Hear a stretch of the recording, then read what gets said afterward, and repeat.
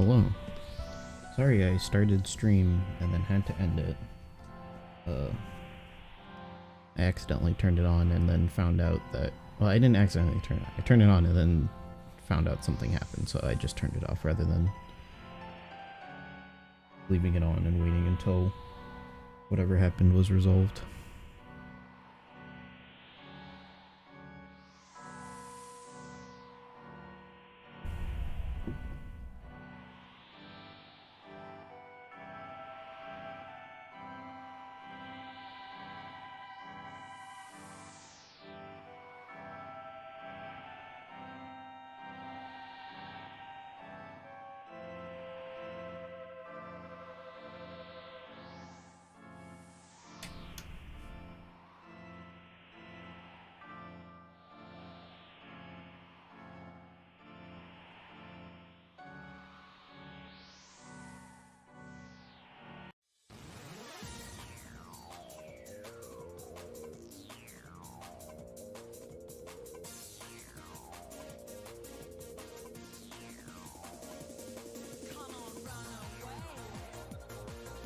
I'm already getting to the point with my runs that I need to change stuff up.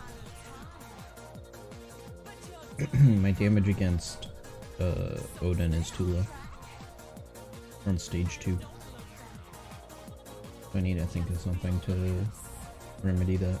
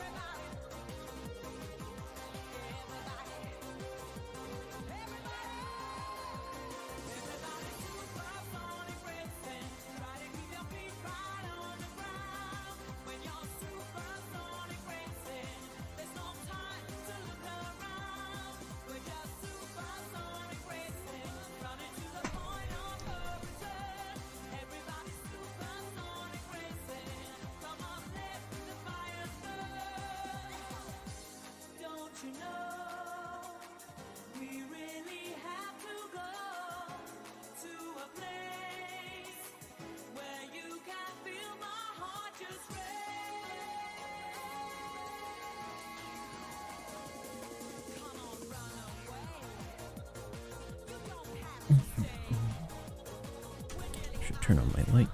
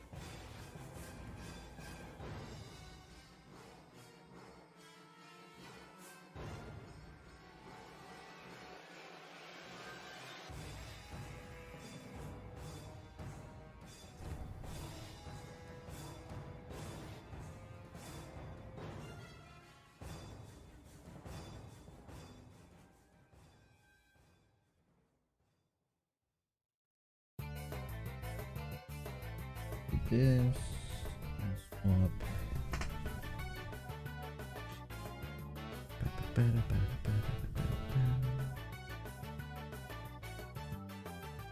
And do this.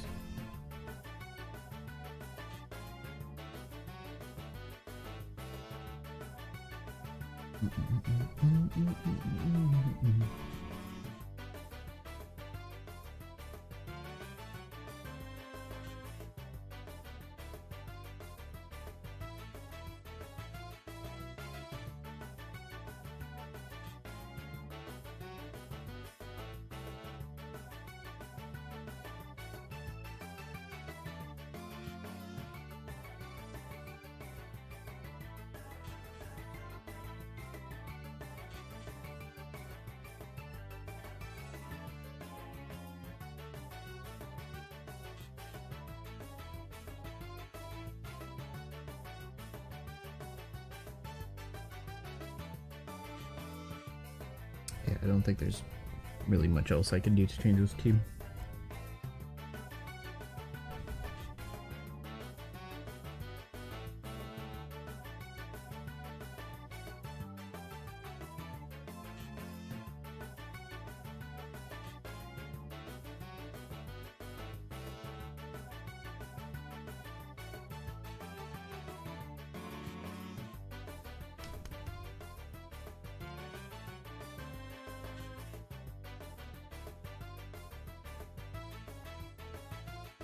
Cool. Thanks, Momonosuke. Thanks for the tablet that I will never use.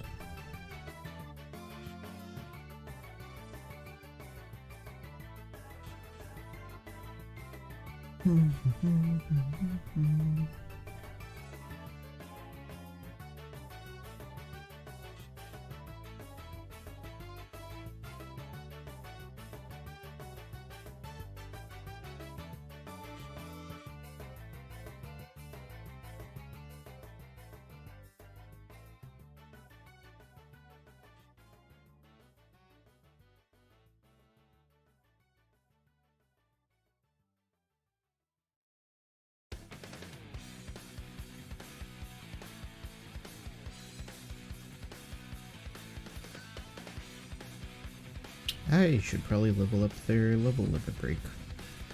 Or their special ability, because I don't think they have their special maxed.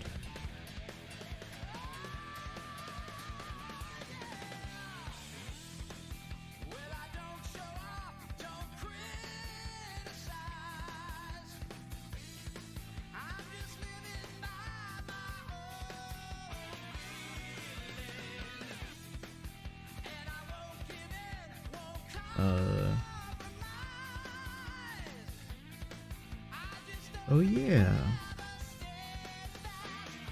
You now deal end of turn damage.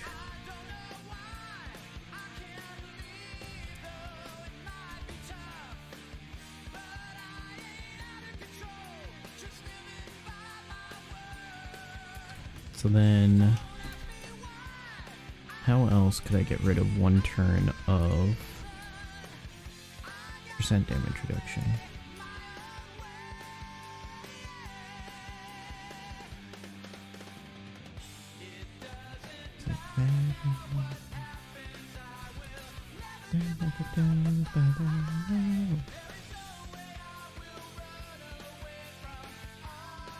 Supports Zoro. There's not really a whole lot of options. A Tashigi I don't have. The ace that I'm currently using.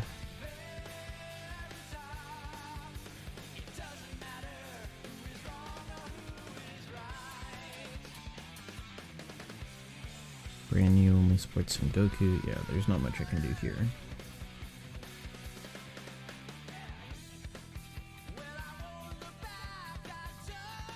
Yeah, this guy's definitely gonna die after this turn. No matter what I do.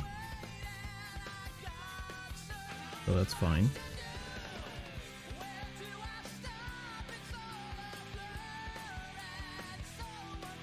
Oh yeah, and then their cooldown gets reduced because of the captain ability.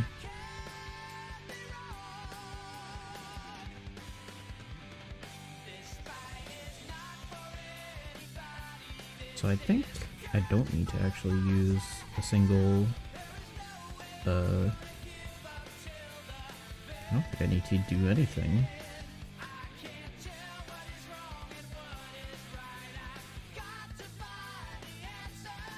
The only issue is orbs now.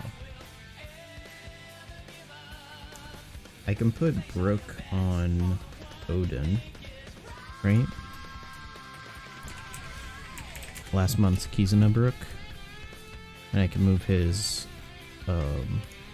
Wano orb that he gets. Oh no. It's on final stage, it's not on special. But that's still better than nothing.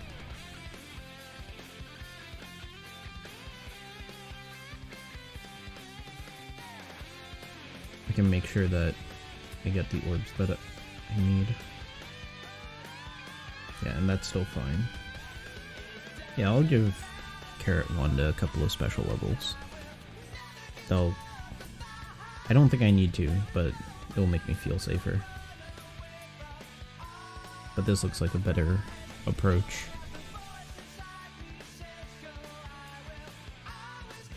And then I don't have to worry about the scaling attack, or if the attack scales at all.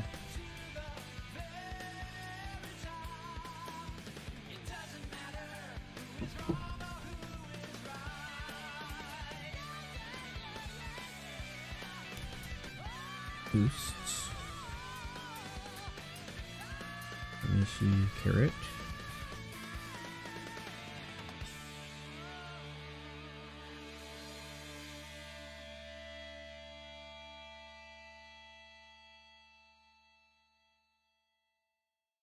Four out of 6. So there are only 5 turns stage 1, right? 6 turns.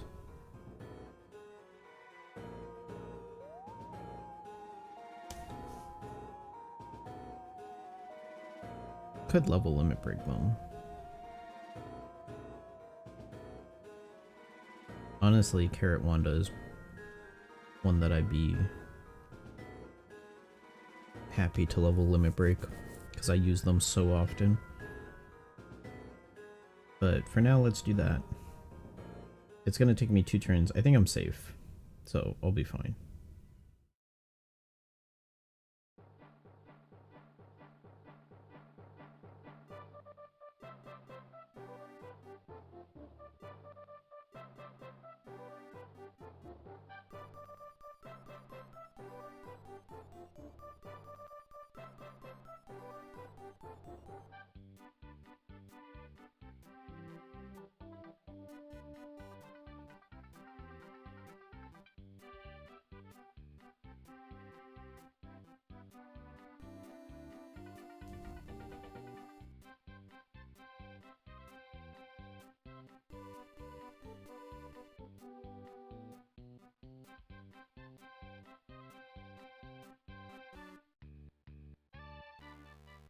Bonus map, go straight.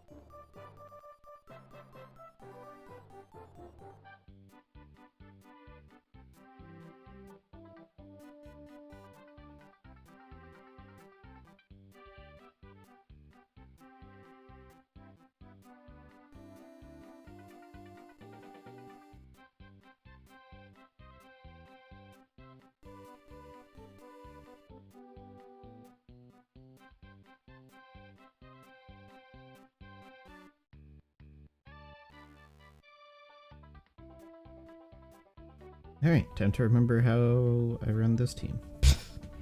Because I frankly completely forget.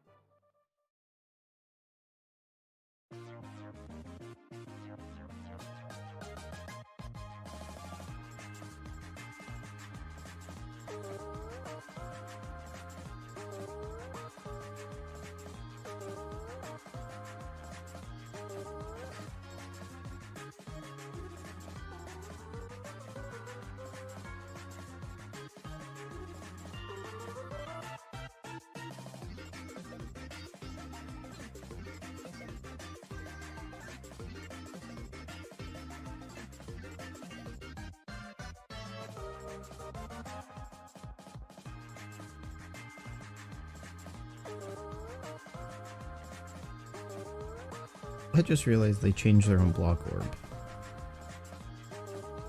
So I don't even need the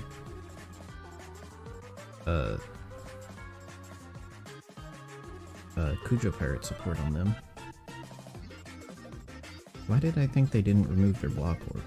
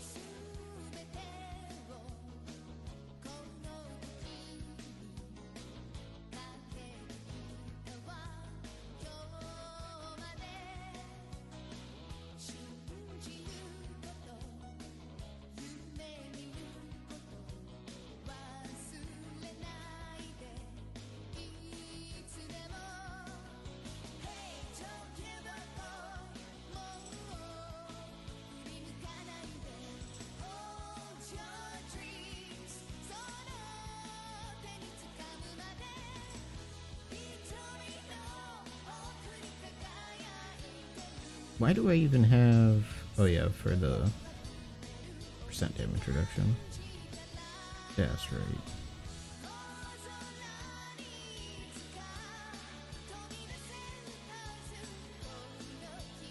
Yeah, I need to wait to lock orbs or something. Or I just need to change the ship.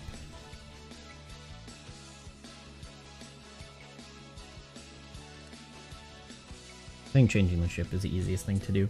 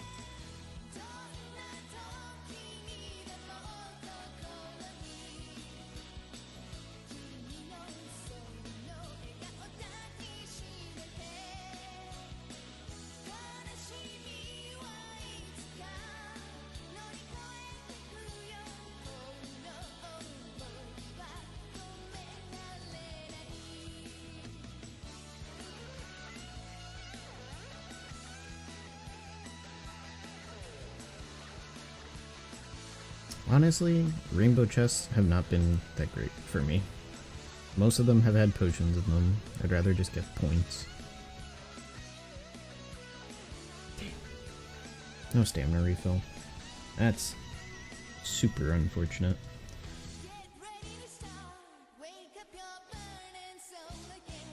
What team do I use for intrusion? I use a Carrot Wanda captain with friend captain Rayleigh Gabon.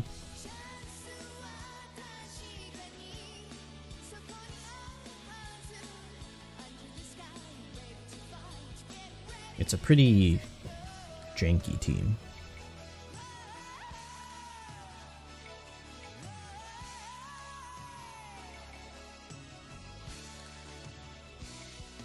But I just don't have the units to make it better. So many of the 1.35 booster units are rare recruits.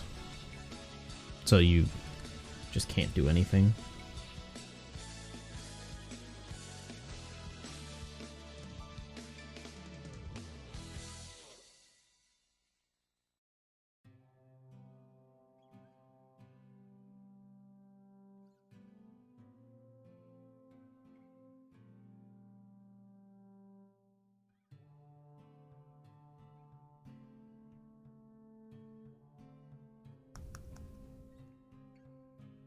Struggling building intrusion team because you lack so many rare recruits. Yep. Now that all the bigger boosters are rare recruit units, and there's not many free-to-play units as boosters, like, you just can't build good teams. You have to build kind of janky teams. Having to use 2 units for silence is bad. Yeah, either 2 units or silence, or have Rayleigh Gabon.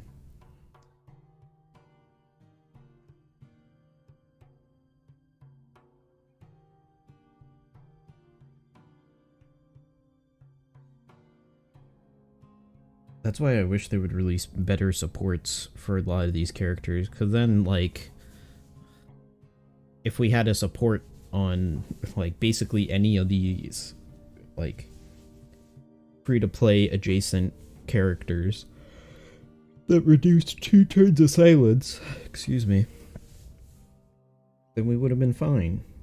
But instead, no. We have, like, 2 characters that reduce 2 turns of silence on your whole team. And then, at that point, you might as well just use a different character that reduces silence altogether.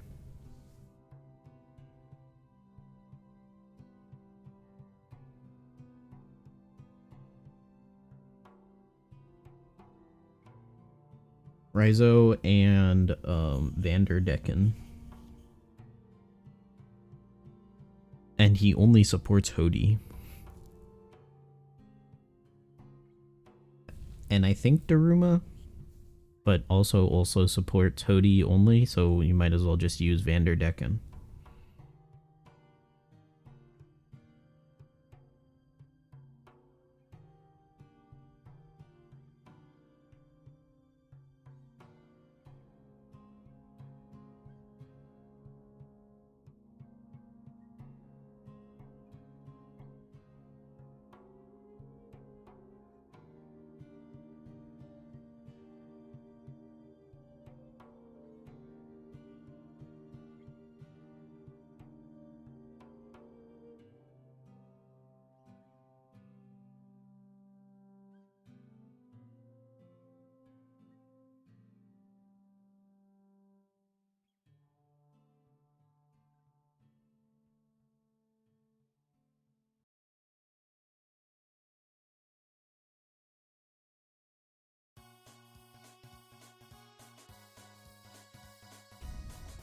I think there's also a unit that removes bind and special bind but triggers stage 2. Maybe. I don't remember. But yeah, like Raizo support you can't use because he triggers stage 2 on the paralysis or whatever.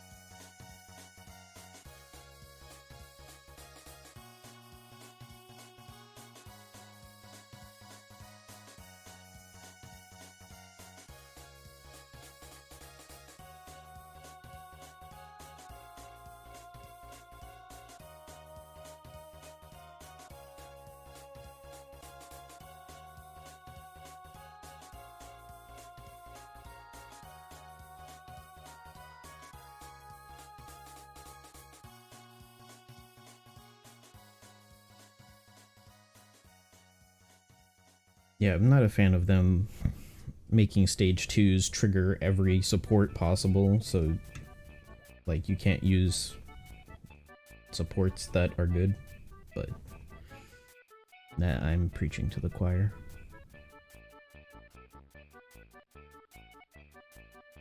Like, I really doubt there's gonna be any significant changes in that regard. I mean, the new Kizuna mechanics look horrid. Like, they look really tough. For whatever reason, they decided to make Kizuna really tough this month.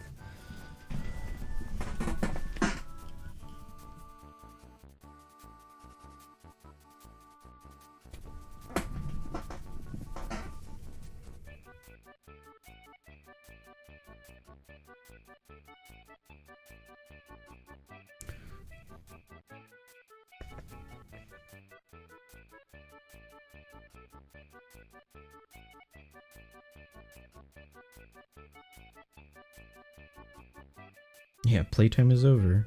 Time for the real One Piece treasure cruise.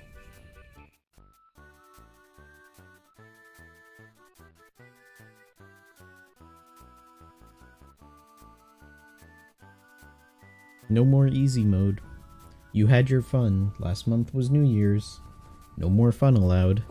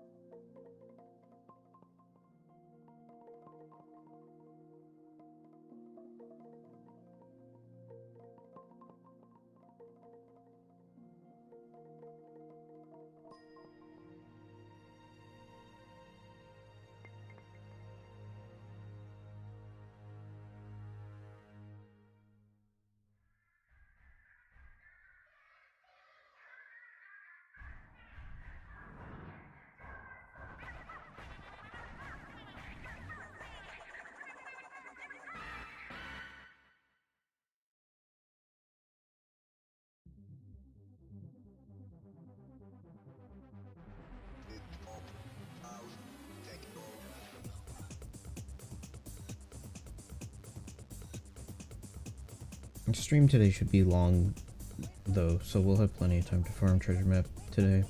Because once I run out of stamina, I will also need... I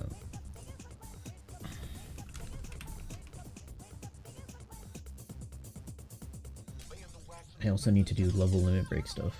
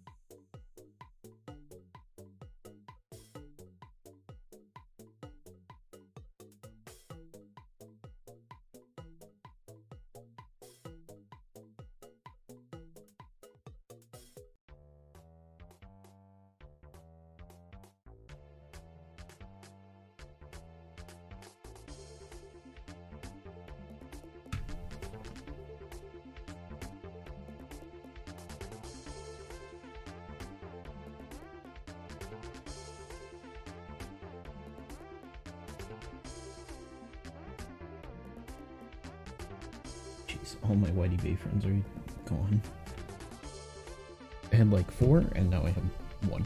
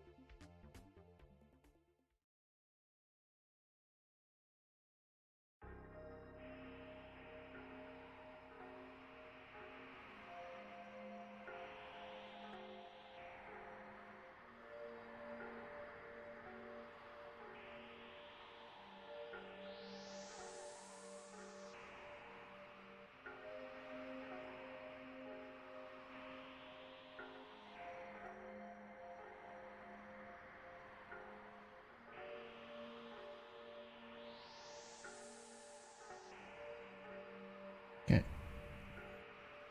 Forgot to target the center guy. That's fine. Yeah. I'm good even if I kill in 1 turn.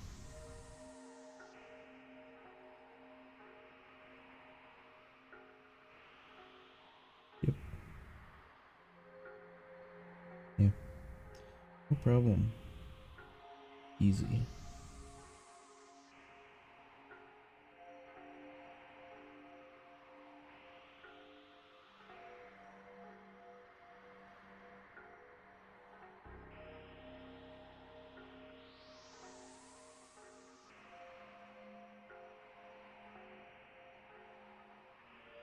Yeah, I'm glad I pulled the Inu Neko from last year from the whatever treasure map that was. They have really good support abilities.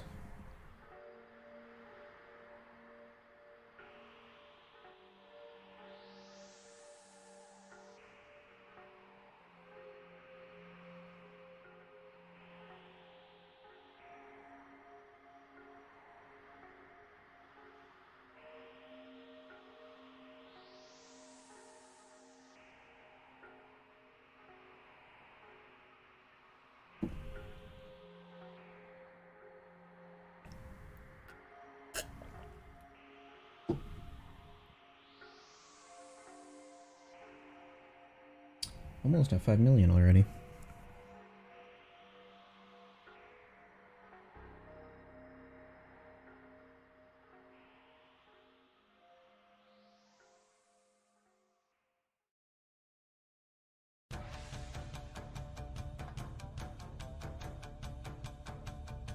At this rate, I might accidentally hit 10 million.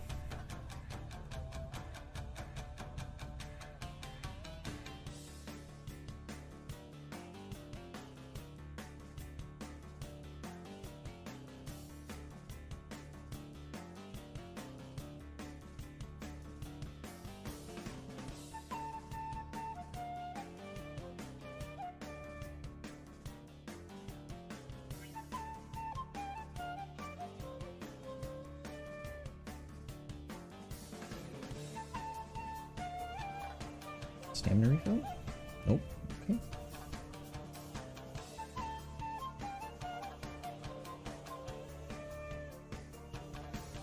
Oh, okay. I do get the stamina refill. Nice bait and switch. Yeah, sorry, went live, and then as soon as I went live, I was told, hey, somebody's coming to the house in 10 minutes, so I had to end stream.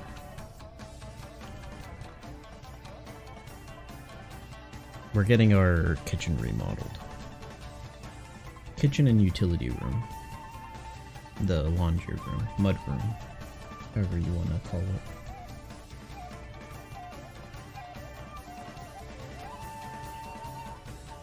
And the guy who's doing the remodel came by. Come on, just take me to the final thing. Don't give me another one. I will actually be upset if it gives me another one.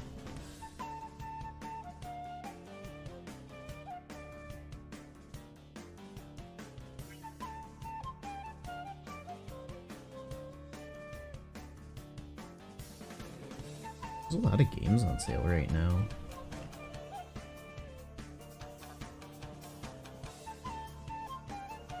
I guess a lot of games are trying to hit their pre-E3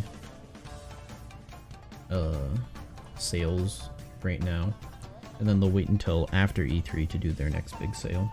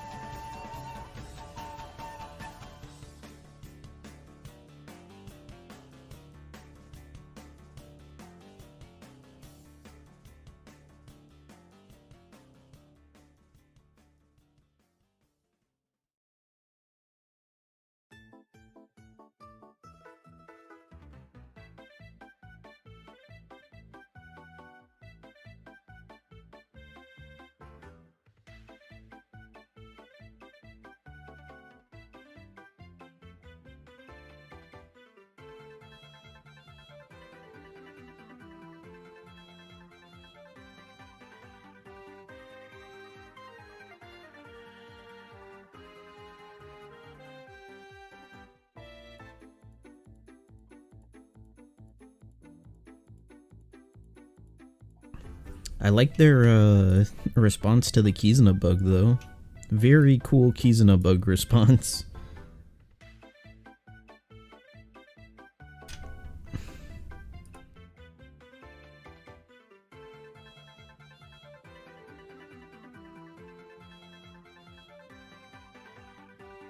Basically, the correspondence was, we're just gonna remove 100,000 tickets from you.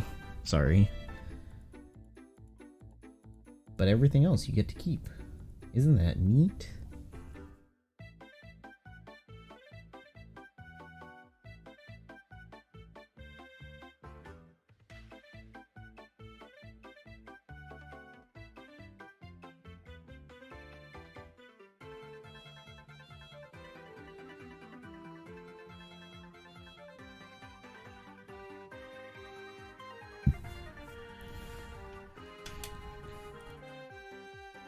Like, that was it. And they're not even gonna do any compensation.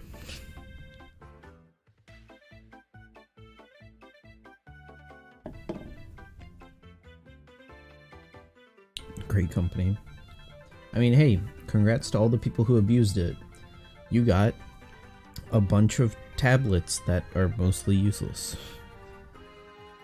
At that point, ignoring it and not putting out an announcement would have been better.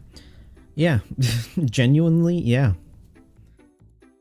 They could have just done nothing, fixed it in secret, and then just continued on with their lives.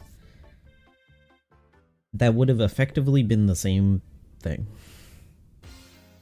Because they took so long to respond to it. Like, it was ridiculous. Mr. Monty, thanks for the follow. I appreciate it.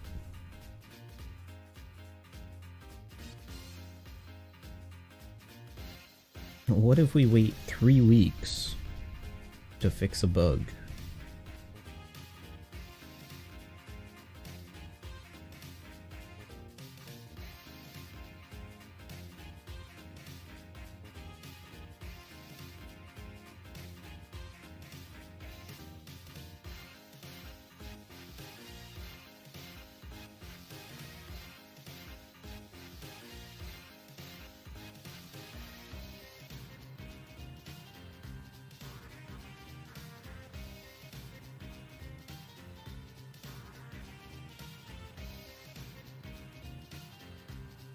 And I mean, supposedly they didn't even take doing a version update.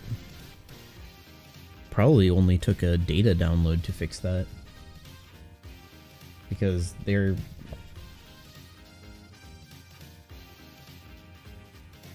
re-enabling the Keyzen exchange already. Relatively new to OPTC, or have you found a streamer who's streaming it?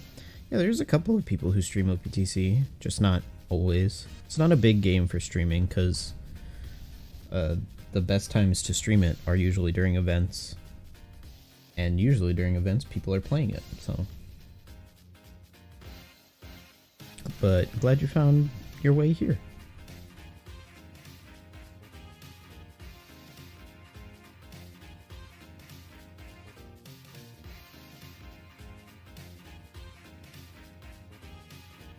Hopefully in the future Bandai will release more features that make it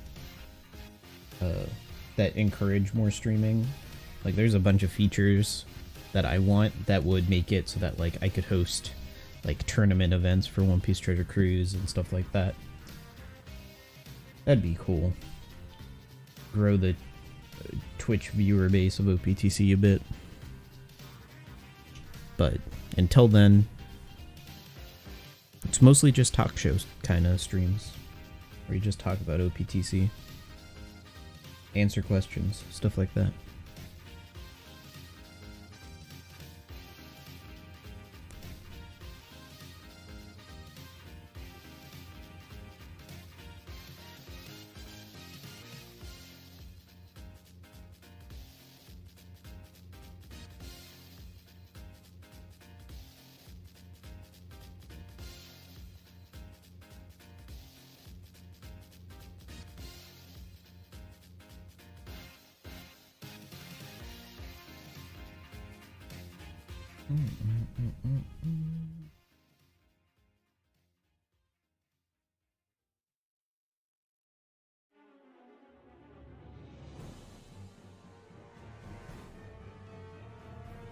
So today, by the end of the day, I might hit 6, maybe 7 million.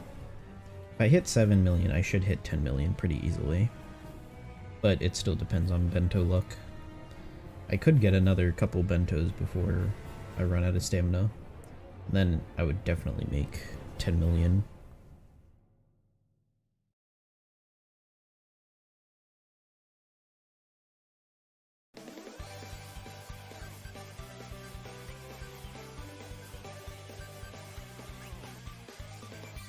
Which is ironic, considering this is probably my lowest boosted teams for Treasure Map ever. Currently reading the first chapter of Part 9 JoJo. Nice. I saw the announcement that showed the character design for JoJo. 5 panels in and he's referencing COVID? Jeez. Interesting. I wonder how that would impact the JoJo world. What are my thoughts on new Kaido Yamato? You pulled them, not sure if they're good. Yamato's very good by virtue of her being free spirit. Or by virtue of Yamato being free spirit. Kaido is kinda hard to build around. So for complicated content, you might have a little bit of issue like using him in content. But the rule of thumb for most characters is that especially for legends, if they deal a lot of damage, they'll be good in Kizuna events, and if they don't, they need to have good utility. But after 2 months or 3 months of a Legends release, it will be very rare whether or not you use it. Even if they're a New Year's banner, legend, or anything like that. So Yamato will see a lot of use because she deals a lot of damage.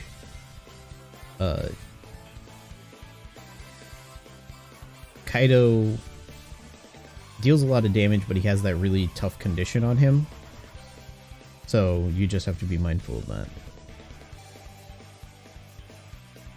But yeah, in Kizuna-based events, they should be decent into the future.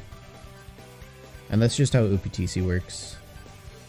After a month, the units that you're encouraged to use change, so the units from last month aren't as valuable. Like, they drop off pretty heavily in value.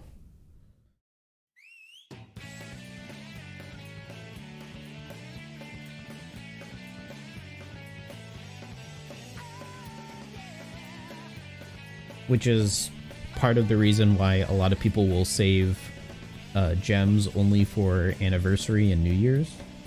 Because they can... like, the legends don't necessarily last as long in terms of their usefulness. So if you can get through a month without pulling for new legends, then you can save up those gems for pulling on like Anniversary and New Year, where the legends are typically better overall, even if they're still only good for like a month or two.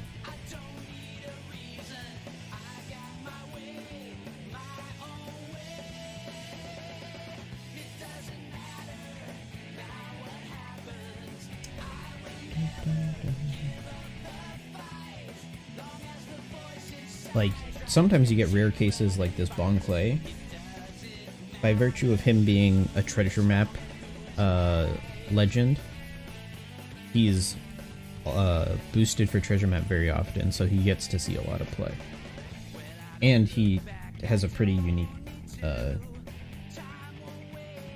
move set, ability set. So he's just pretty valuable in that sense. And that's where value in characters needs to... that's where you have to start looking at value in characters. How long they'll last, how useful they'll be after 2-3 months, stuff like that.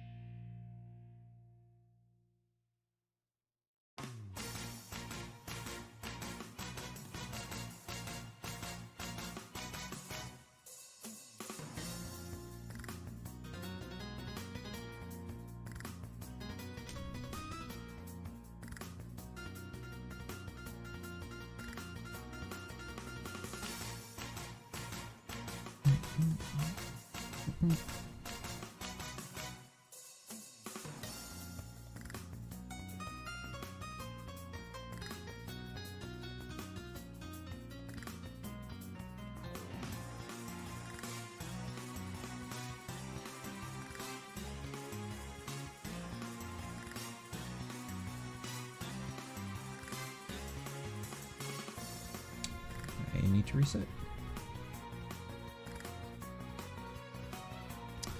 Out of Whitey Bay, friends.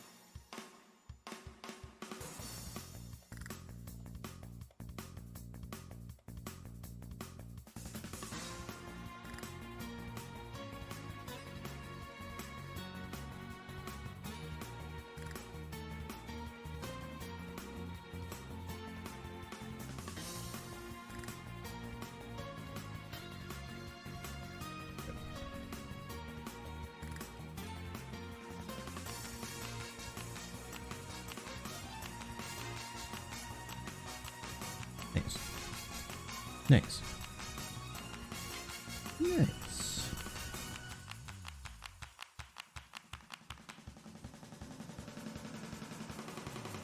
And honestly, at this point, I can now replace Luffy.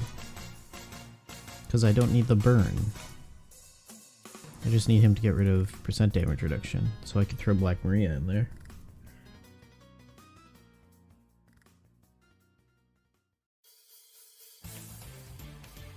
Yeah. I can just throw Black Maria in there.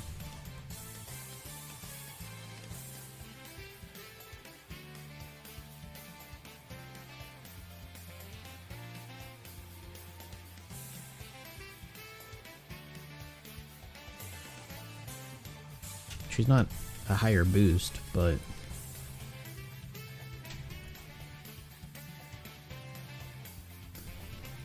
still. Better than having Luffy in there. Gives me more damage.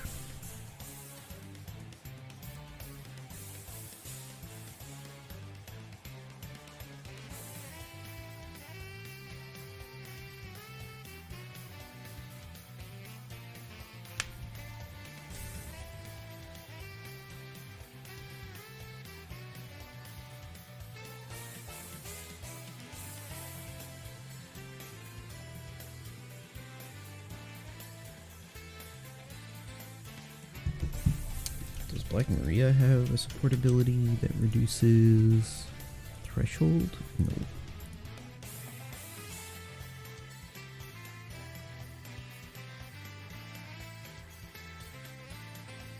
Oh no, she does, but I don't think I have that one. And also that doesn't help me. Because it's a... yeah. I have no good way of reducing the threshold damage on the last turn other than hitting perfect with Odin. What happened, Faradis? You got baited? Was it fake? Did you read fake JoJo? Ninth JoJo is a Sigma male? Oh no. Oh no.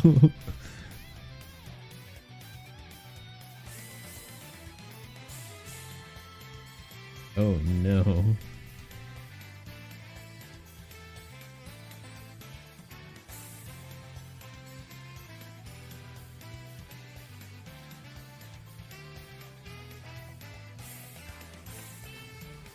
Well.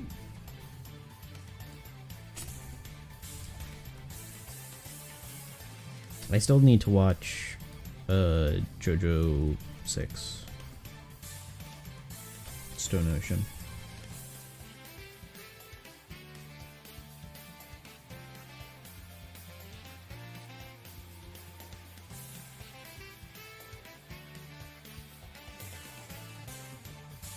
Netflix ruined it.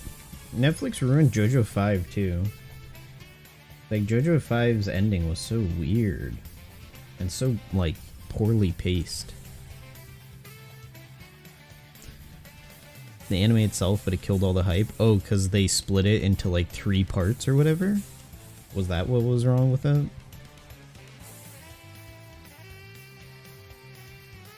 Releasing everything at once? Yeah, they, like, dropped 4 episodes and then split it into 3 parts or whatever. Yeah, I don't like Netflix's model. I liked it initially when I had time to binge watch stuff, but now I watch like 1 episode at a time, even if they drop all of them. So I'm like, I kind of just like watching 1 episode a week. it paces it better, and it's better for Netflix. Like, it's better in terms of their subscriber count to split it up week by week. So I don't understand Netflix, but Netflix is an expert at hemorrhaging money.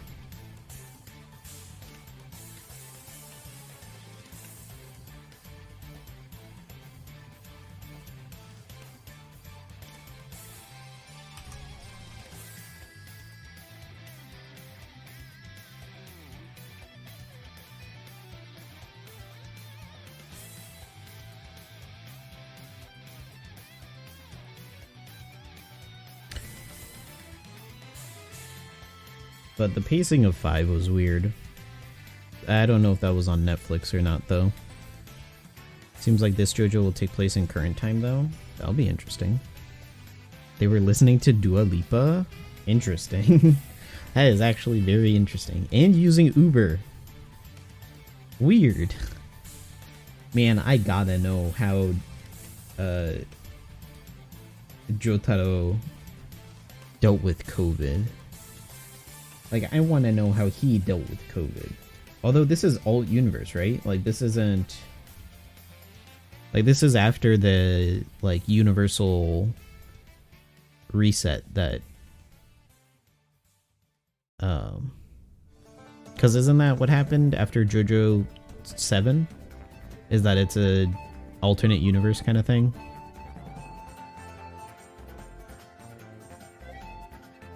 I forget. I haven't read any JoJo. Star Platinum probably punched the virus. Yeah, probably. He just reset this timeline so he has an excuse to recycle stuff. Yeah, because he wanted to reuse parts of the, like, Dio storyline. Because he missed being able to use Dio as an enemy, as a main antagonist. So he's like, what if I just did Dio again? What if we just did Dio again? So I guess Jotaro doesn't exist in this universe. So he can't punch the virus.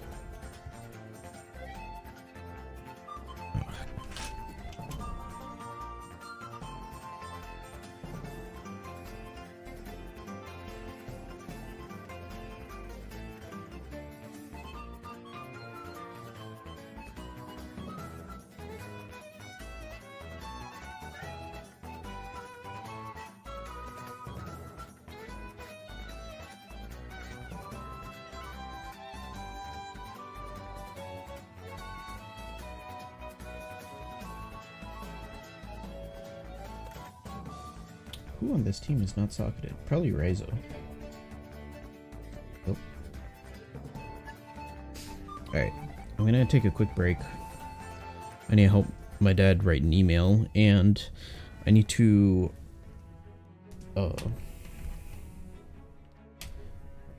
take out the pizza dough so I can let it ferment, or not ferment, but proof for a couple hours before I use it. Because it's sitting in the fridge. So, yeah. Let me take a quick break. I will do that. I'm not feeding dog.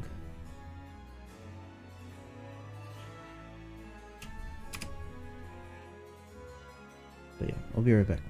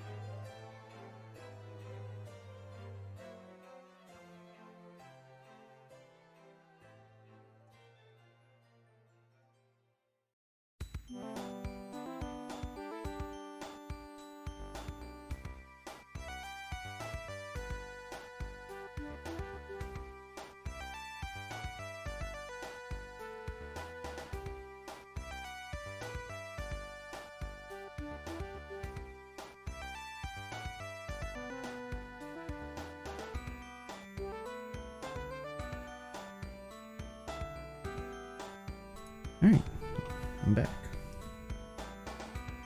Thanks for your patience. I had to switch the container I normally use to proof my pizza dough. Because I'm trying to proof it and then divide it into pieces. I'm hoping that the larger mass will proof better. Because we keep our house pretty cold, so it's kind of a slow process for proofing bread in our house.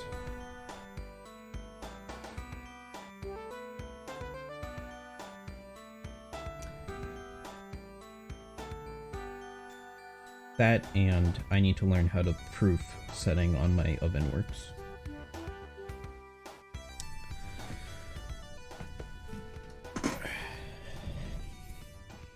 Because when I used it last time, it just dried out it like made a crust on the outside of the the outside of the dough.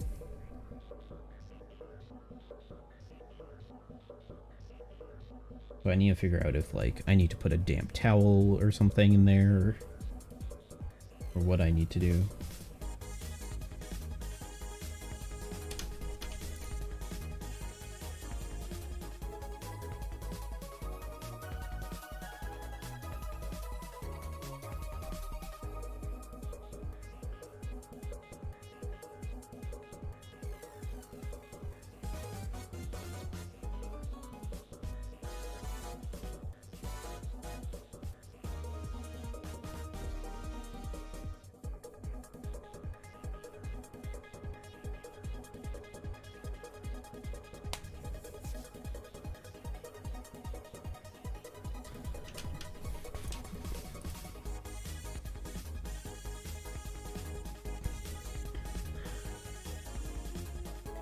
Oh yeah, LCS is going on. Forgot about LCS.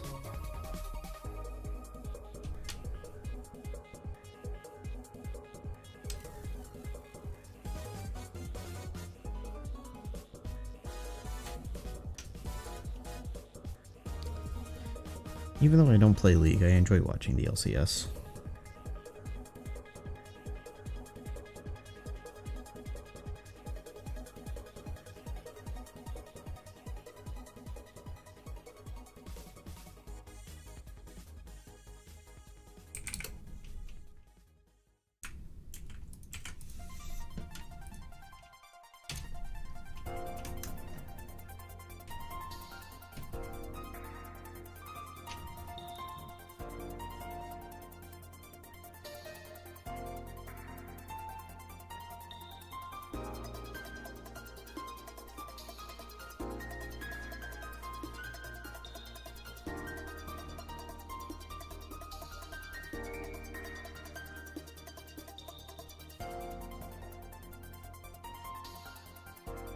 I always think it's funny that, like, esports have such different rules on, like, when coaches can interact with the players.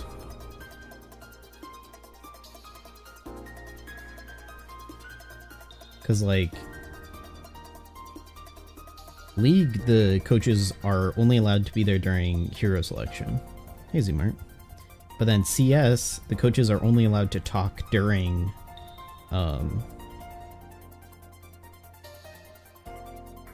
breaks. So once, or timeouts and stuff like that. I always thought that's weird, how they are like so very different. But like during actual sports, it's like during the game, the coach will just be yelling at players. CS had different rules in the past years. Yeah, the rules for coaches for CS changed recently because there was a lot of issues with spectator tools and coaches abusing spectator tools. So a lot of changes to how coaches could use spectator tools and what when they could interact with their players had to happen. I do remember that. I just think it's interesting that like there's not really a good standard on it. That every game has to be different about it.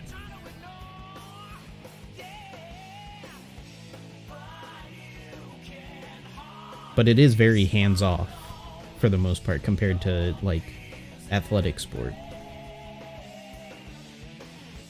Like, athletic sport, it's like the coach is making decisions basically every other play. In basketball and football and soccer.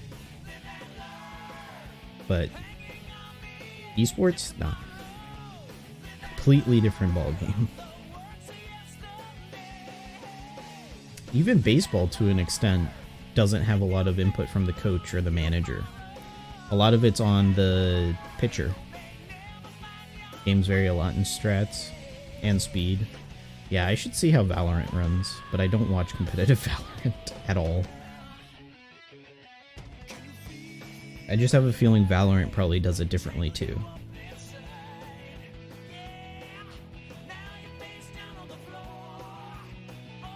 Even though they tried to model 90% of it after CS and like hero-based shooters like Overwatch and Paladins and stuff like that. But I imagine their coach approach is probably similar to League. Most of League is kind of slow-paced outside the fights. Right, but that would make sense for coaches to have more of a say, right? But like, you would think that would leave room for coaches to be able to see, like, alright, now at this point we're going to perform, like, go for Dragon, or go for Baron, or push down mid. Like, it would make sense in League for a coach to be there play-by-play. That's why I'm like, it's kind of interesting that they only let them be there for hero selection and hero bans.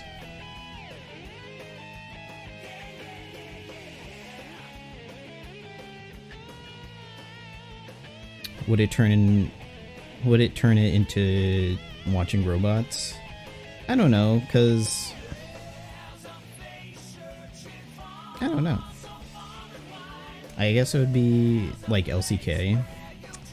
Yeah, LCK does kind of have a little bit of that, where it does feel like everything is kind of predetermined, for lack of a better term.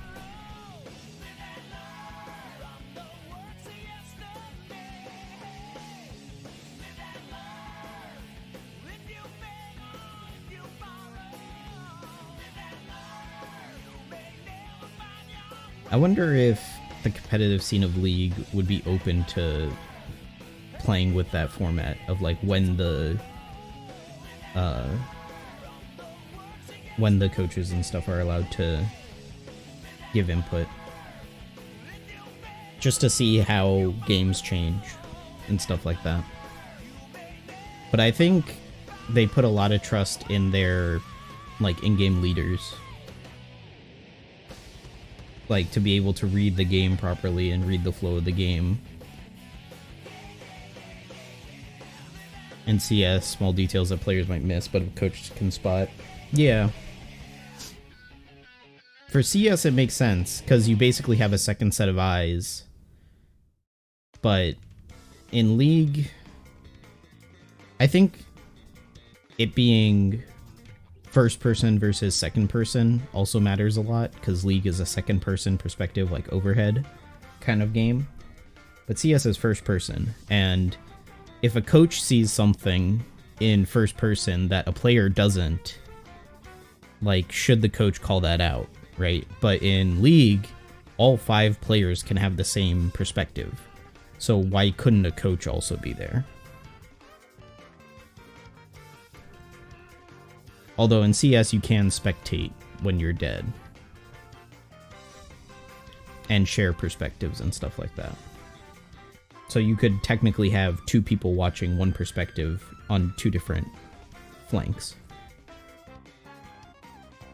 So yeah, it is a pretty complicated thing to think about.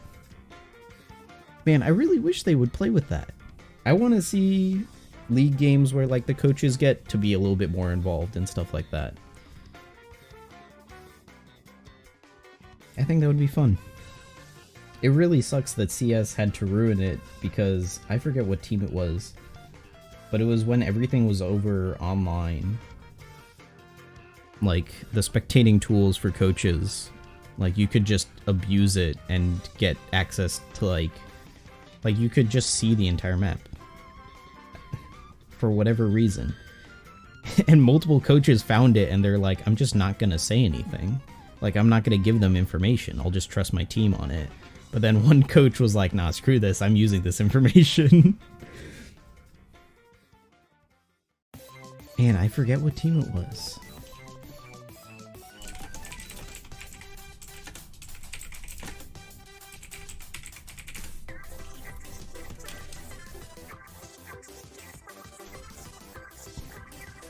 It was like one big team got it, and then a bunch of small teams got hit with it. Yeah, it was Heroic. I think Heroic was the first one. I don't remember. 37 coaches from Heroic, Hard Legion, MIBR. Man. 37 coaches got suspended from ESL.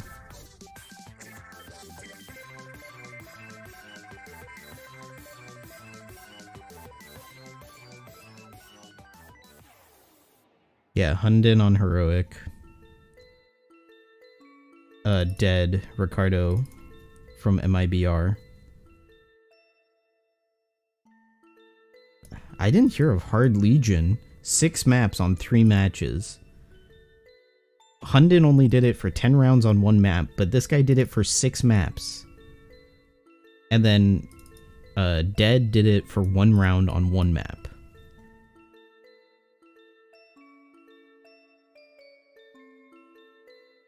Jeez. And all he got was a 2-year suspension. And it wasn't an oops misclick kind of bug. No, there were a bunch of coaches who found the bug on accident and just refused to use it maliciously. But I think they probably got a little slap on the wrist.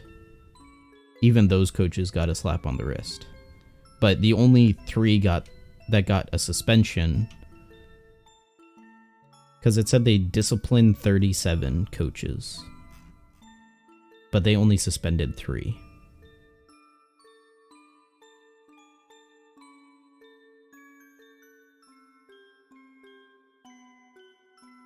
Valve is actually really fast in fixing that stuff. Yeah, Valve has a very deep investment in their competitive scene, but they still let it operate independently. Like, they trust ESL and DreamHack to conduct their tournaments in a fair manner, which is pretty impressive from Valve. Can happen mid-tournament? Well, it's not like they're working on huge game-changing patches on CS or Dota or anything like that. Like, the updates to CS is like balance patches, changes to like certain maps very slightly, and that's about it. Half-Life 3. Well, they're different teams, but yeah, Half-Life 3 probably will not happen.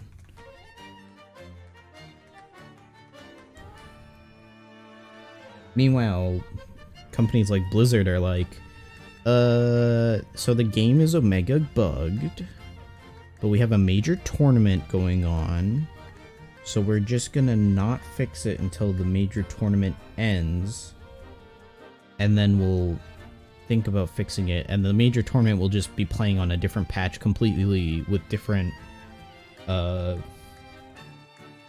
balance and stuff like that. And it's like, why? Just play on the current patch. That's one of the things I hate about Blizzard. Riot has different clients. Yeah, they have their competitive esports client where they'll play on a different patch. Blizzard does that. Call of Duty, I think, does that. I don't know if Apex does that.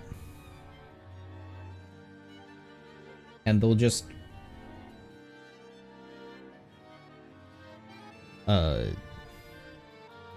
do the patches differently. Like, I used to watch competitive Overwatch and they'll be like, alright, for this 3-month period, we're only going to be using this balance patch. And then an update comes out and it, like, fixes something. And they'll be like, we're not updating to it. Sorry, screw you.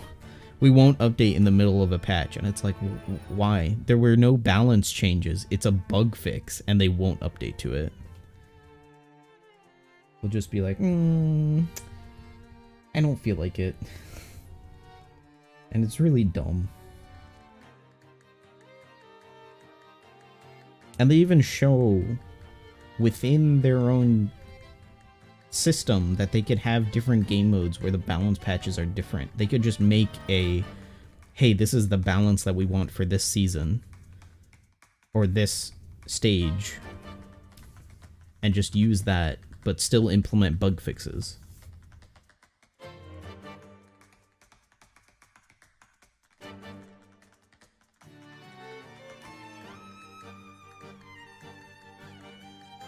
It's just not a cohesive approach, because it separates the players who are at home watching and the competitive scene by a couple months. And then you get a bunch of players watching stale metas and stuff like that. It's just like, why? Why do all that?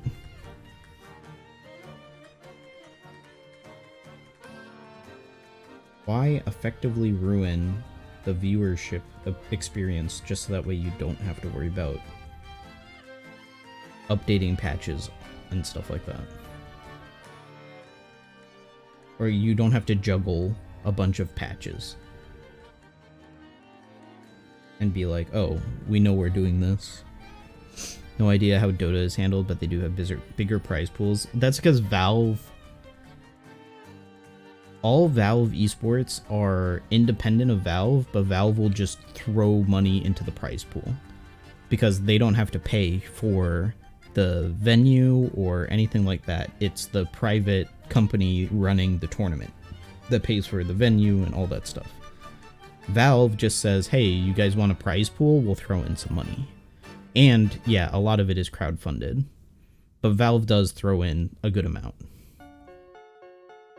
But yeah, the Dota one was crowdfunded. I don't think the CS ones are. The CS ones, I'm almost certain, are not crowdfunded.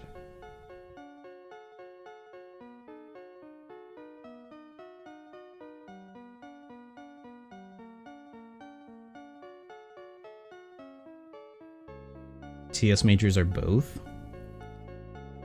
I thought they were only... I guess they could have been.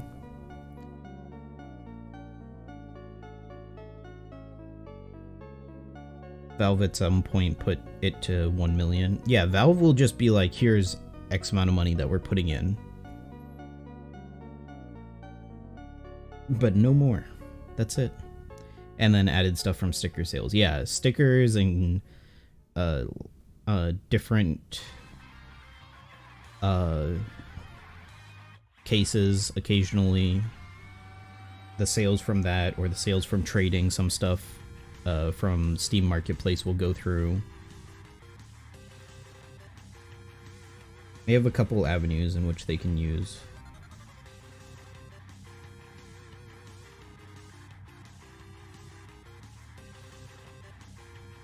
I love how CSGO was monetized, because it's loot boxes, but like you can still experience somebody's skins because somebody else can buy a skin and then you can use their gun if they drop it or you kill them. Like it doesn't have a huge like capitalization on FOMO. And I don't think any game will be able to use that monetization model ever again. Minus all the gambling scams on CSGO skins, yeah. But Valve shut a lot of those down pretty quickly. I forget when that was. That was in like 2018. or 2020 or something like that. Because there was like 1 or 2 sites that were like really pushing the gambling aspect of it. And Valve was like, this feels like money laundering.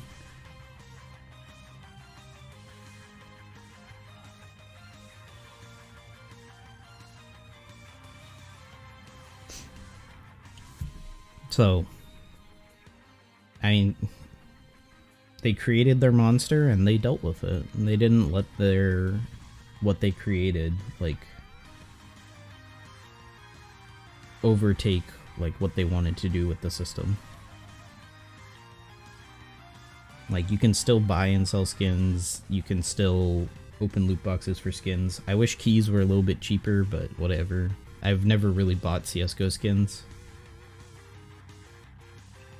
I had a $5 skin, and that was about it. Like, I was content with not having, like, fancy skins. But then every other game is like, oh, if you want to experience the skin, you have to have the skin yourself. You cannot piggyback off of someone else who has it. And then you can even go into different servers and be like, oh, I want to use this skin with this amount of wear and see how it looks and play with it on a custom server and stuff like that. You made a bit of money on skins, but spent it on OPTC. So basically, yeah, you come out neutral. As long as you came out neutral and not negative, then you're good.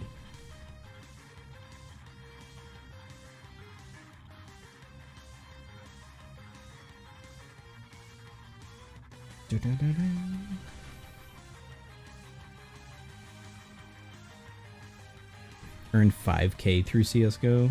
Nice. I think I earned like 20 bucks because I wasn't big on gambling. I knew people who spent a lot of money when I was in high school on CSGO gambling. No gambling involved. What, just from skin drops and selling cases and stuff like that? 3 to 4K, you had stuff like very early howls. Oh yeah, those will spend for a lot. Didn't even play the game, just purchase case.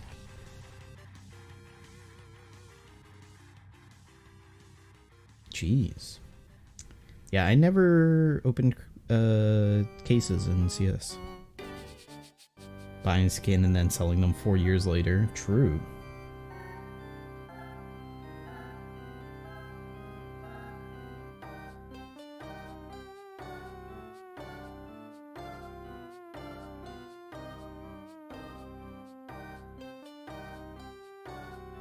A lot of people will pay money for good limited edition or just like retro skins. I say retro, but they were like a couple years, so. It's during the time you were actively buying games on Steam, so you were spending a bit anyways. Yeah. People will spend a lot of money. If you still had all the skins now, you'd make like 3 to 4K profit. During that time you figured, yeah, treat the cases like a Steam sale. Huh.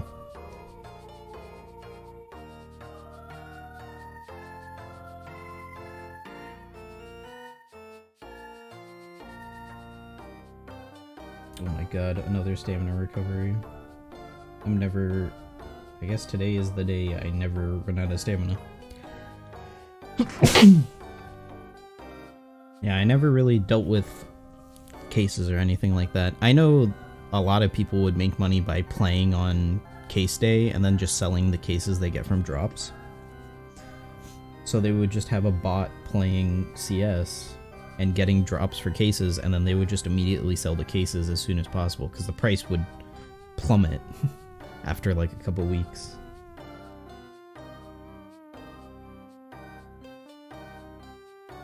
So they just have a bunch of cases and sell them. And you can get a decent amount from that. God, I remember so many people buying cases and they would be like a couple dollars per case. Early Ruby and Sapphire knives were 300 to 600, so selling them for 1K was already pretty good. Yeah. And people will like pay a lot extra if it's the wear that they like the best.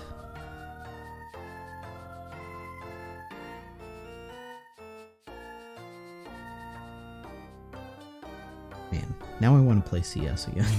I haven't played CS in so long, and I was terrible at it.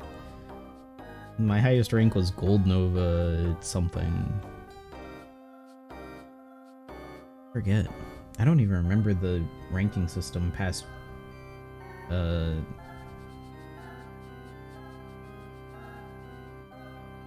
all I remember is I had friends who were...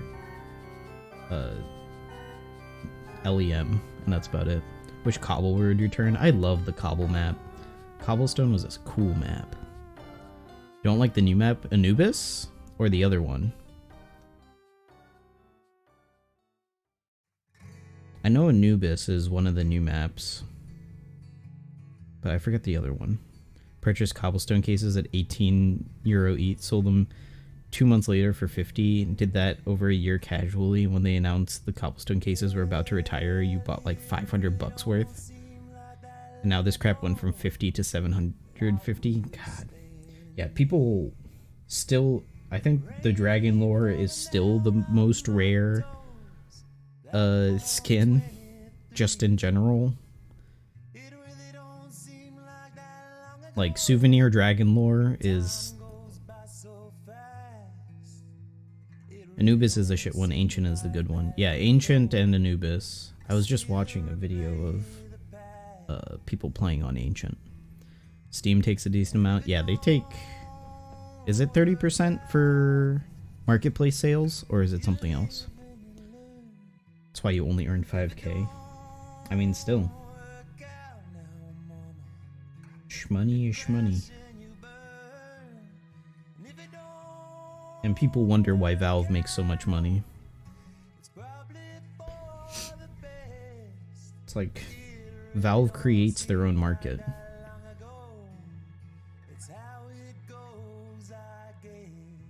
Mostly use third party, but now every item has a 7-day trade lock. Yeah.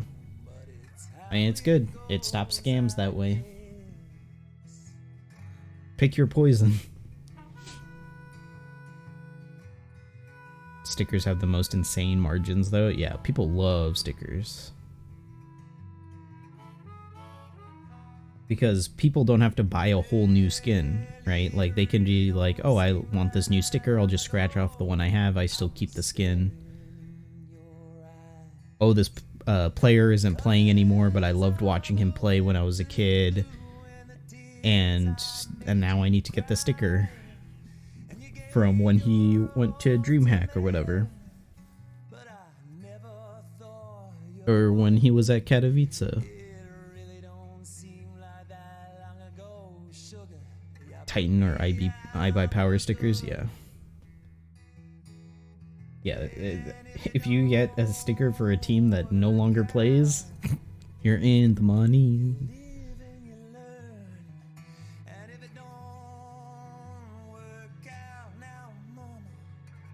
Some people just want to buy insane legacy stickers for whatever reason.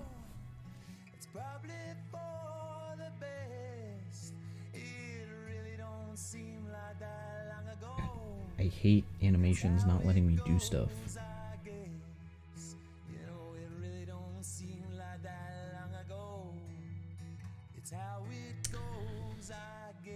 Who pays for a 70k sticker? Like the iBuy Power Titan ones? Yeah, no. That's just the price that people are posting it for. I'm sure people will buy it for a couple thousand. The Golden Crown one, yeah.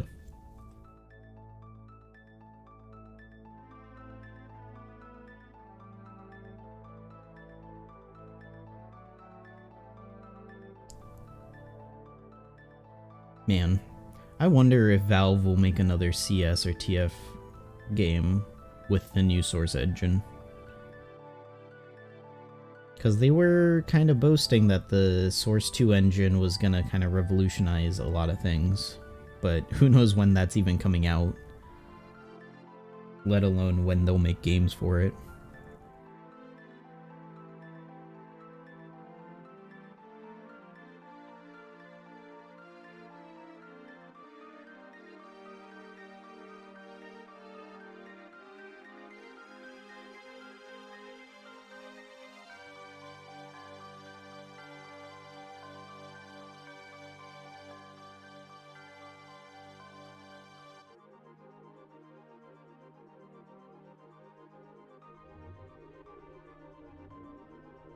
Glad CSGO fixed the CS scene.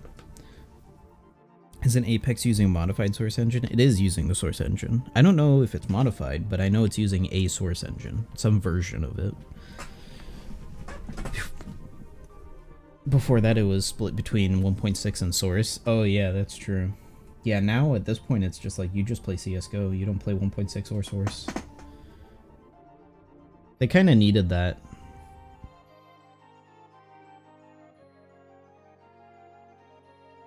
Like, that's the problem with the Smash Brothers community, is that so many people are split between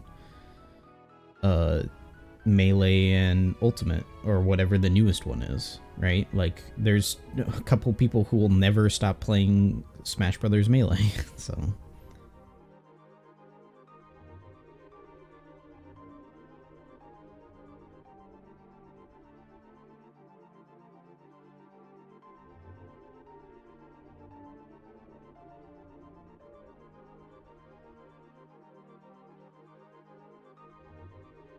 Meanwhile, Nintendo's been trying to kill Melee for the past, like, 15 years. Ever since Melee was released, they've been like, alright, now get over Melee.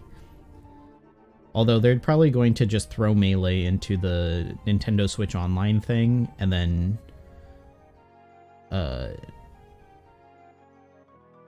people will be like, yeah, but the netcode's bad. And people will be like, yeah, but it's official, and it works.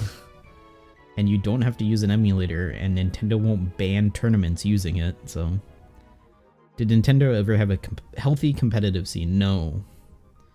I don't think Nintendo, even an unofficial healthy competitive scene, I don't think they ever had one. Every time Nintendo had a competitive scene, it was either that,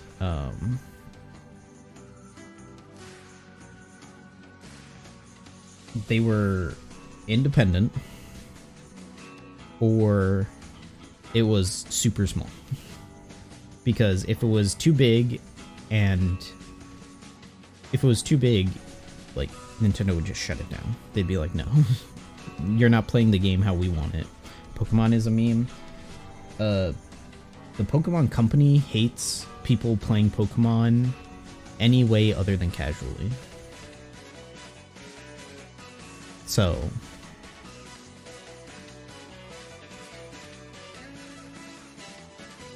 like, I've listened to a lot of interviews, and the takeaway I've gotten from it is, Pokemon hates when you play the game any different way than what they designed the game to be. Like, the Nintendo Minute people, Kit and Krista, wanted to do a video of them playing Pokemon Nuzlocke. And they suggested it, and they proposed it, and they, like, did all the work to, like, set up everything, or, like, start getting things set up. And Pokemon Company came in and said no. To the point where they were afraid that they might lose their jobs over it. Like, that's how drastically Pokemon Company reacted to that proposal. And they said this after they got let go from Pokemon, or from Nintendo a couple of years back, when Nintendo closed their California office. So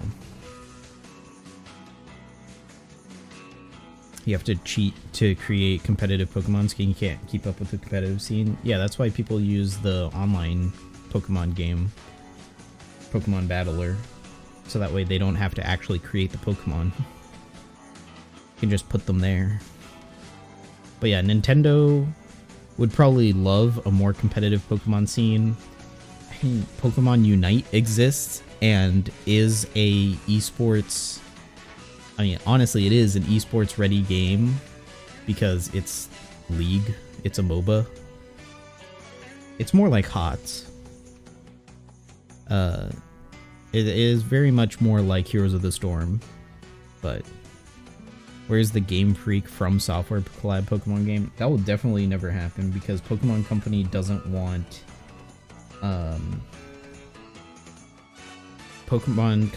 people killing Pokemon. It's the same reason why they hate Nuzlocke. The idea that a Pokemon is completely dead, they don't like. That's why no Pokemon ever dies in the anime, except for when it's extremely necessary.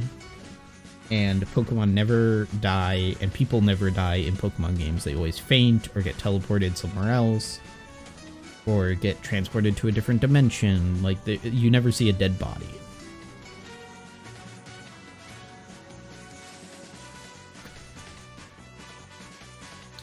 Ash finally won. He's a 10-year-old with 25 years experience. And then he had one more tournament, and then they're retiring Ash. Ash was like, I finally hit my peak, and then he lost one tournament, and then he was like, I'm gone. Goodbye. He got Thanos snapped right after. And now they have two different protagonists for Pokemon. Both of which aren't Ash, but they think that one of them might be Ash's daughter. But I don't think they'll ever confirm that. I doubt they will ever even remotely confirm that Ash has children. Ash didn't even have a dad. I don't think they'll confirm Ash having children.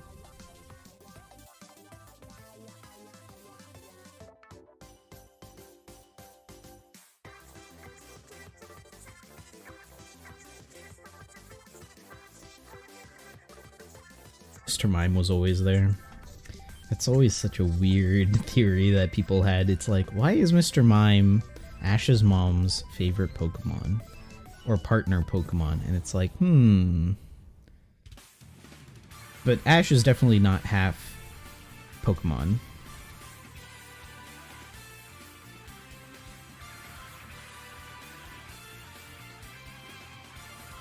So his dad definitely left. Probably caught Ash's mom in bed with Mr. Mime and was like, this ain't it. I'm out of here. I'm not messing with this. I'm gone. Peace. This is not worth it. This is not what I signed up for. You can keep the kid. I want nothing to do with him. And then just peaced out.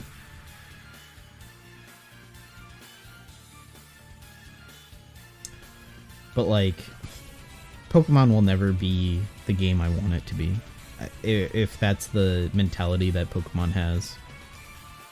And then every other Nintendo game that is close to having a competitive scene is Splatoon, which has tournaments once every 2 years or 3 years, maybe. There's not really an esports scene for it at all. I think there could have been an esports scene for Splatoon, but I don't think any esports companies take it seriously, so. But Splatoon, Pokemon, which competitive Pokemon is just a joke, I'm gonna be honest. It is not interesting. It's not. It's like watching, it's like if Marvel Snap had a competitive scene. It's a party game that they're trying to force a competitive scene in. And then Smash. But even the creator of Smash was like, I never wanted this to be a competitive game. It's fun to have a competition every once in a while, but I never intended for it to be competitive, and yet people made it a competitive game.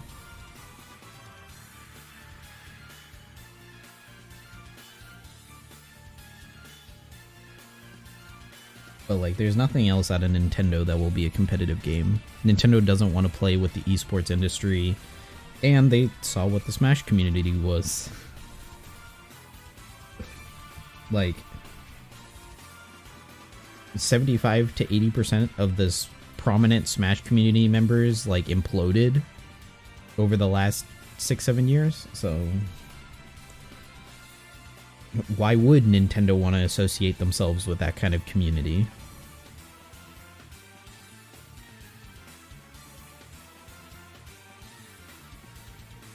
Yeah, competitive Smash was like, Nintendo needs to treat us seriously, and then they didn't even treat themselves seriously or professionally.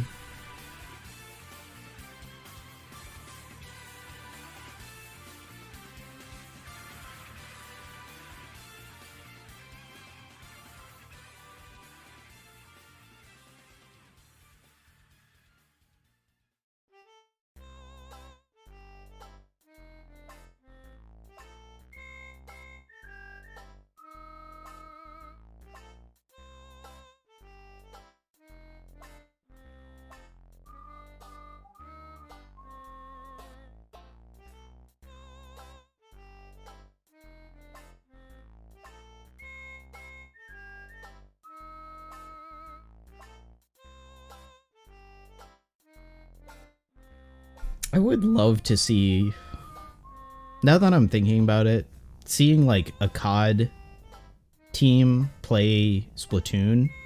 Like, if they ever do, like, COD has their like tournaments and stuff. If they ever be like, hey, we're for fun before the tournament or after the tournament, like after the tournament's over, or maybe even for the teams who don't make it into finals and got eliminated in like groups and stuff, been like, hey, do Splatoon tournament, like do a little mini Splatoon tournament, right?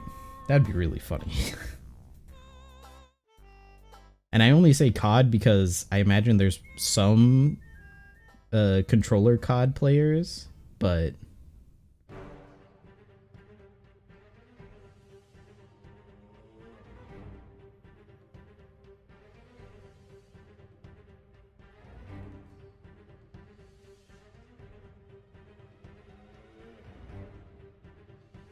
can't really enjoy clown fiestas, so I really want to watch NACS for. So you rarely watch NACS for instead of League. For League or not for. Rarely watch NACS or League. For League, only watch LCK and Worlds. Yeah, I only watch Worlds and the CS majors. I usually don't watch the group stage or anything like that.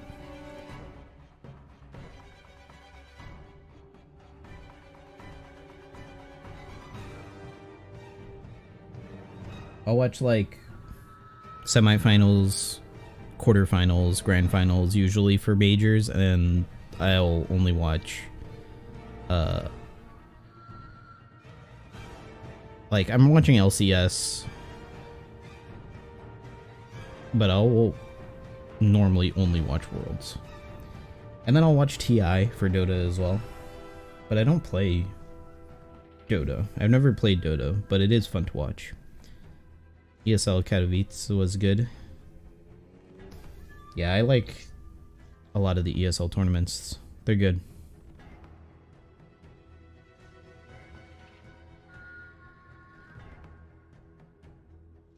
I need to go to DreamHack sometime, eventually.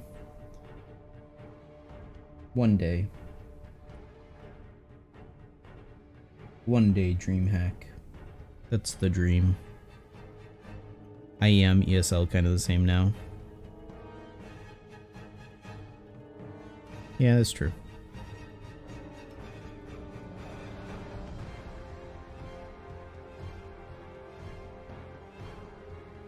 Maybe I can coordinate a trip to Europe whenever there's a major in like Cologne or something. That'd be cool.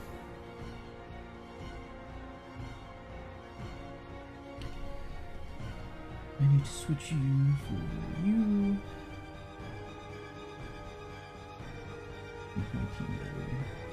Can I get an attack boost on Maria? I don't think so.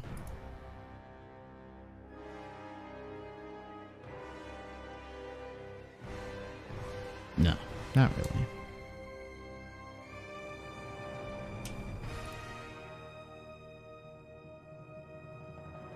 Yeah. Unless I have Reiju.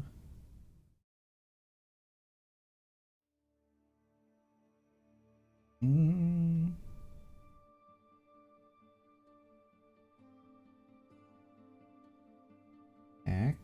Yeah, it is attack. I'll try it. Blast in Paris is the next major? Yeah. I remember Blast being next. I forgot which ones where it was. But yeah. If I go to Europe, I want to try to coordinate it with one of the CS majors. I think that would be a good idea. So that way I can have some like mindless fun. Rather than just doing like touristy stuff, I can actually do something that's like aligned with my hobbies and stuff like that.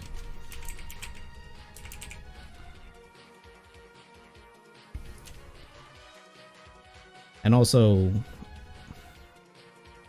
I would rather go to Cologne or Katowice than France or Paris, if I'm gonna be honest.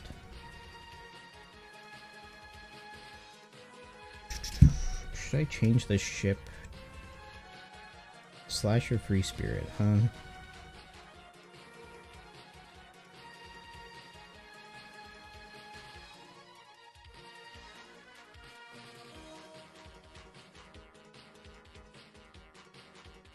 But I get the matching orbs. Yeah, I'll just keep this ship.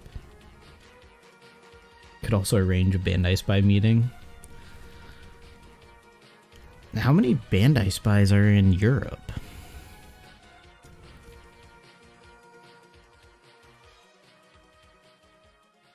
If Bandai does something in Europe, then I would be down to coordinate with that. But I couldn't even go to New York this time. Like, everyone was here. Tozuki was in New York. Roger was in New York. Yannicka was in New York. And Yoshi was in New York. And I'm a 10-hour drive from New York.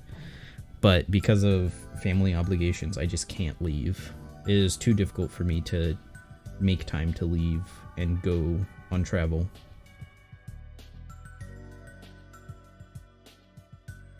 $10-hour drive. Yeah, 10-hour drive. I probably could have taken a train.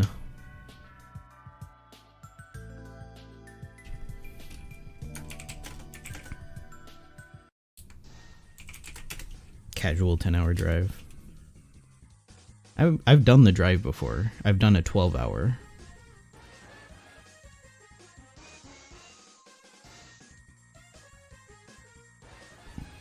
Yeah, there are a couple of trains that would have gone, and I could have gone for a weekend.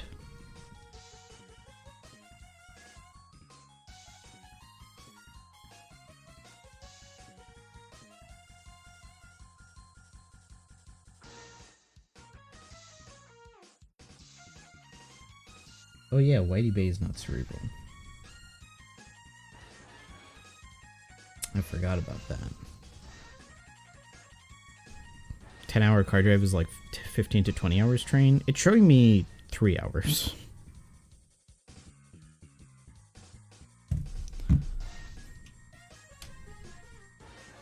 Maybe I'm exaggerating. Maybe it's only an 8-hour drive.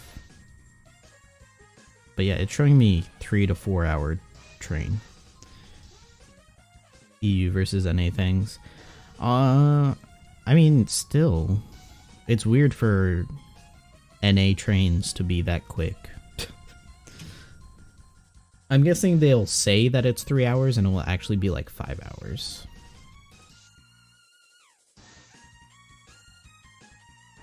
When you have a 3-hour drive, it's usually 6-hour train.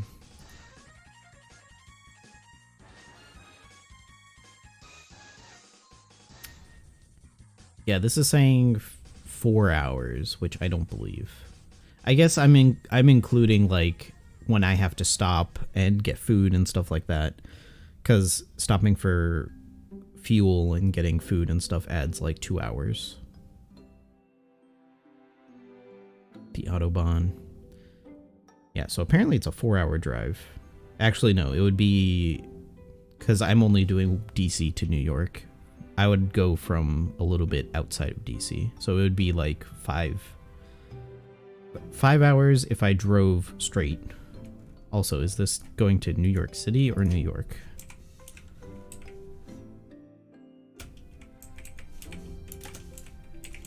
Let me make sure I'm doing New York City, because I don't think New York City is closer. I think it's actually further. Well, maybe next time they come to Anime NYC I can go. Have to see.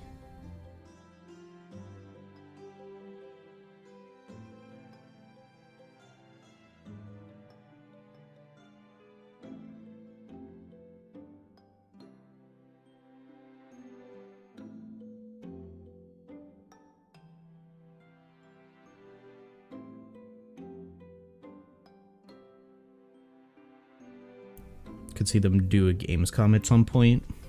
I can see Bandai Namco going to Gamescom. I'm not sure if Bandai Mobile would go to Gamescom is the issue, you know?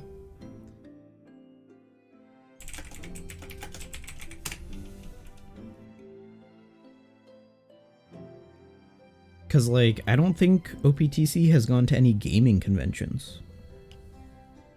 They've gone to anime conventions. They're in Barcelona now. Yeah, that's true. They do be in Barcelona.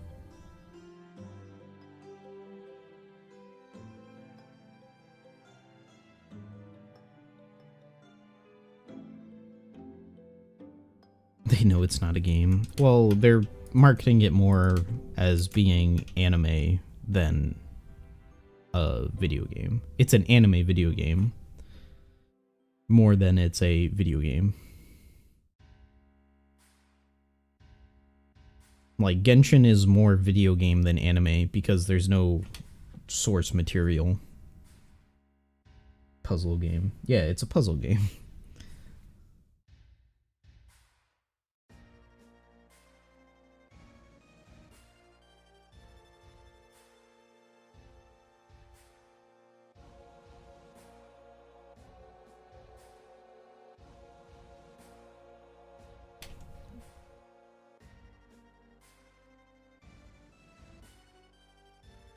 Let's see. When's Anime NYC for 2023? November 17th.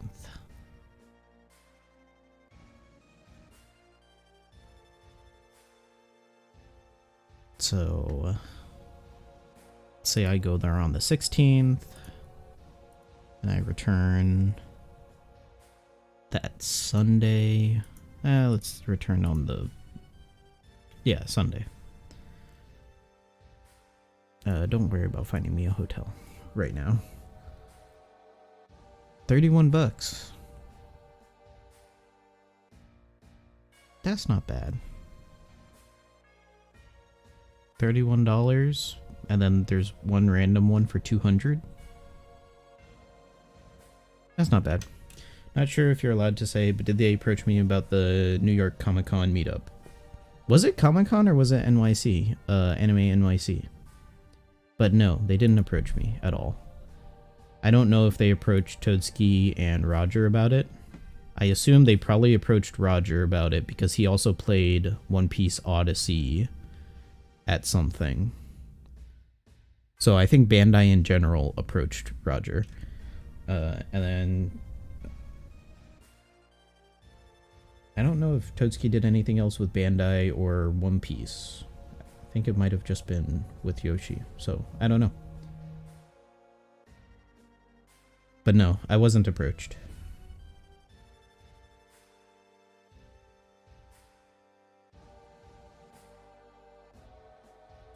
I almost missed my perfect there. Toadski is partnered. Then yeah, they probably approached him about it. I probably would have made more of an attempt to see if I could go if I was approached.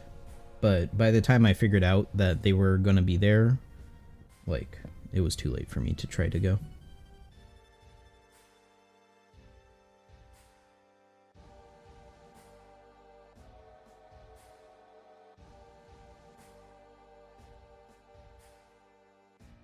Cool. Another pull. It was too late for any OPTC fan. Yeah, they really announced that really late. Like, it was not feasible for almost anybody to go if they just wanted to go see OPTC.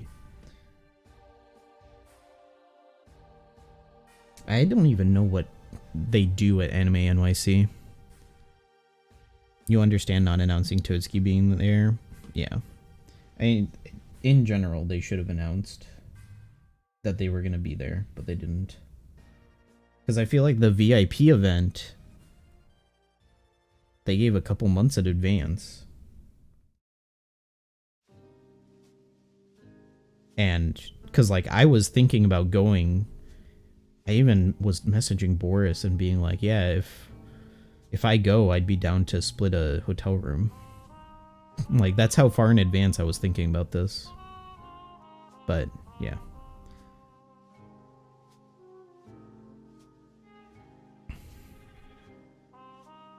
Even like a month would have probably been enough for me to make time to go. Honestly.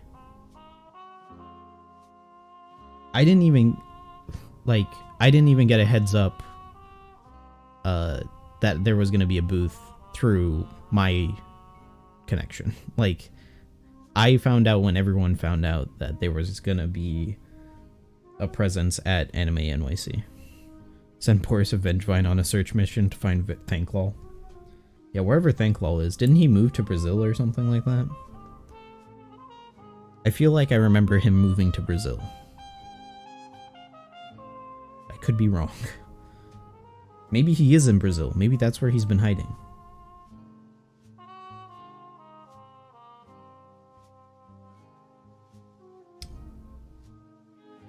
I feel like that mail... I need to reread that mail. That mail was worded weird, I feel like.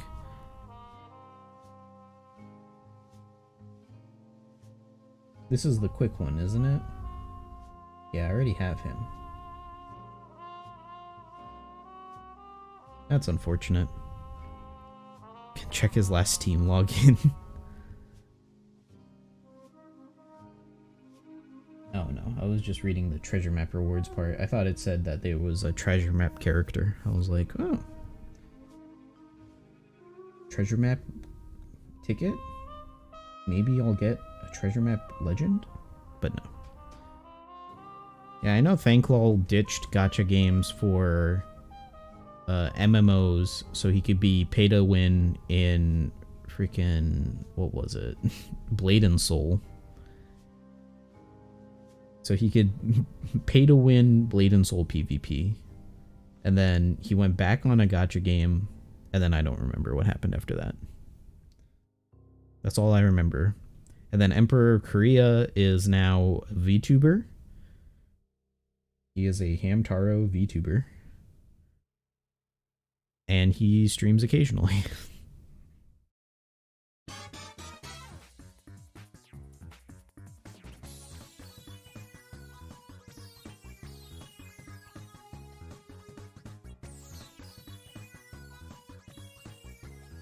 Oh my god, are you kidding me? That was a 75? Jeez.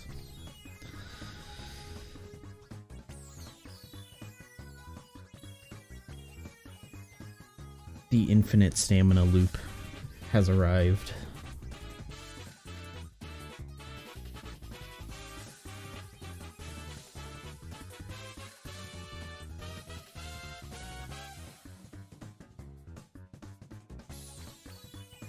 Yeah, I guess I'm hitting 7 million today. At this speed, probably gonna hit 7 million. Oh, it's 6 o'clock. I gotta feed my dog. Okay, let me get into this, and then I will go down, get my dog his dinner, and then I'll come right back. Oh.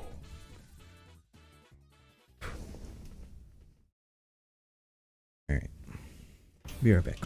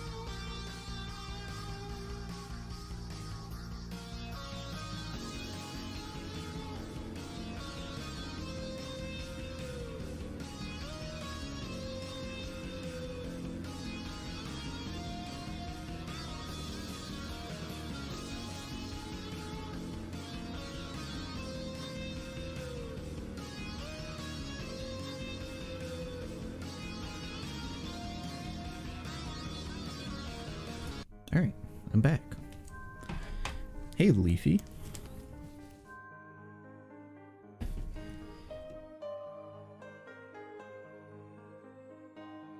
How are you doing?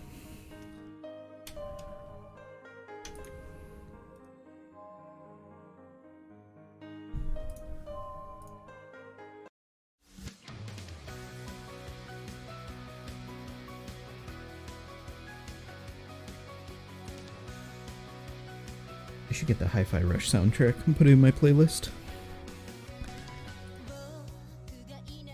Versus Legends and Dual Unit 6 Plus were things I didn't think would happen. Yeah, I know. They waited so long. Now we're getting them.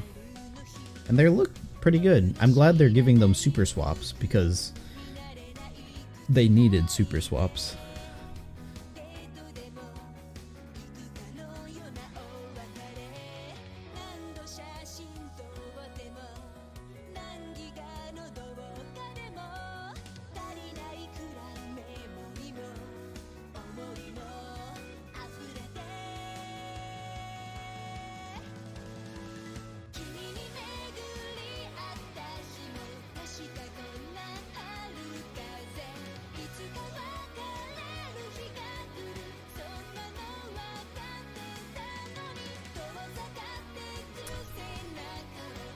Finally some light towards local sea monster 5, yeah. I will probably be clearing a lot of Grand Voyage quests soon. To try to push my bounty up so I can get more rewards for that event whenever it comes in a couple months. Be cool if Luffy Law gave all free Spirit Slasher units Barrier Pierce as a super swap. Yeah, that would be kind of neat. Maybe all... I don't know. All Free Spirit Slasher kind of is a bit strong. Because if we want to one-to-one compare it, Rayleigh only does it in his special. And a super swap would be like 4 turns, realistically. So... maybe if he did it for only like, or maybe if it was like that character and your captains or something like that, or like certain members of your team rather than class-based. I don't think they'll go class-based for the super swap. It's a little bit too strong of an ability. Because then he would just get thrown on everything. It's like, oh, you need to deal with barriers, percent damage reduction, and threshold damage reduction. Just throw Luffy Law on there. And you can just use their swaps a bunch. I do hope they get a lot more utility in their super swap, though. Because, like, what is it? Matching Orb, Attack Boost, and Barrier Pen, right?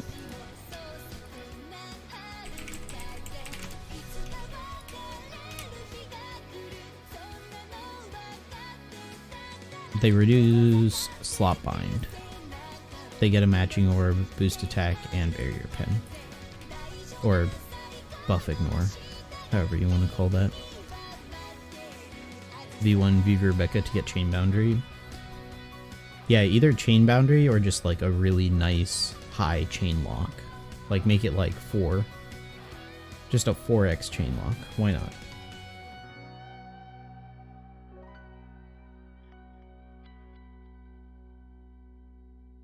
And then make their swap also just give you a full board matching orbs rather than just the strength dex. And only for those classes, the Striker Cerebral. But yeah, it definitely opens a big can of worms of how good characters can be. I was expecting them to make Inu and Neko's special abilities different. Because at this rate, it's only like Luffy Law that has 2 different special abilities and like one other character that I'm forgetting. It's not Yamato Ace. Although Yamato and Ace definitely could have had it. But they're staged. There's another dual unit that has 2 different specials. Oh yeah, it's Roger. Roger Whitebeard. So it'll be interesting to see how Luffy Law's special changes with 6+. If they'll be more different, or it will be just the damage style being different, either being single target or being multi-target. Luffy Law and Shanks' crew. I don't know what they'll do to Shanks' crew. I feel like Shanks' crew is already in a spot where it's like just giving them a super swap and increasing their numbers is probably all they're realistically gonna get. Maybe cooldown reduction in captain ability and stuff like that, but that's about it. Luffy Law has a lot of space for growth. Shanks' crew, I don't know. I'm not completely convinced that Shanks' crew is going to get a decent amount of growth with a 6+. I'm honestly more interested in seeing how they'll improve Sabo Koala. Full orbs with super swap? Yeah. But beyond that, it's like they'll get full orbs, maybe 1.75 or 2x attack on their super swap, and then their captain ability is already really good. So maybe adding just cooldown reduction to their captain ability. Their special ability is chain lock and health cut, so maybe adding some debuff reduction in there, and the only debuff reduction that I can really think of is maybe... I don't think they would be... They could be bind. Level limit break next batch could be crazy. Yeah, because there is, like, what, how many left? Drops... Not drops. I guess drops works. 6 stars... Limit break has no level limit break. So other than Super Sugo units, there's Dex, Doflamingo, Brook, Pudding, Jack, Carrot, Sabo, Germa, Kumurasaki, Onami, Capone, Lucy, Big Mom, and V2 which is 1, 2, 3, 4, 5, 6, 13 more. So that's about 2 to 3 more batches.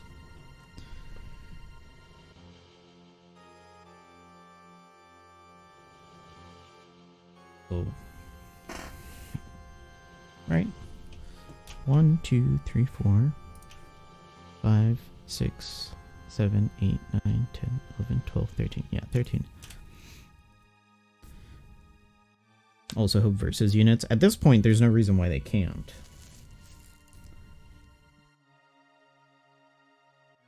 Like, there's never been a reason why 6+s can't get a super evolution. My guess was that they were thinking about how to balance them, and it is a lot of abilities to have to balance, because there's 3 captain abilities, and then they have to decide if they want to give them a super swap. And for some characters, there's 2 special abilities. So it's just a lot of work. Versus units, realistically, are less work, because there's only 2 captain abilities, but they also have 2 specials and 2 versus specials, so who knows. Whitebeard Roger at the Cherry Blossom Sake scene would be nice for their 6+. Yeah, but Whitebeard Roger is definitely not getting a 6+ for a while.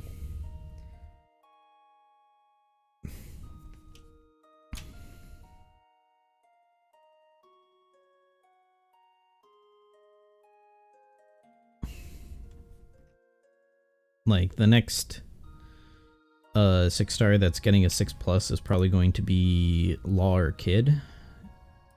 And they're going to be the 6+ for Anniversary, if we get 2. And then maybe Kaido or I mean, they could even give not Stampede Luffy, Film Red Luffy a 6+ if they do another Film Red event. But I know that they're probably going to hold off on giving him a 6+ until later this year. I don't think Film Red Luffy is going to get a 6+ until New Year's or the next time they do a movie event. Luffy Ace being the first, they have to deal with some death and turn it into Luffy Sabo. I have always been a fan of that idea, of them taking Luffy Ace and just saying that it's Luffy Sabo when he evolves, and just being like, deal with it. Just deal with it. Because that'd be so funny.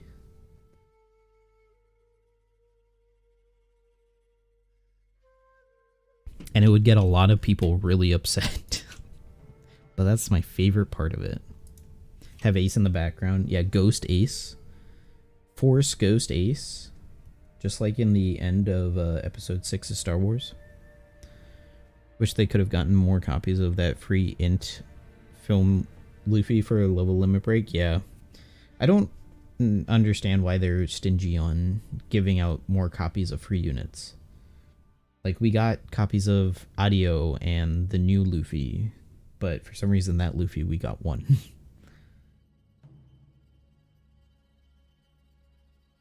It, like, brought on the theories that there's going to be some event where you'll get more Luffy copies, but that didn't really happen. So now we're just waiting on if Film Red is going to have a rerun event for either the Blu-ray release or the streaming release or something like that. Or maybe if they re-release the movie in theaters, which I doubt it. I was kind of surprised that they even did a global release, a worldwide global release of the movie so soon. I thought they would have made us wait a while longer and then done the second event then.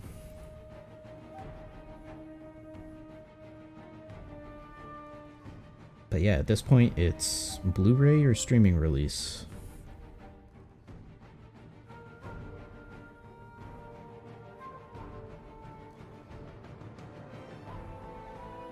And then we can finally get Beppo from Film Red. Beppo, the MVP of Film Red, because if Beppo hadn't had freed Gordon, I don't think any of the other Straw Hats would have gotten freed, and then I don't think they would have ever figured out how to beat Uta.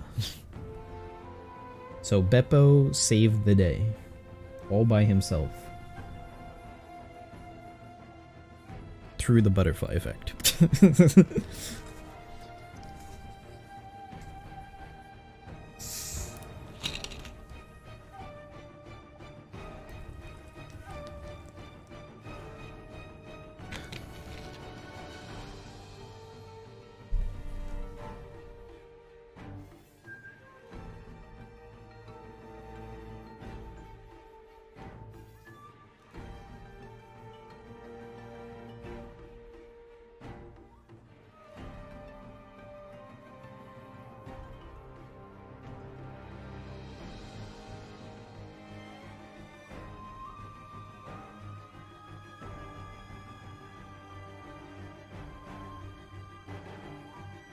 Still don't understand how the OPTC take on the Shanks. I don't know. I feel like lately OPTC has been like, we're gonna develop characters and stuff like that it feels like there's two different groups of people making characters in OPTC. There's the group of people who make stuff like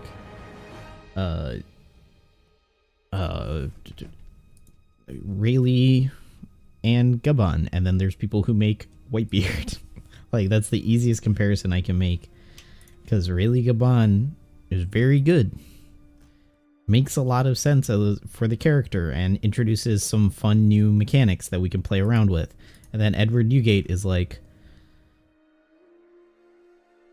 this is V1 Kaido with some extra.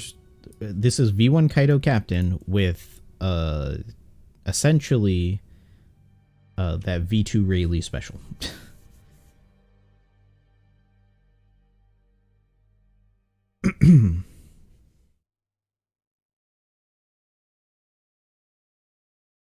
But a little bit modernized. You boost orb effects, you reduce damage if your health is low, and you deal damage with the special. Yeah, and then V2 Sengoku, where if you don't have either a rainbow team or an all-side team, his special does 0 things. Like, actually 0. He is the first legend where if you don't fulfill any of his conditions, he does nothing. Like, there's not an exaggeration. He is the only legend that does nothing in the wrong team. Every other legend will at least do something, even if it's just deal damage. But for some reason, Sengoku does nothing in the wrong team.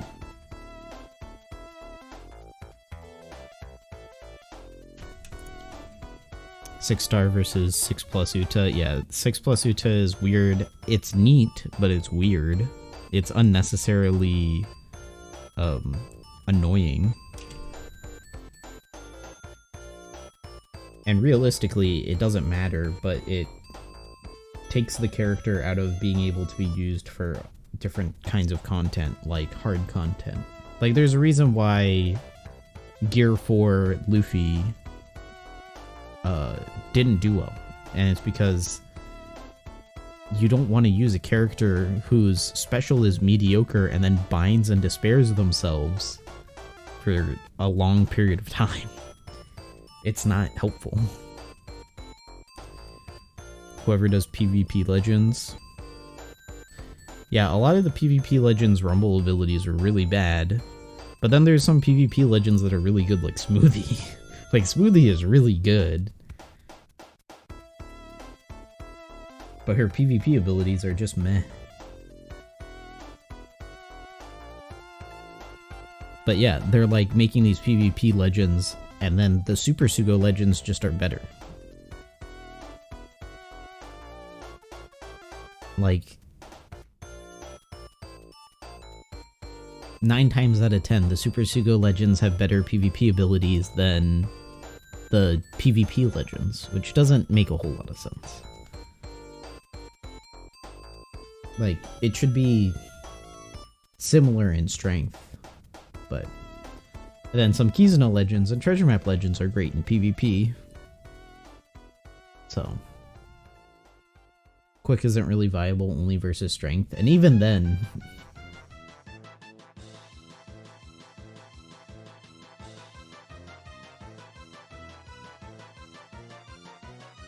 like, even against strength, Quick isn't the go-to end-all be-all. There's better teams to deal with strength. You just go versus strength because of the natural damage reduction. So you just get that benefit regardless.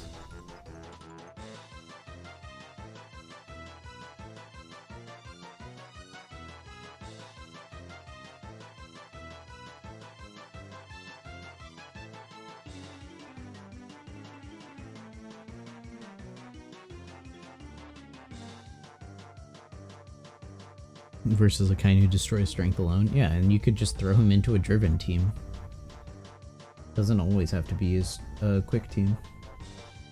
Oops, I forgot I'm not supposed to be getting perfects.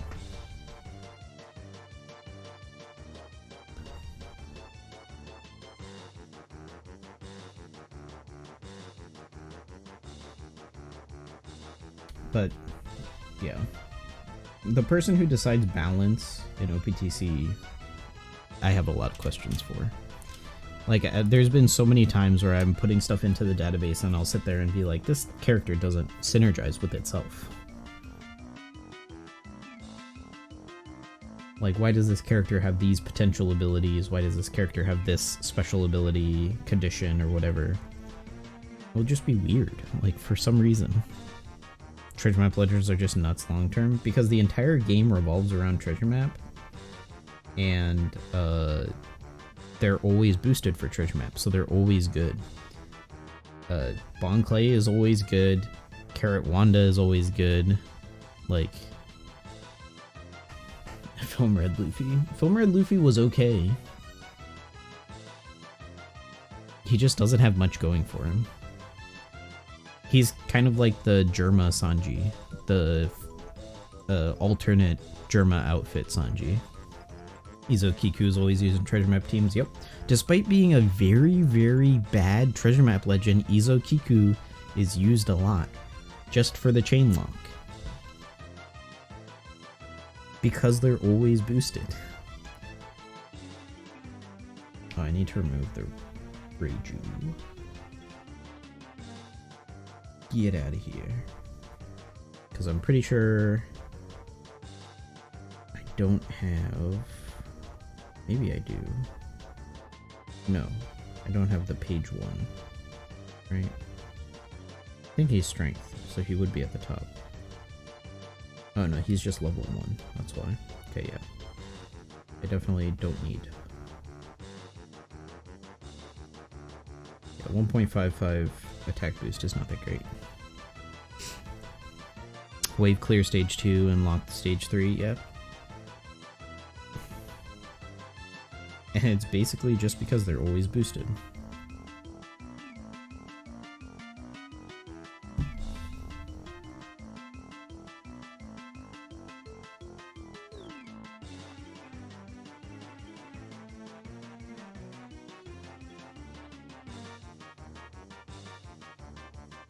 Like, Izo Kiku has the, like, most unnecessary conditions for getting Wano orbs in their special.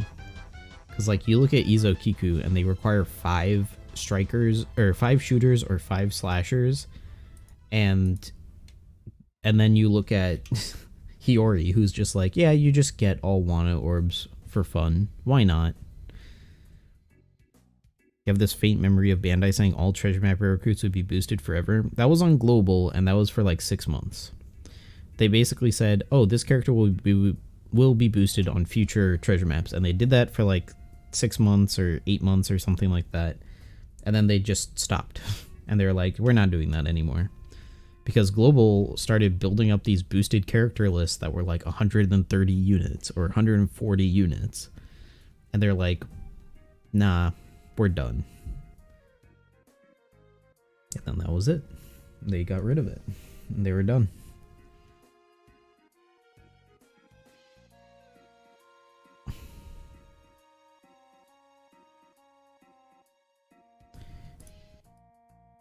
There are 15 shooter slashers that Izo Kiku could use to get full board of Wano orbs. You're limited to using 15 characters. Some of them aren't even 4 stars. Some of them are 3-star characters.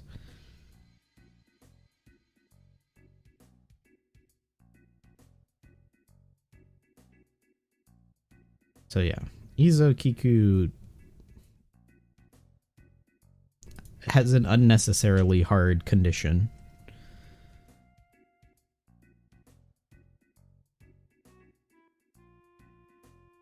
They're like Arena, Caesar, and Treasure Map Zoro. Yeah, for the people who want to use them for wave clears, you can use them as wave clears. But I don't use them as wave clears. I could, but I don't.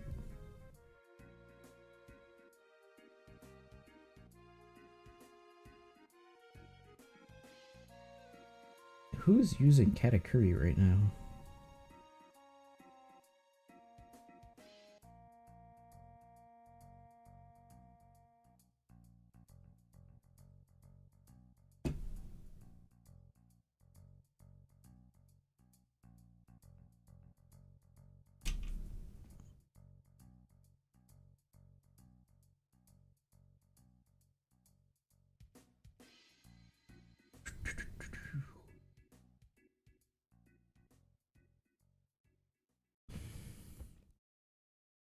I mean, even for Kizuna, some Kizunas they'll just let boost every Kizuna rare recruit. Ever since they started doing Kizuna. And it'll be like, cool, but like half of these aren't useful. And then this Kizuna, they're boosting like a bunch of legends instead of the Kizuna rare recruits.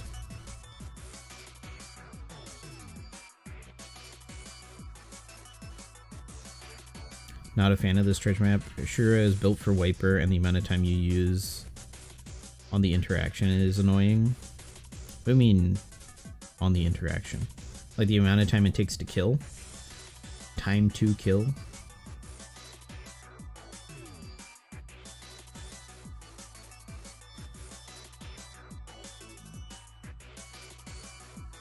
I like the approach of like Ashura and Denjiro, but some of these other ones are too complex for mini bosses.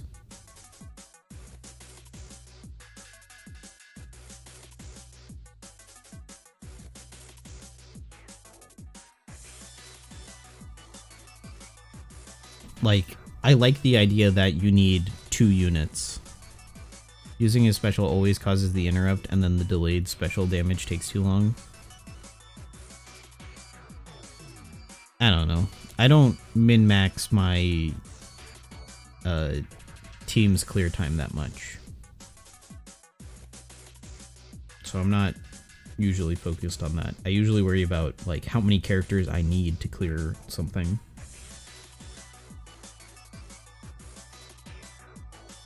Yeah, Kinemon is pretty rough. He requires way too many things going on.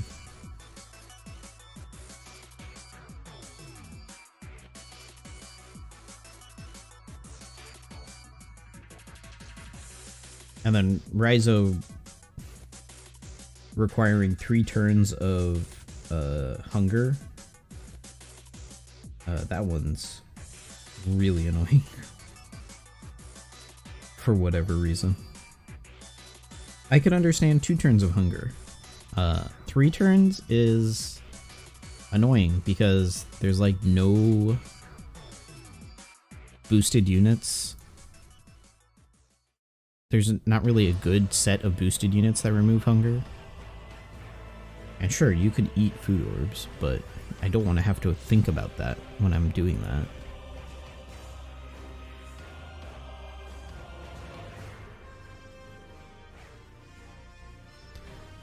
Super Luffy, yeah.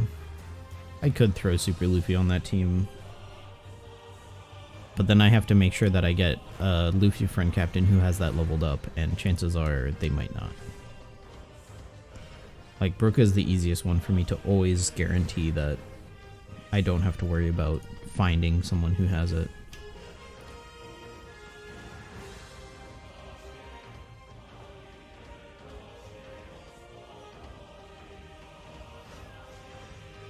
But thankfully that fight's not too hard. Treasure map VV. Yeah, to get the food orbs if you want to do that. But I know myself and I will definitely forget to eat the food orbs and screw myself over. Like, I know I will do that.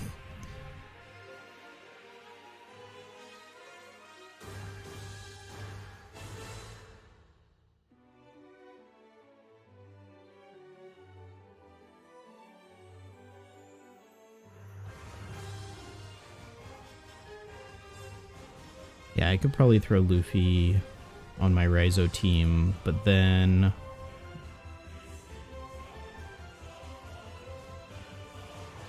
I would need a way to get rid of Despair. I need to remake that team. Super Luffy removes 3. That's if you have it leveled up, which I don't. Because I don't pull that many Luffy dupes. Although I could use tablets, but the team works. If I ever get to the point where the damage isn't good, then I'll think about remaking it. Alright. Let's hope I have a friend captain for this team.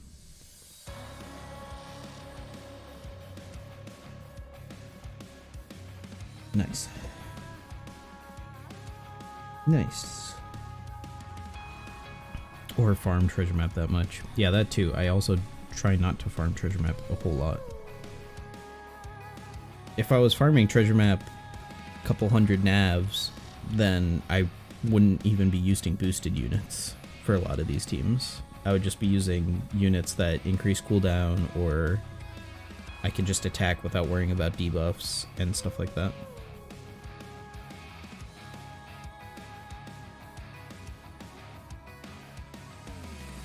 And it's not like I didn't pull the unit or something. Oh yeah, I can remove that Robin, or the Boa support on there, and do something else with that support.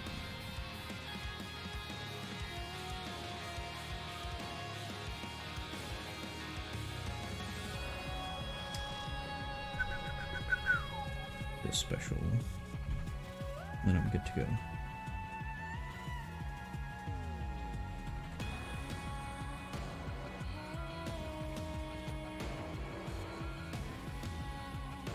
Yeah, that damage is getting close. Why is stage 2 scaling that fast? You like the Denjiro fight? Yeah.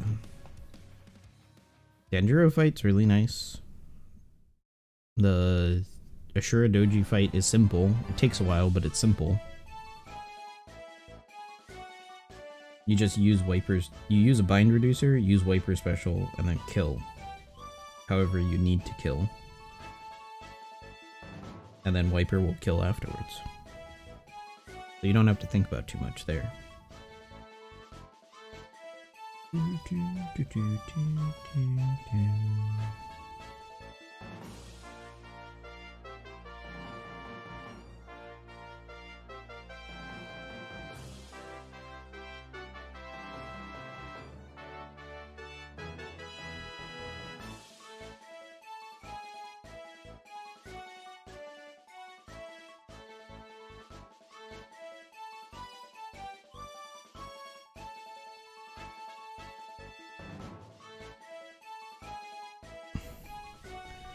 Looks like Ezo Stage 2 scales fast, but it's every 5 nabs. Yeah, that's true.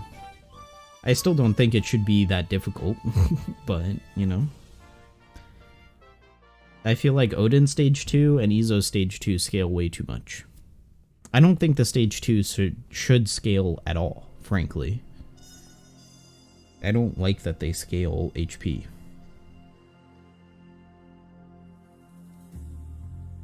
Like, it doesn't seem necessary.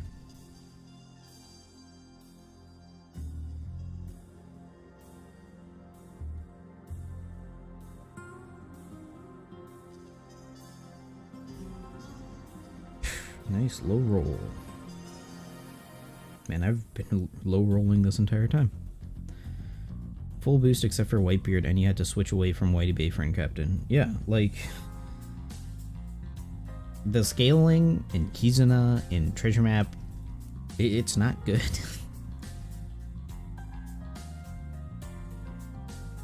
At 54, you had to switch? Oh, that's rough. 55? Yeah, that's rough. You should not have to switch out your team if you have every boosted unit at 55. I'm not gonna get that Bento Box. I should have just gone straight. I'm not gonna get this Bento Box. Unless I roll it. Please roll a 1 or a 2. I guess a 3 is fine too, as long as I roll high next one. Main issue is the Whitey Bay Captain ability. Yeah, Slasher Powerhouse is a weird selection. I don't know why they couldn't have just thrown in Cerebral in there too. Or Free Spirit. Cerebral would have made the most sense.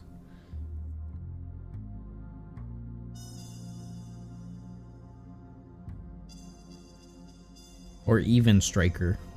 Slasher, Striker, Powerhouse would have been fine.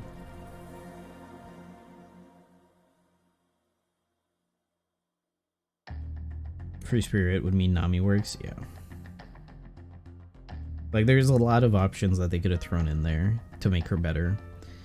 If they didn't want to make her too good for Treasure Map, they could have just made it so that way... Or if they didn't want to make her too good outside of Treasure Map, they could have just said, like... During Treasure... Like, they could have given her a Kizuna style thing, where during Treasure Map, her Captain ability is better. But they didn't. I would also like them to make the rare recruits for Treasure Map have Rainbow Affinity. I don't know why they don't.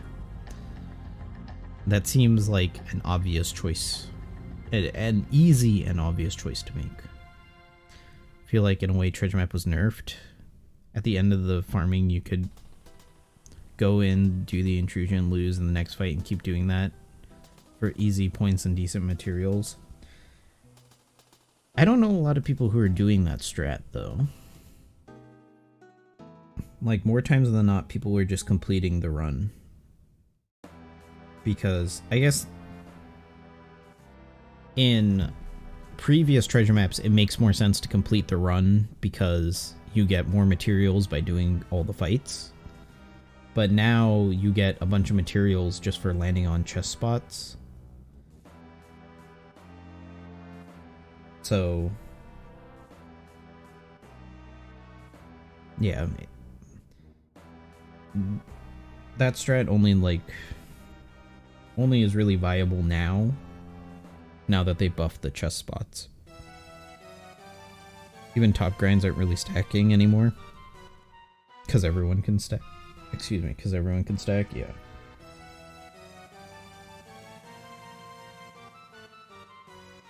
I wish I had more sugar dupes. She is very close. I think she's 2 away from level limit break max. But yeah, at this point it's just, the maps are short, just do the run. And if you want to lose, you can just lose, or you can quit at the boss fight. You don't have to do the boss fight if you're at your limit for being able to complete it. How do I like the changes so far? Mixed. I have mixed feelings. I think there's a bunch of changes to Treasure Map that they should just do, that they're refusing to do. That, like, bento boxes being instantly consumed doesn't make sense to me. I don't know why bento boxes get instantly consumed. Why not have them go into a bank of meat-like items where you can be like, oh, I'm out of stamina, let me use one of my 100% bentos, or let me use a 50% bento, or a 75% bento, etc., etc.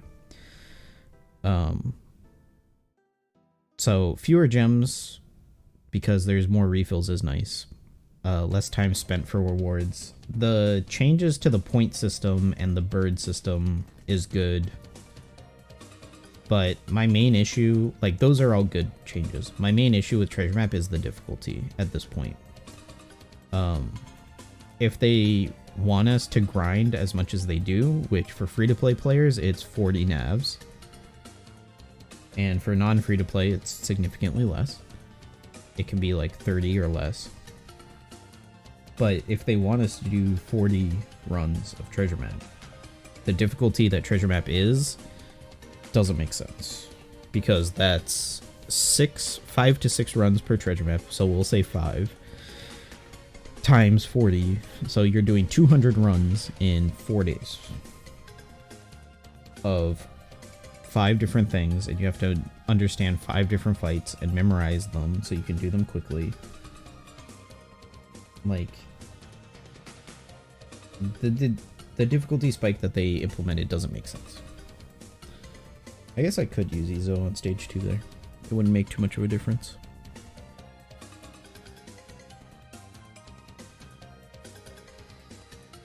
I should start doing that. Hi, Reiko. So, if they reduced the difficulty in Treasure Map back to... It doesn't have to go all the way back to how it was before, where you could use one special and clear most content. But if they made it so that, like, oh, you need... Like, there is a lot of free-to-play alternatives, you need only, like, 3 to 4 debuffs that you really need to deal with in any fight. And not, like, 5 debuffs on the second stage of one of the boss fights, and then 5 debuffs on the boss fight itself. I think it would be a lot more enjoyable and playable. And feel less like a grind, and more like a sprint. Of how many runs can I do, how fast can I do them, stuff like that. Because that's what Treasure Map kind of felt like to me when it first came out is that, like, oh, you want to try to do as many runs as fast as you can, so the fights are kind of on the easier side and stuff like that. Whereas Kizuna, you still want to do a lot of runs, but your goal is to max your damage out as much as possible. And that's why the scaling in Kizuna makes sense. And Kizuna is less about doing as many runs as you can as quickly as you can, but doing as many runs as you can because you have the damage to deal that much damage and get to that level. Like the factor that is encouraging you to get to as far as you can and do as many runs as you can is different. One is speed and one is damage.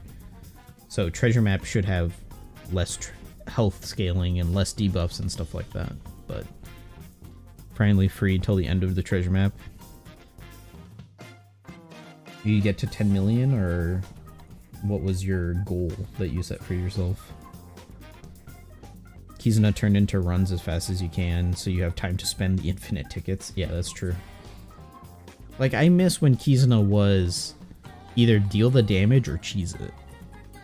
Because I feel like when you have an event that is, like, 4 days long, who cares if people cheese it? They're wasting their own time if they cheese it. If that's their only option is cheesing it and it spends an hour to do one run, who cares?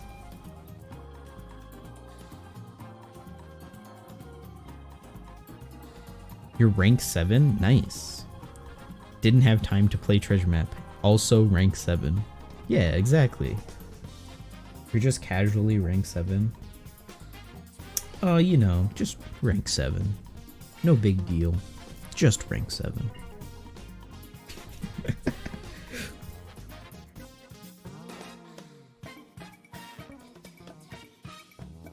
As expected of the guy dumping his girlfriend to play treasure map.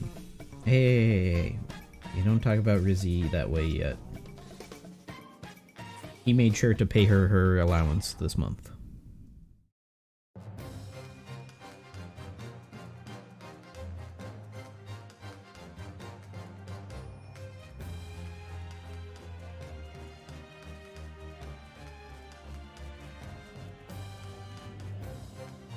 I still think it's wild that he pays her an allowance. God, that's so wild to me. It's like she's not a child. She's your girlfriend. Why are you paying? And it's not even like I spend $600 a month on my girlfriend. He straight up said I give her $600 a month. Like, that's such a wild take. It's so funny.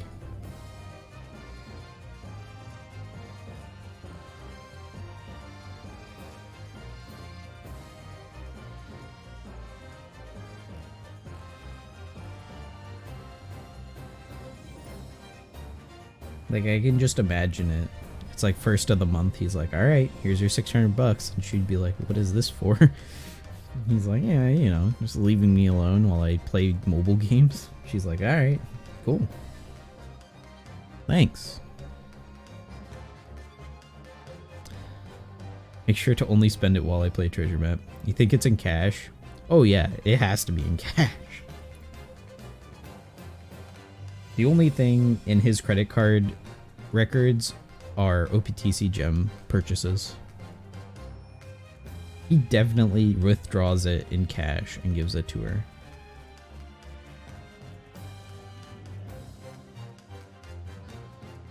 Or maybe he just has the cash laying around from whatever work he does. God, it's still so funny. It's all in Google Play cards. Yeah, she can only spend it on other mobile games. I guess you can buy like movies and stuff with Google Play cards, but like how much can you really spend in a month that isn't on gacha games?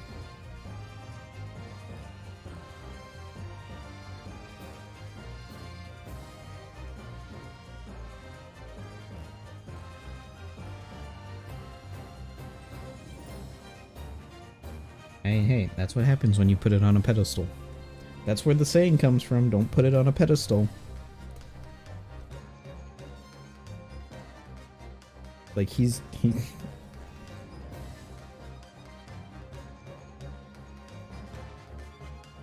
that's a $600 a month pedestal he's paying for. I mean, if that makes him happy, then yeah, exactly. What can you do?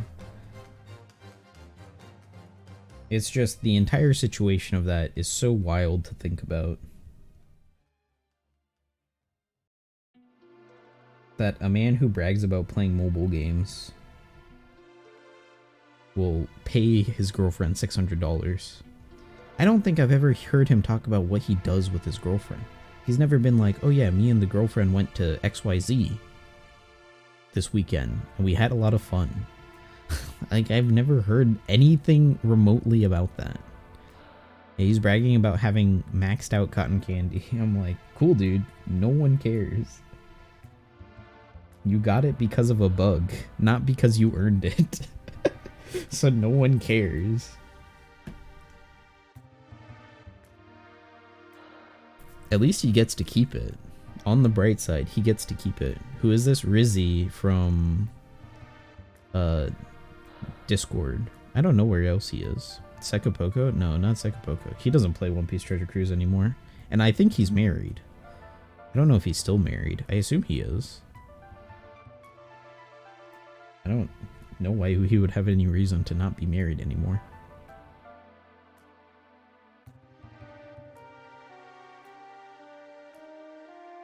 Seka is just as dank? I have no clue what Seka has done. I know he had a lot of really weird hot takes. Like, I can understand doing polls with your kids, but he said something that was like, see, isn't gambling fun? And I'm like, why would you say that? Oh yeah, he asked his daughter if he could spend... People were donating money for her birthday. And they were like, take her to Chuck E. Cheese. And he's like, can I spend this on One Piece Treasure Cruise instead? And she was like, sure. Oh my god, I remember that now. Oh, heck. That was wild. That was a wild day. Yeah, not only did he say that I spent more on this mobile game than your birthday present, he spent money people gave for her birthday present on mobile game. Like, that was the more wild thing that came out of that stream. Like, that was just insane.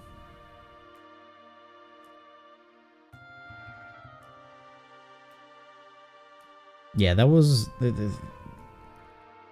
That is how you know somebody has a gambling addiction.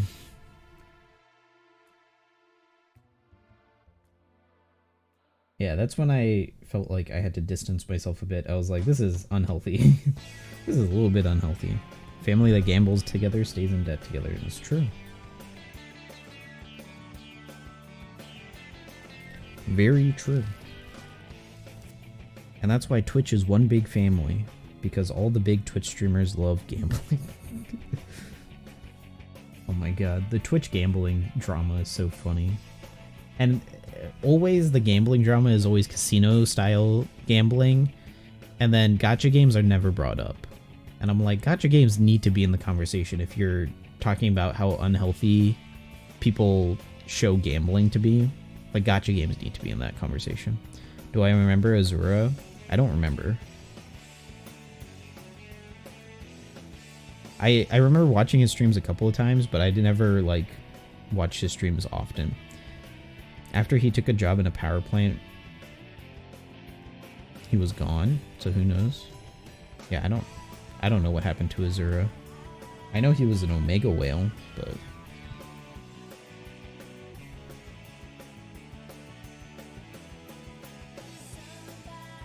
yeah, when Twitch was cracking down on gambling, and they're like, yeah, you can't really like show gambling or advertise gambling and stuff like that. I'm like, what about all these people who are sponsored by gacha games?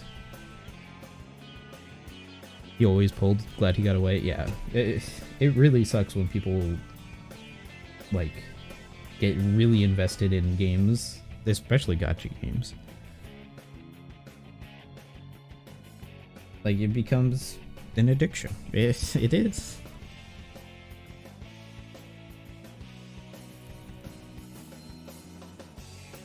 Raid, Shadow Legends sponsors are fine. Like, there's... I don't know. Raid is still a gacha game, which is really weird because it has so much, like, clutter in that game. But it is a gacha game. But a lot of the people who do Raid sponsorships are doing it just to secure the bag. And it's become memed on so much that people do just, like, Raid Shadow Legends sponsorships just to secure the bag. So, watching a streamer gamble earlier playing the slots he used to play on stake, but it's fine because the site he was playing on wasn't banned in the US. Yeah, it has to be... The rule is now that the gambling site has to be an American site, or a United States gambling site, for you to gamble on Twitch, or something like that. Because a lot of big streamers were gambling on, like, Russian gambling sites. So... And there was, like, a lot of questionable legal practices going on with those. So, a lot of the ones that do Raid Shadow sponsors don't even know what gacha is. Yeah, they're just doing it because it's a bag.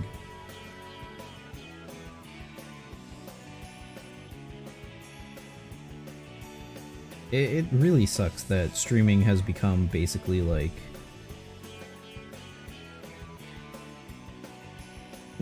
basically just a platform for advertisement, because people don't get the opportunity to, like, be sponsored by video games that often that are actually real, or get sponsored by, like, gaming accessories and stuff like that.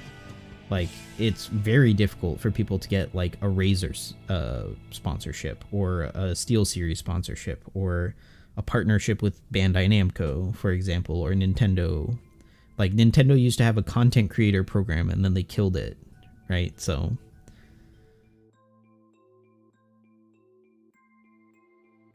Hyphonics did a Raid sponsor. He was a mobile game player. He played Clash of Clans, and he still plays Raid. Yeah, Raid is a game, but it's just a very shallow, cash-grabby game, but it makes money, right? So it's able to pay for people to sponsor it and shill it out.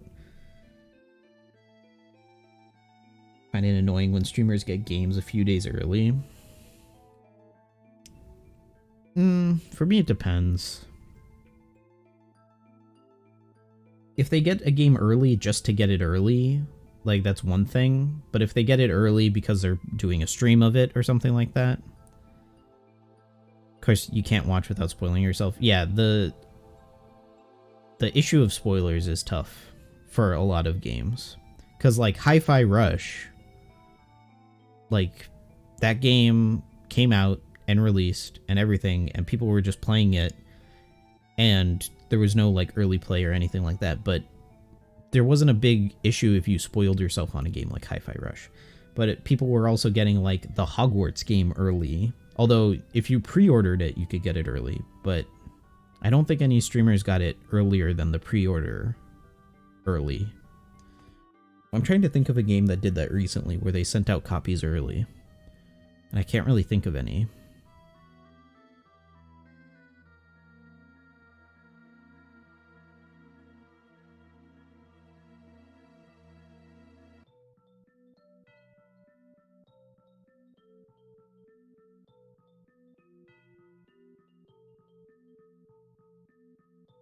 Yeah, I can't really think of any games that really gave out copies too early, because games are starting to become like movies where they have pretty strict streaming and content creation embargoes until the worldwide release date. Many give streamers like 2 days ahead. Yeah. But then it's on the publishers to give an embargo and say you can't produce content on this until X day. Which for Twitch streamers, that sucks because, like, they can't make content and then delay the release of it. So, do I play Dark and Darker? I do not. Uh, didn't the playtest end? Or is it out? No, yeah, the playtest ended.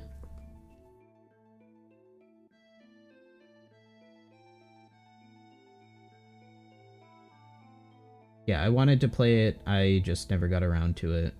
It's a neat game. The movement is very slow, but there's stuff that gives you like better movement speed. Like that was my first impression of Dark and Darker, is the movement speed is really slow. But a lot of the concepts of the game I really like.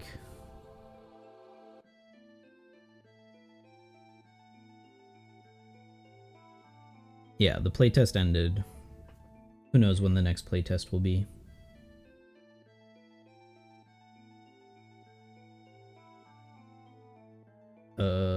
Probably around E3, if I had to guess. I doubt there will be an earlier... Yeah, E3 might be the next playtest, unless they're ready for launch.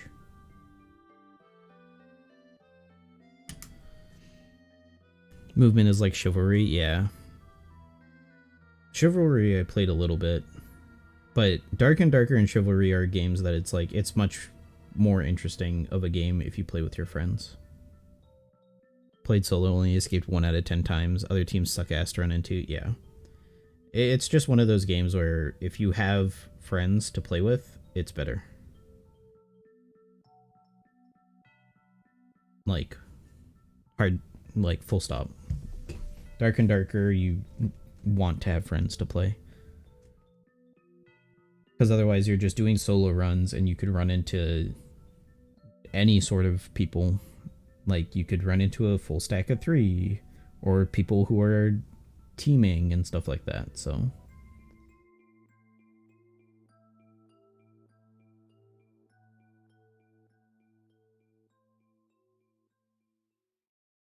Got chased into the darkness, got lucky enough to find a portal, and the people chasing you gave up. Yeah.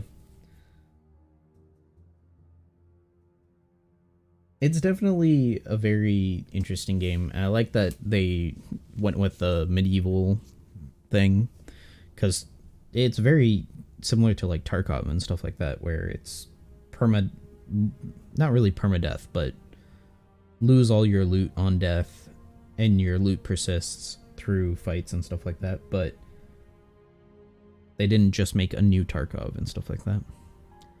Elden Ring had this weird one where it was based on local times. Yeah, a lot of games will release based on local time. So like Australia will get games early.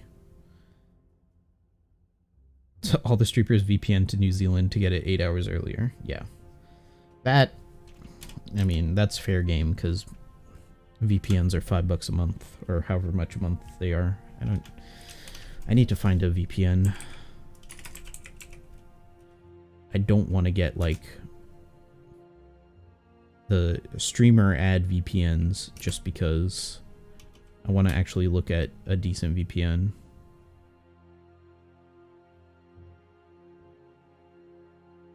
Molvad for privacy. It sucks for geo-blocking though. Does it not do geo-blocking well? Open source commercial VPN based in Sweden. Ooh. €5 a month. That's not bad. But it doesn't do geolocation stuff.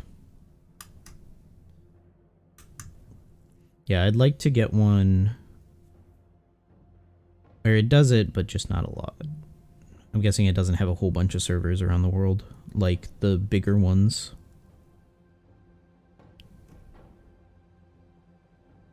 Like Nord and Express. The servers are public, so it makes it easy for companies to just blacklist. Oh, okay. Time for a NordVPN sponsor. I would always be open to a sponsorship. It's just I would never accept a sponsorship for a product or a service that I wouldn't use. Like, that's my cutoff. Like, if I get a food service sponsorship, I would want to use it and understand how it works and see if I like it and see how I like the value of it and stuff like that. But if I got sponsored by... I mean, I could technically do a Raid Shadow Legends sponsorship, but I just don't care. Frankly, I just don't care to. Because Raid Shadow Legends doesn't care about who does it, they just care that people do the sponsorships. So, like, I can click a button right now and start a Raid Shadow Legends sponsorship if I wanted to. Let's see what Stream Elements is suggesting me. Mech Arena Robot Showdown. That's another mobile game, I'm pretty sure. Yep, that's a mobile game. So yeah. And then Raid of Shadow Legends. Yeah. That's the 2 sponsorships I currently have available through Stream Elements. I could also check my email, but I almost guaranteed have nothing in that email.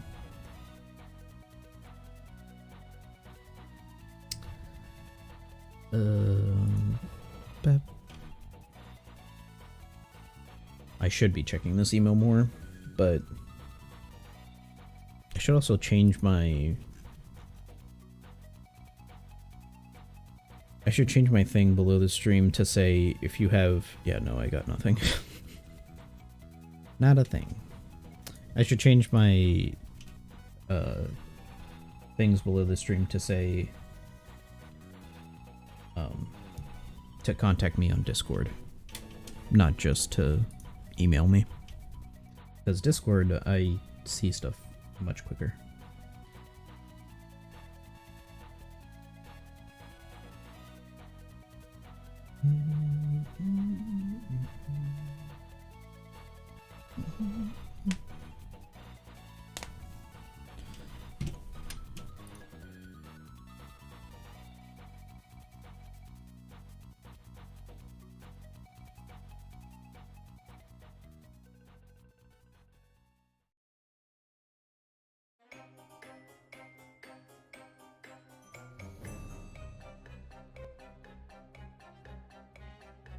Last NordVPN you got was €3 per month.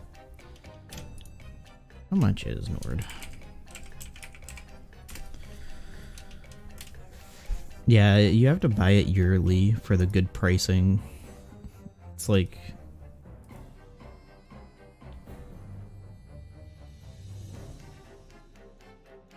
Oh, you have to buy it yearly no matter what. Oh no, monthly plan is $16. Yeah, no thanks. No thanks.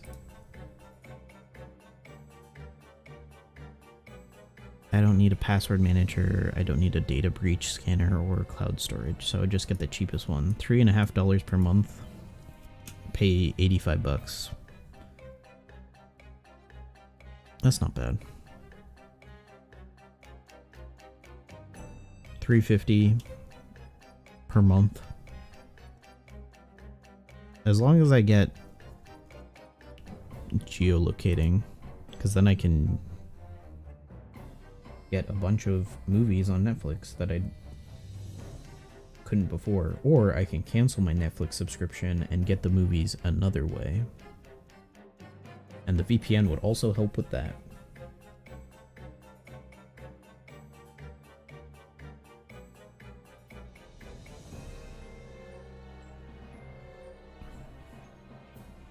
Always watch Netflix from Turkey. Yeah, it's like Turkey and Japan and like a couple other countries and like France have like very, very odd yet still like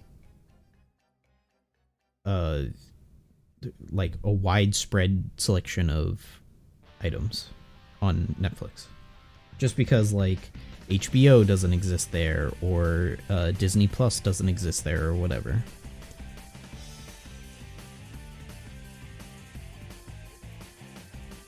And now Disney Plus is having issues because they used to be able to show cricket and now they don't show cricket on Disney Plus. So a lot of people don't want to pay for Disney Plus anymore from India. Although Disney Plus in India was like $1 or $2 a month or something like that. To watch Bleach weekly, you need to be in the UK. Paying VPN to watch stuff from other countries. Yeah. Once I get to that point, I'm just going to pirate. The only reason I have like Netflix and stuff like that is because my family uses it. If it was just me, I would pay for a VPN and just pirate it. Bleach is on Disney Plus, yeah. Because who publishes Bleach? It's not Toei. Bleach. Publisher. Producer. Whatever. Bleach anime. It's Viz. For the manga, what's the anime producer? Studios Perot, licensed by Viz.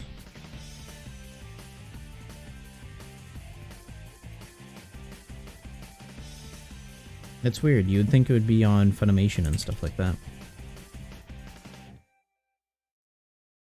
Because Funimation and Crunchyroll is owned by Sony.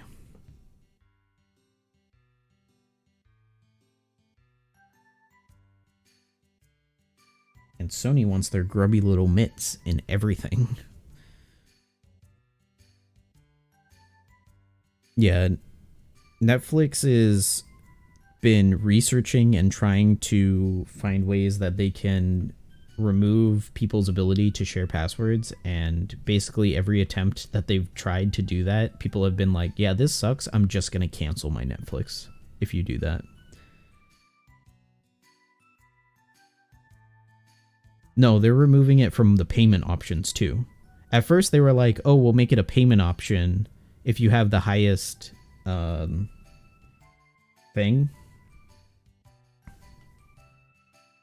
But now they're going to make it so that if you want to watch Netflix on a certain device, you have to log in to a network that is the same location as your billing address in order to watch on that device. So if I want to watch Netflix on my phone, I have to log in to the Wi-Fi from my house where the billing location of my credit card is.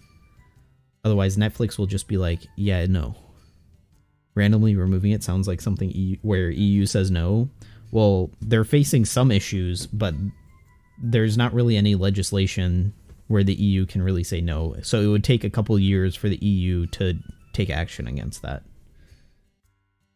I mean, it's taken how long for the EU to tell Apple to stop using stupid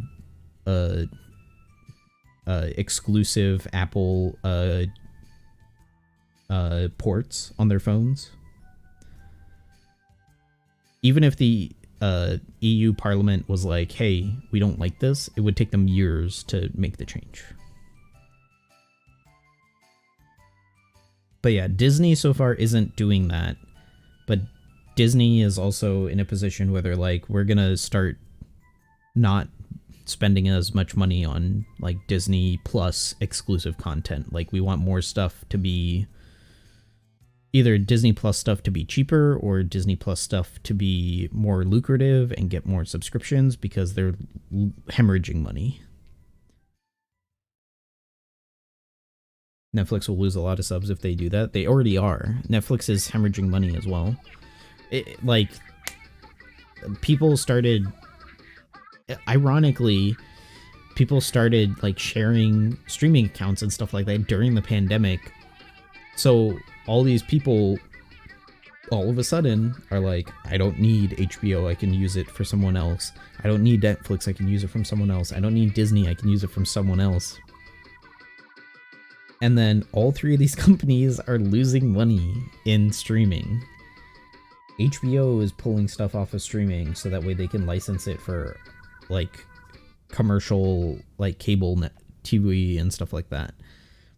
Disney is cutting back on their Marvel shows and their Marvel stuff, and they're trying to cut back on their Star Wars stuff and put more Star Wars stuff in theaters instead of on streaming, so that way they can get theater money. Like, who knows how that's going to affect other Disney stuff. Like, there's probably not going to be a Disney movie that goes straight to Disney Plus for another, like, 10 years. I don't think they'll ever do that again like they did with Encanto or whatever it was that they did that. Quitting Netflix because there's nothing on there except for Netflix produced stuff. Yeah, a lot of companies are now just doing their own stuff. Sony's partnering with Amazon. Like, a lot of the Sony stuff that Sony is producing themselves, like Sony Studio stuff, is going to go through Amazon. And other stuff from Sony is going on, like Disney and stuff like that.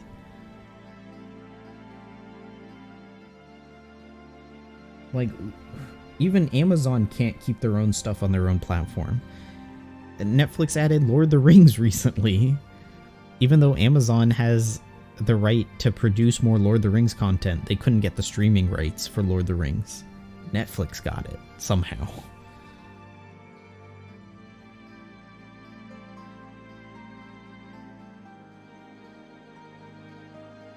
Amazon we shouldn't talk about. Yeah, Amazon... Technically...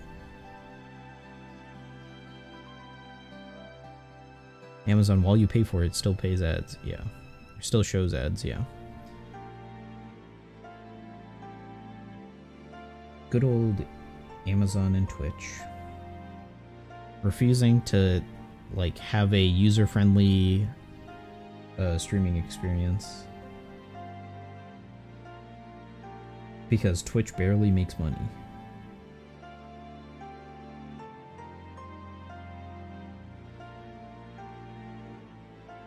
Like, even YouTube doesn't have, oh, if you're watching a stream, you have to watch X minutes of ads every hour, or else. Like, there is none of that in YouTube.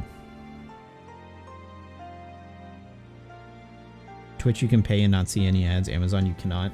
Well, some content on Amazon has ads no matter what. Some content does not. Like, The Boys doesn't have any ads. Because it's Amazon produced, but other stuff that Amazon is able to stream that they didn't like produce themselves, like they have to essentially treat it like they're a TV network.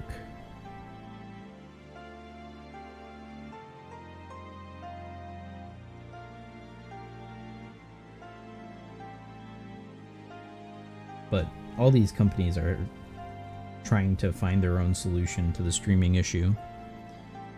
Don't they do ads for other Prime Video shows? They'll do it for, like, certain ones. But I know if they're, like, pushing some shows heavily, like The Boys they marketed a lot, they won't put ads before it. But if they're not marketing a show heavily, they will put ads before it. Because that's how they tie you in. They get you with a show that you want to watch. And you say, oh, I like this show, and you have a good user experience with one show. In this example being The Boys, or like Invincible, or like whatever Amazon produces. Those are the two things I've watched on Amazon. And then you're like, oh, the Amazon has this, let me watch it, and there's an ad. And it's like, well, I already paid for it, I might as well just watch it. And then they get you. That's how they get you. That's their gotcha moment. And that's why Amazon Prime is a gotcha game. Because they gotcha. Speaking of Amazon, be sure to use your Amazon Prime sub by linking it to Twitch Gaming. And you can sub to your favorite streamer and give them Jeff Bezos' money.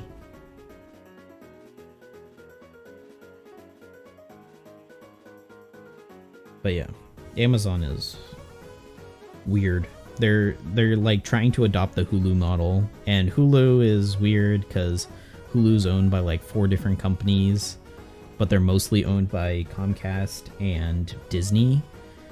And Disney is in a position where they're like, we don't want to buy out Comcast, but we also still want to use Hulu in some capacities, so...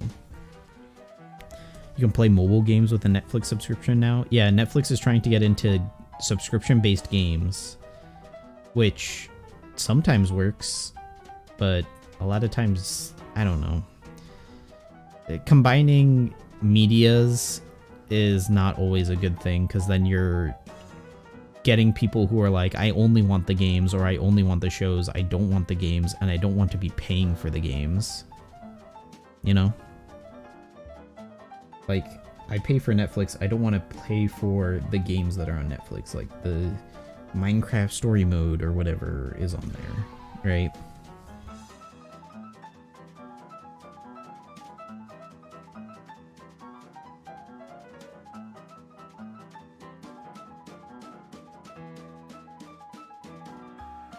You just don't want ads, so you want away from Amazon. I mean, if you don't want ads, pirate. Like, that's just it. Like, that's the answer.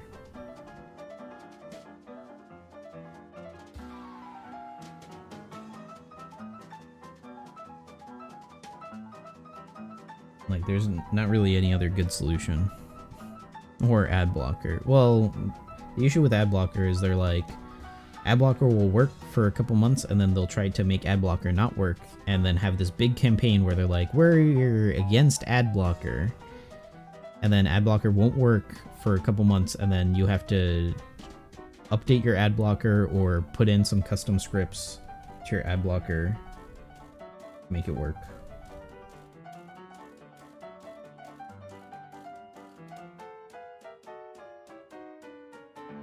Rather update every few months once. Yeah. I need to update my ad blocker. I haven't updated it in a while. It definitely does not work properly. I've been watching ads on YouTube and Twitch lately.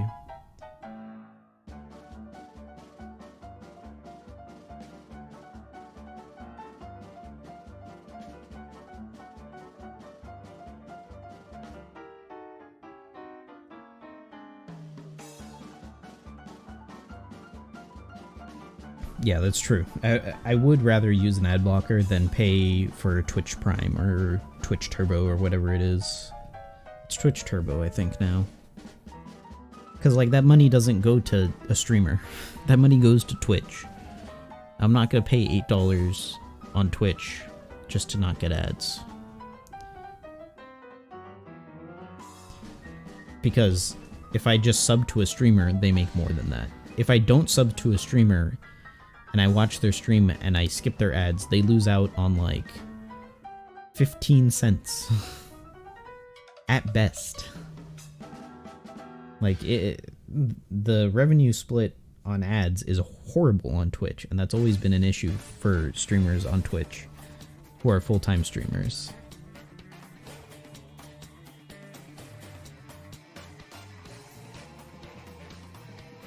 But Twitch is always adamant that the revenue split is for the best. And I think they're proposing like a modified thing where the revenue split will increase in the streamer's favor if they get more subs, which is so funny to me. It's like, oh, I can make more money by begging for more subs? Got it. One sub is the difference between like a couple $1,000s, like tens of thousands of dollars. Like, they're just encouraging this like toxic I don't know if I should call it toxic, but not merit based. Like, people won't be subbing because people like the content. People will be subbing because they'd be like, well, if you get more money from it, I'll sub. I'm not subbing because I like your content. I'm subbing so that way you get more money.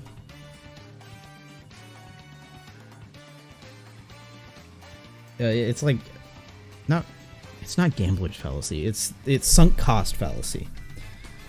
Because if you have a big Twitch streamer that has like 8,000 subs, right? And they get lots of gifted subs. Like, a majority of it is gifted subs, which it usually is. And they have like 8,000. As someone who gifts subs, I would be like, I would really rather push you over to 10,000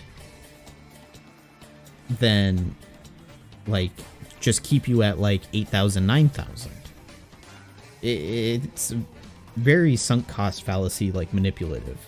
Couldn't that be manipulated with self-gift subs? Sure, but at best, self-gift subs, you lose $2.50 per.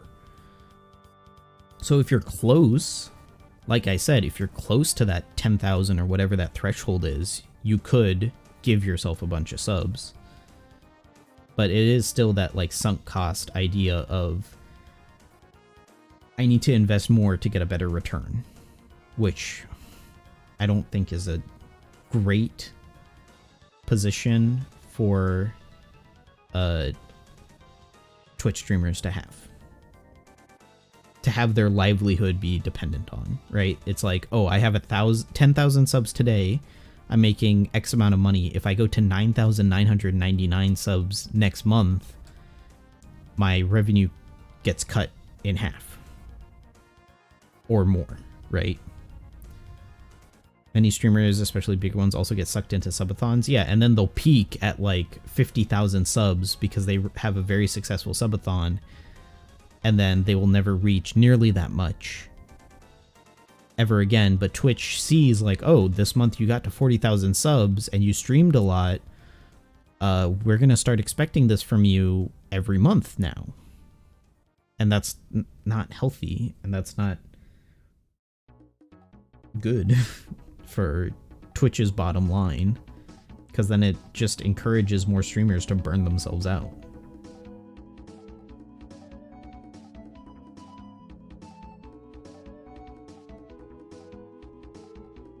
Like, streaming already for a lot of people is stressful.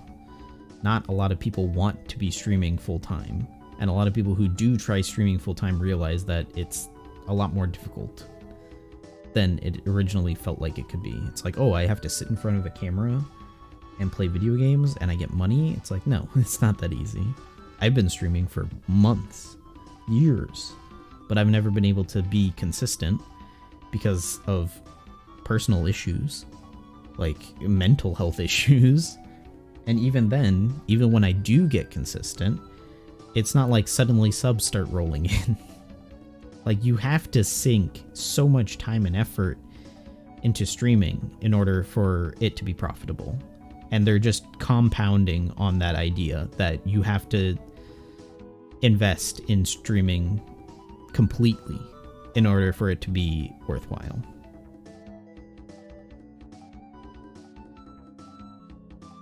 There's a bunch of GTA RP, mostly female ones, that go heavy hours.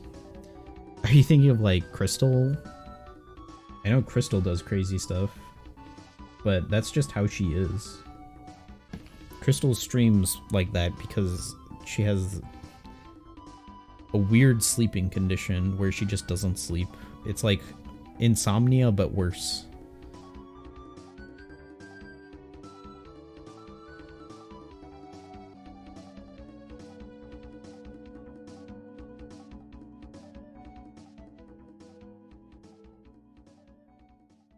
Crystal and Jenny. Yeah, Jenny also does a bunch of subathons.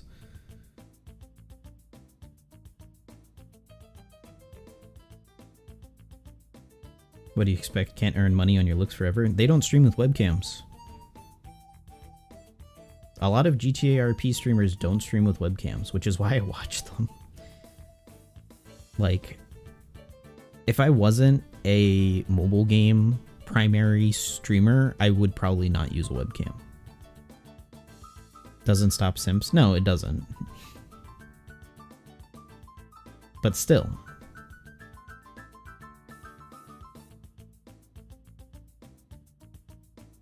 Speaking of GTA RP, I actually wanted to apply for NoPixel, because I think RP would be funny.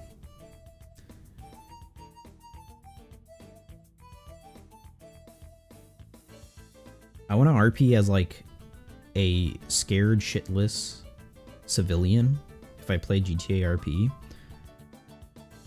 because it feels like so many people in GTA RP are like, this is a video game, so I'm gonna RP like it's a video game.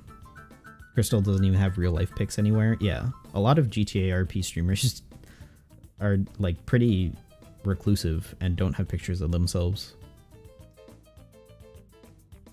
or haven't been seen on stream, on other people's streams, or haven't used a face cam, or just rarely use a face cam. Even the prominent male GTA RP streamers like don't feel the need to use a face cam. Like, honestly, I think a face cam in GTA RP kind of detracts from it.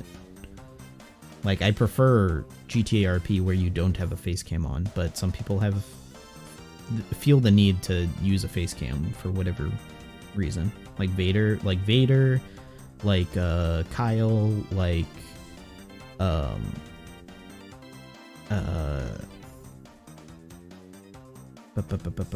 am I thinking of? Like Penta. Like a lot of them just don't use. He lost a lot of viewer base from his Facebook time. Well, I mean, going on Facebook at all will lose you your viewer base, yeah. But it's okay, we can bully Vader for that.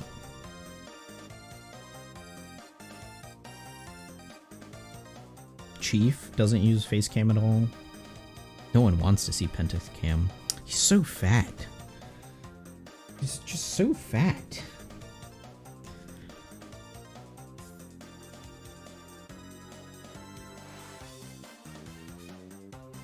I love Chief streams.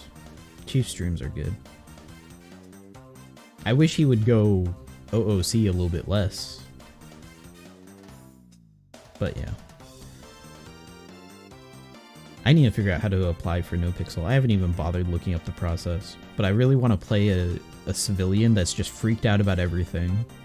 And like specifically doesn't, like fears guns and stuff like that. Vader made a lot of money for the free 20 to 30 hours he had to stream weekly on Facebook. I mean, yeah. Initially, when I saw streaming on another platform, I was like, why would you do it? Twitch has, like, such a better platform in so many ways. But then as Twitch started to deteriorate, I'm like, man, I wish Mixer was still here. I wish Facebook had a better interface. I wish Facebook didn't make you link it to a Facebook account because now everyone knows your real name. I wish YouTube had a better chat interface. I wish, like, all these things, because I would rather be streaming on another platform than Twitch because of how Twitch handles a lot of their stuff behind the scenes. Not their technical stuff, but also their technical stuff. Like their business practice. A lot of Twitch's business, I don't really like how they handle it. But YouTube is changing CEOs. Who knows if that will be good or bad for YouTube. Mixer is dead, and I doubt Microsoft wants to touch Mixer ever again. So who knows?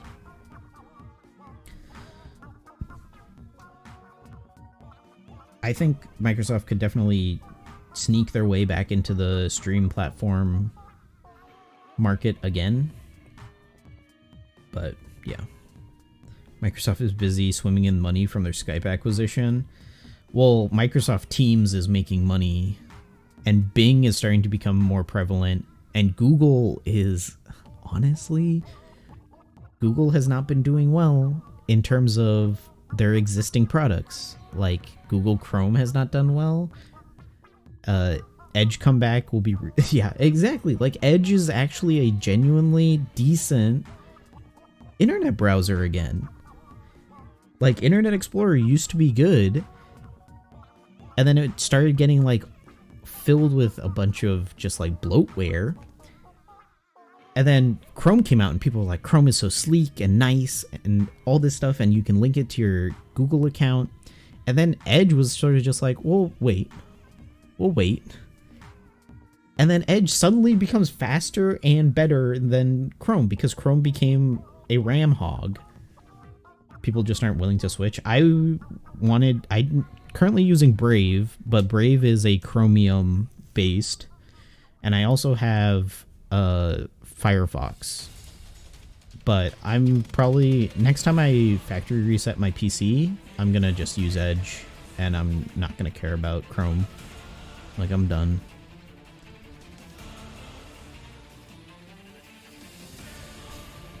I mean, can I blame them? Yes.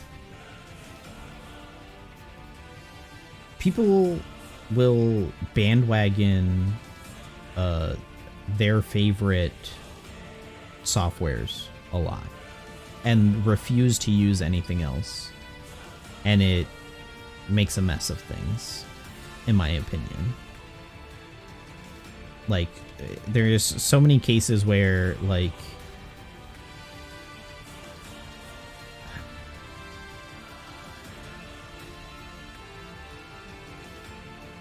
I don't know. There's so many cases where it's like people will use the popular thing just because it's the popular thing.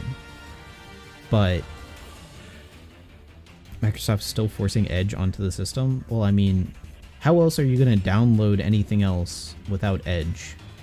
Like, it's impressive that they come with an internet browser in the first place.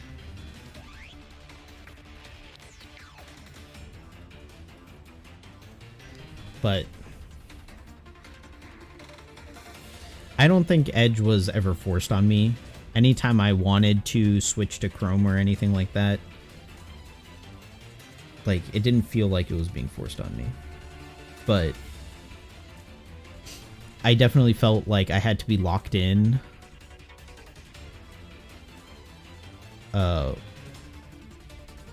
once I switched to Chrome, and it felt harder and harder to switch off of Chrome because so many systems were just compatible with Chrome.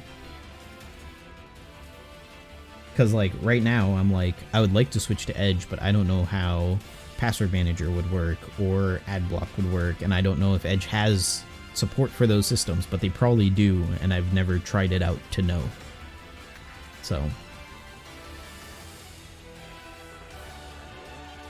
like, I don't mind that they put Edge on every Windows PC.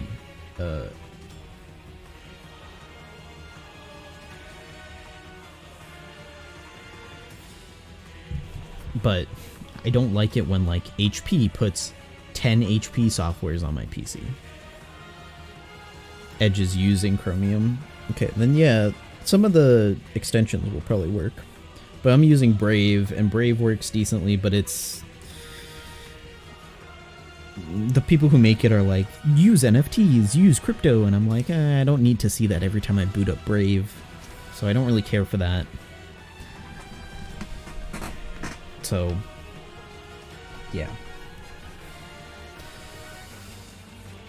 And also I need to factory reset my PC eventually anyway, because I think my Ethernet card and or my motherboard is weird.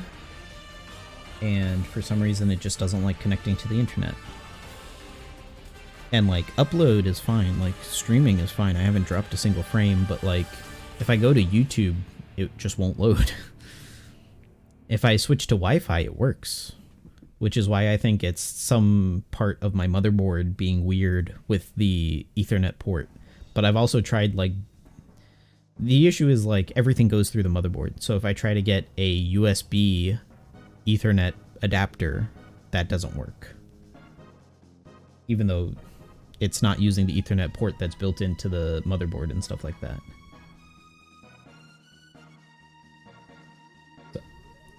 So, yeah, I need to figure out why that's happening.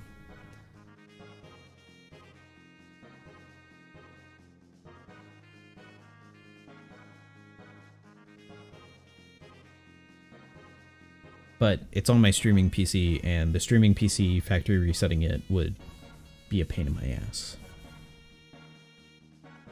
So...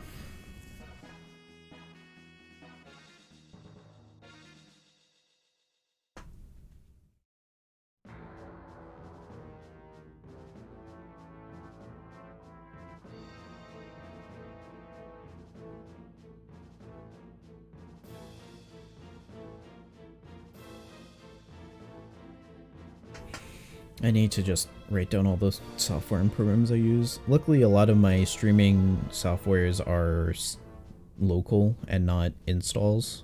They're just on a hard drive, so I just run them locally. But OBS and all the plugins I'd have to reinstall and set up the all the other stuff for that. So there's just a bunch of stuff that I need to set up if I factory reset.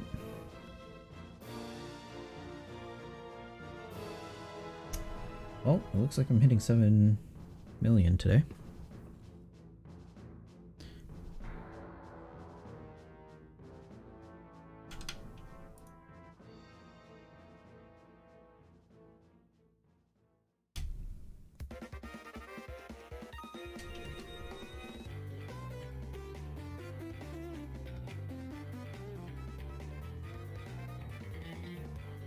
I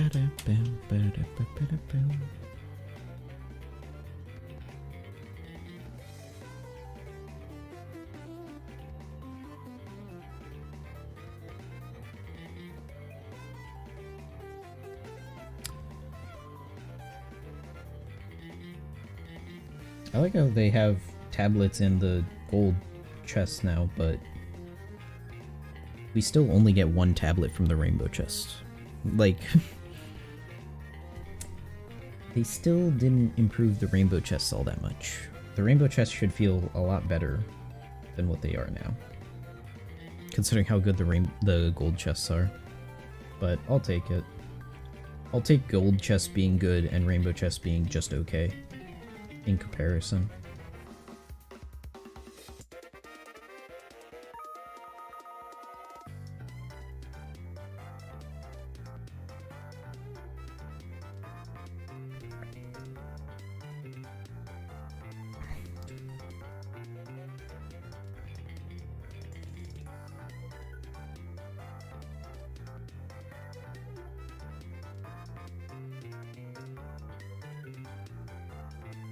Man, to think that Microsoft wanted to buy Discord at one point, and then Discord was like, no, we're gonna go public, and then Discord was like, nah, we're not going public.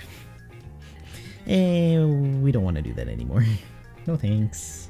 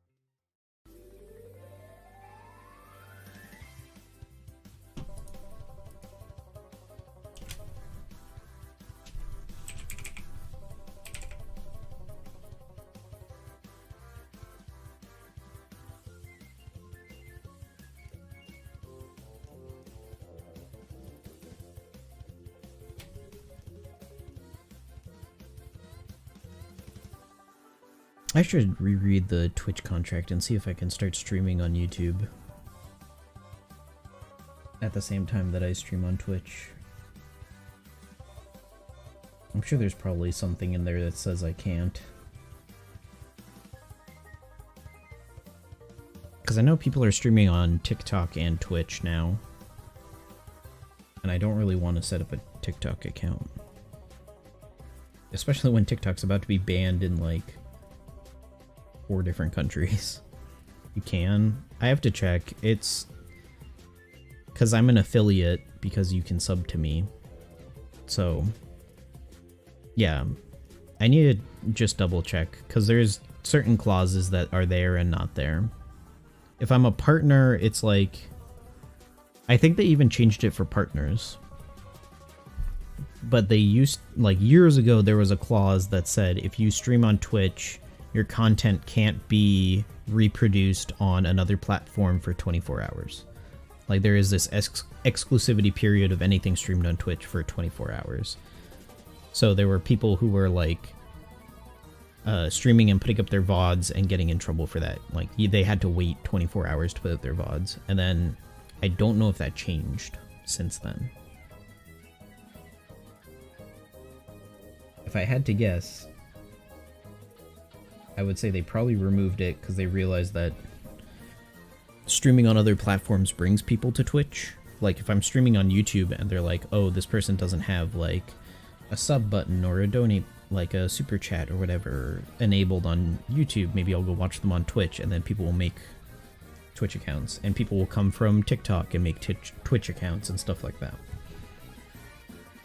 A lot of streamers upload their gameplay 2 hours after their stream ends. Yeah, I need to, thanks for reminding me, I need to put a bunch of my VODs up.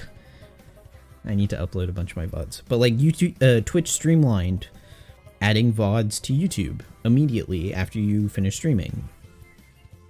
So they must have changed it, because otherwise they would just have a built-in like 24-hour lock on those things. So I need to just double check and see what the rules are, but then I need to see if there's a way to stream to multiple platforms through OBS. Which I don't think there is, because if I can stream on YouTube, I'd want to stream on much higher bitrate, and I don't think I can do that. It's not streaming at the same time. No, but there are some partners who do stream at the same time. I know that for sure, because I have seen them. There was a stream I was watching where he's like, yeah, if you're on TikTok watching right now and you see XYZ, that's because XYZ on Twitch is happening. And I was like, oh, they stream on TikTok at the same time. And then they would have people in their chat be like, hey, I'm from TikTok.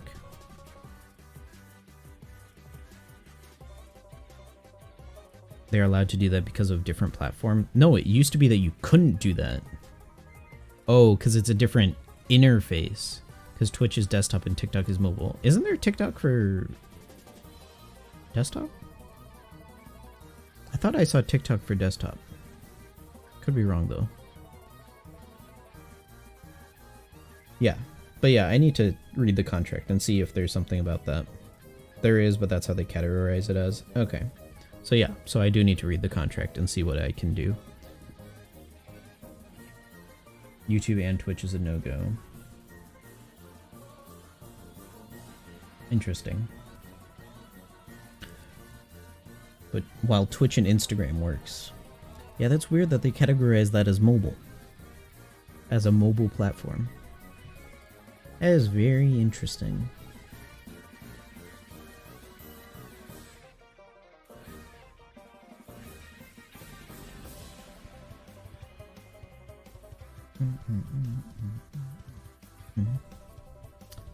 Yeah, I'll just reread the... because there's a section on it. I know that, so I need to read that and see what they say. But if it's only like Twitch and Instagram / TikTok, then I don't care for it. But I'm starting to see a lot of people on Twitch also streaming on YouTube, and I'm like, are they doing that at the same time, or are they doing that interchangeably for another reason or something like that? I messed up my order, but that's fine. Should be good.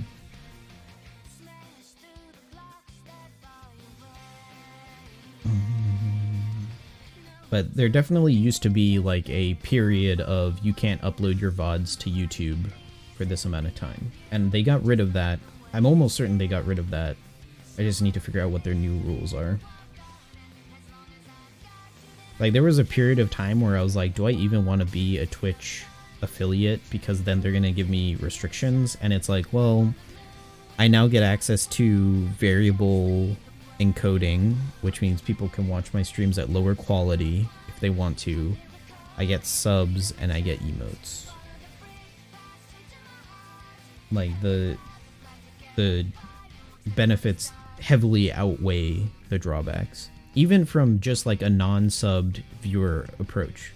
Like, you guys can switch to lower quality video if your internet is slow and stuff like that. And that's only beneficial for me, because that means that more people would be able to watch the stream and enjoy it.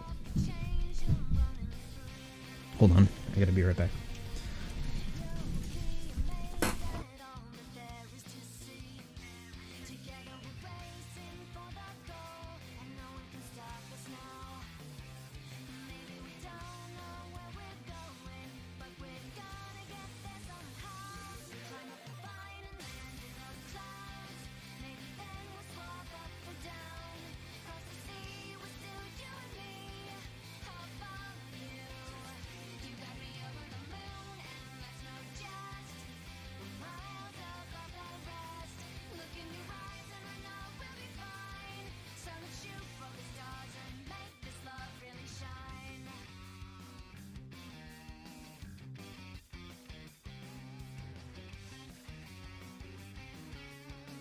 Okay, sorry about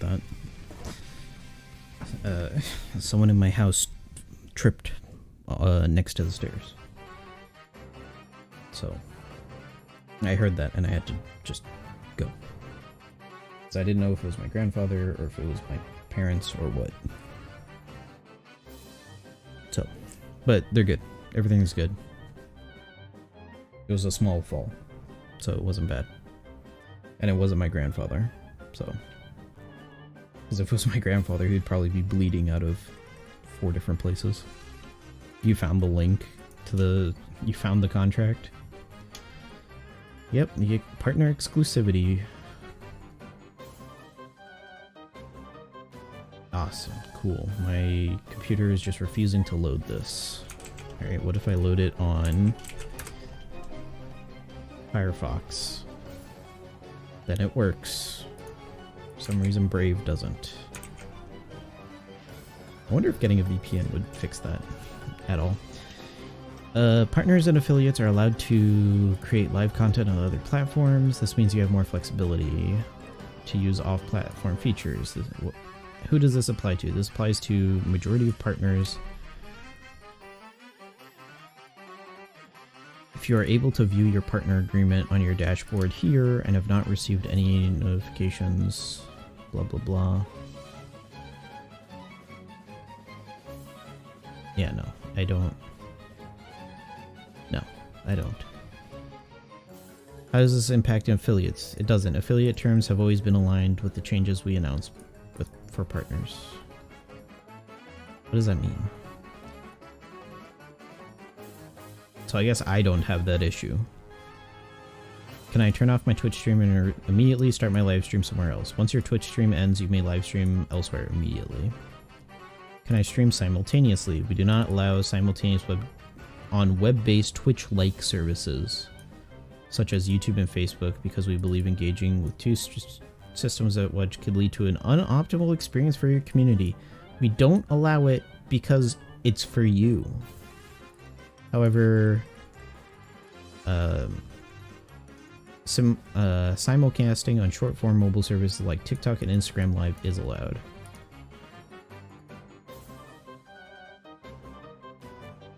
Encourage you to promote Twitch on other platforms and services. Please tell people to sub on Twitch. Please, dog. Please. Please, we need that $5.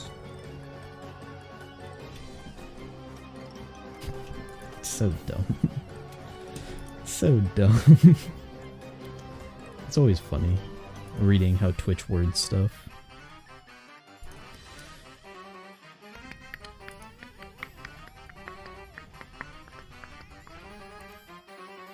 I need to see what VODs I've already uploaded, so I know which ones to... Oh, hey, this one has muted audio? Interesting.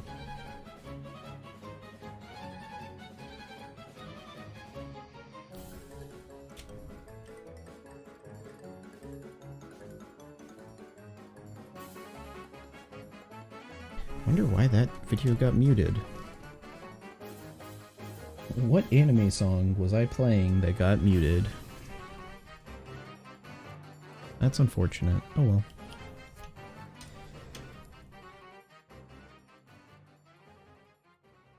Ah, Like a Dragon Ishin is out. God, I want to play that so bad, but it's so expensive. And I have plenty of other Yakuza games I could play instead.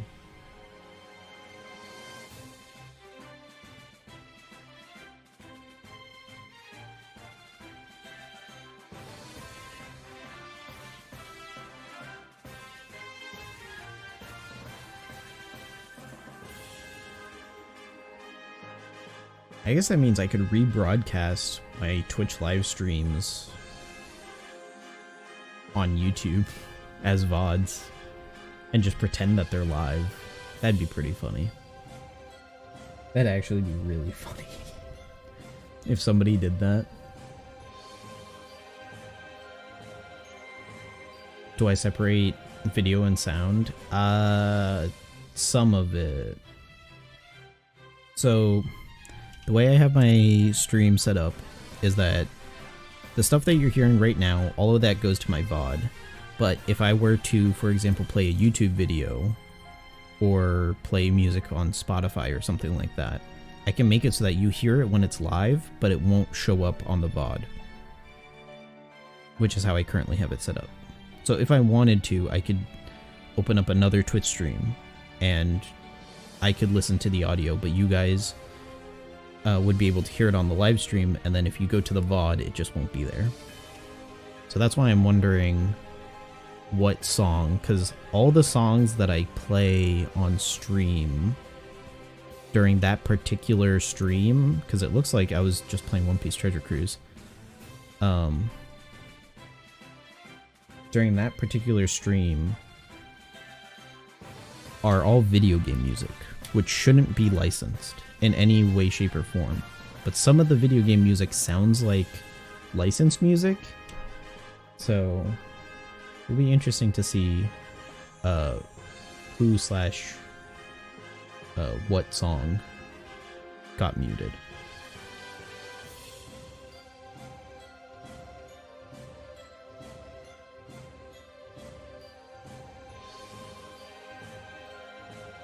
But I'll have to check that off stream because it'll take a minute for me to scrub through it and find the audio and stuff like that. In Pokemon, there is an Ed Sheeran song.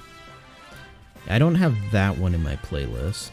Yeah, there are some licensed songs in video games, but I usually... all the songs that I've taken are original soundtrack. So a licensed song wouldn't be from an OST.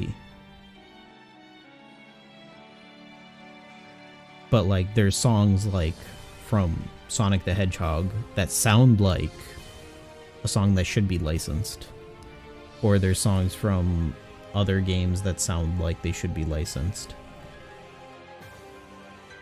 So sometimes it just sounds like it should be licensed and they mute it for that reason. Like if there's any vocal singing, usually that will get flagged.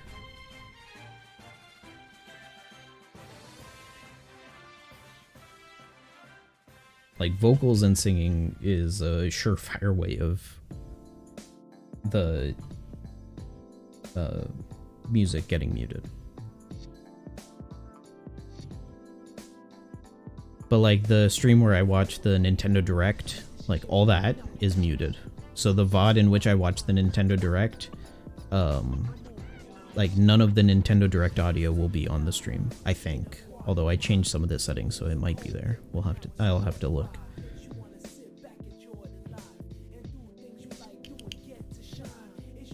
But even though like on stream we could hear the audio and all that, I have it so the VOD doesn't get any of that audio. Which is a very fun feature in OBS that is very easy to set up that I feel like a lot of streamers don't utilize fully. Because then you can do funny licensed music like bits and playing their music and stuff like that, but then the VOD, you still have your full voice and people can hear what you're saying and stuff like that. Although my Twitch VODs probably have closed captioning, but the YouTube videos of my VODs I don't think do.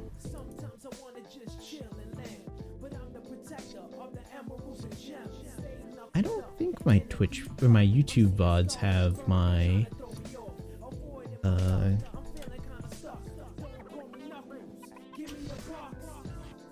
closed captioning. Let me actually see that right now. Sorry, 1 second.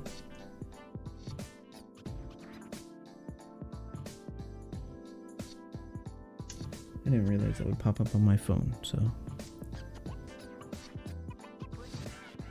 there we go. Okay. Oh man, I've missed like a month of VODs.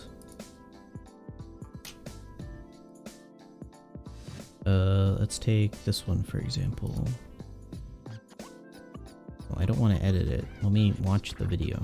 View on YouTube. There we go.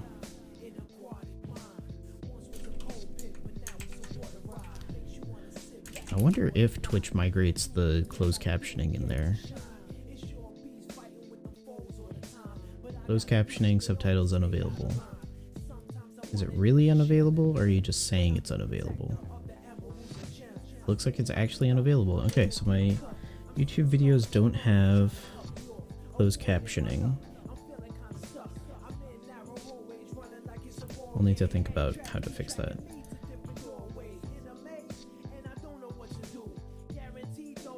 Weird. Okay. Yeah, I'll need to figure out something for that.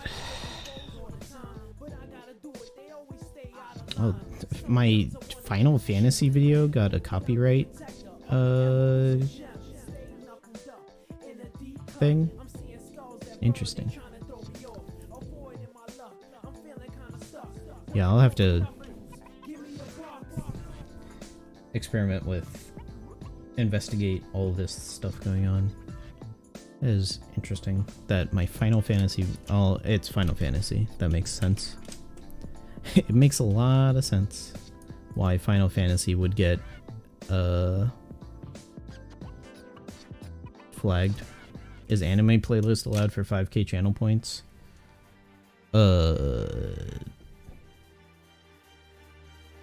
No. Anime would be insta copyright. So it needs to be video game. Oh, yeah. The music from Final Fantasy is licensed. So it throws a content warning, but it doesn't affect it. It just claims it as music showing up. Okay, cool. But yeah, the channel point redemption for adding stuff, I don't know if I have a channel point redemption for that. Still, I used to.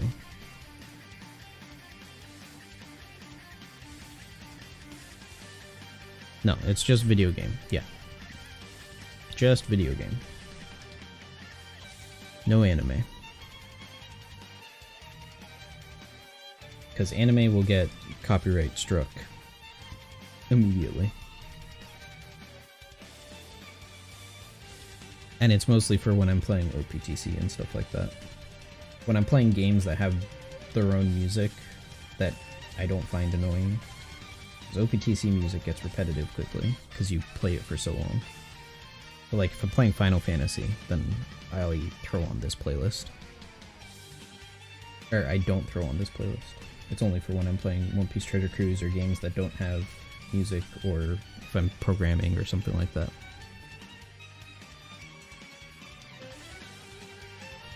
What do you mean repetitive? Don't I enjoy the same Treasure Map soundtrack for 5 years? Yeah. I love listening to the same orchestral horn and brass thing because they don't want to really do anything that feels not One Piecey.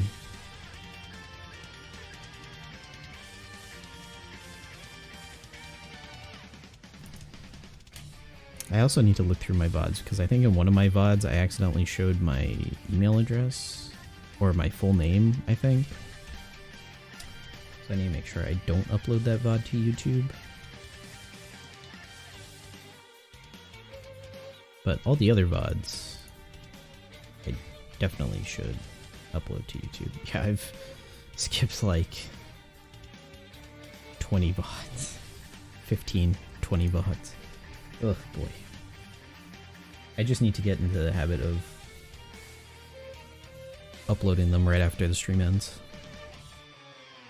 Save myself the time of dumping 15 at a time.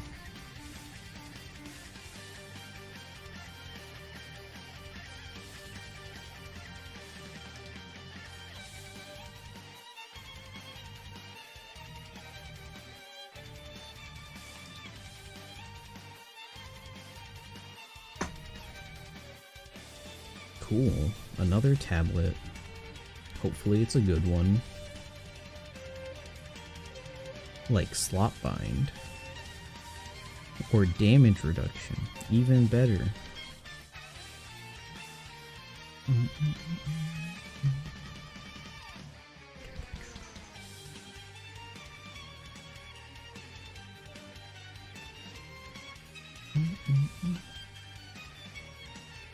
Are acapella versions legit? Those can get flagged for copyright. If the tune is the same, then it will definitely get flagged for copyright. Like, even if it samples from a licensed song, it will get DMCA'd. Like, that's how tight the automatic detection is. Like, if it uses 3 seconds from a licensed song, it'll be like, yep, that entire 5 minutes is completely mine. And it's not even the 5 minutes. If I play a DMCA song for 3 minutes on a 10-hour stream, they can be like, the entire 10 hours, we want all of your revenue from the entire 10 hours. All the ad revenue, every part of it. For playing a song for 30 seconds or 3 seconds or 10 seconds or whatever. Which is why fair use laws and stuff come into play at that point.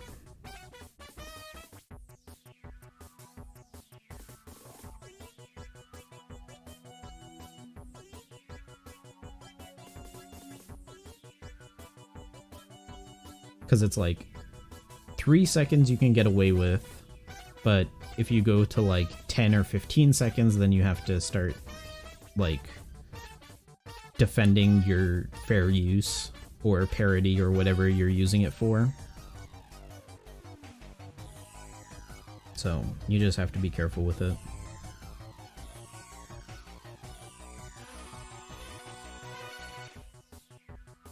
But like couple second long clip shouldn't be too much of an issue.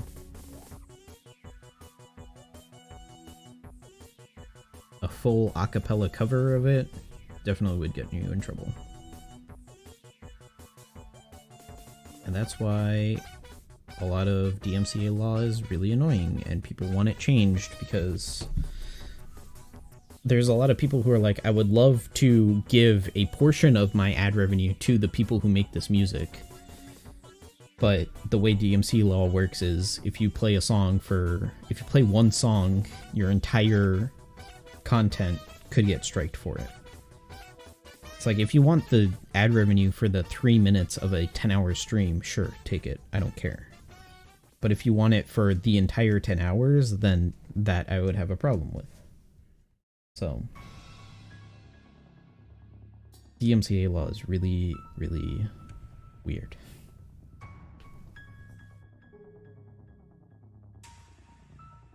But it's made to be weird. It's not weird because it was written poorly. It's weird because it's written to be exactly what it is.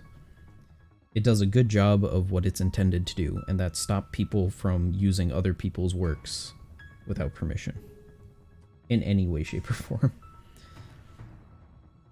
You can thank Disney for that. Disney, Sony, and a couple other companies, they were all very big on making sure that if they own something, no one else can get any profit from it.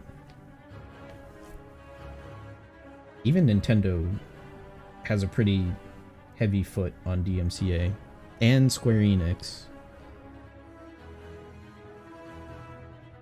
But Square Enix is worse than Nintendo in some cases. I mean, I'm getting flagged for Square Enix's music in Final Fantasy, and I've never gotten flagged for Nintendo music when it's part of a gameplay or something like that. But apparently Final Fantasy, yep, they are definitely going to flag me for that.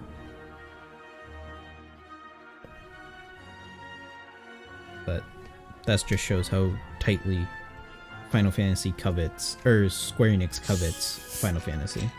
It's their cash cow. They don't want anything happening to their cash cow.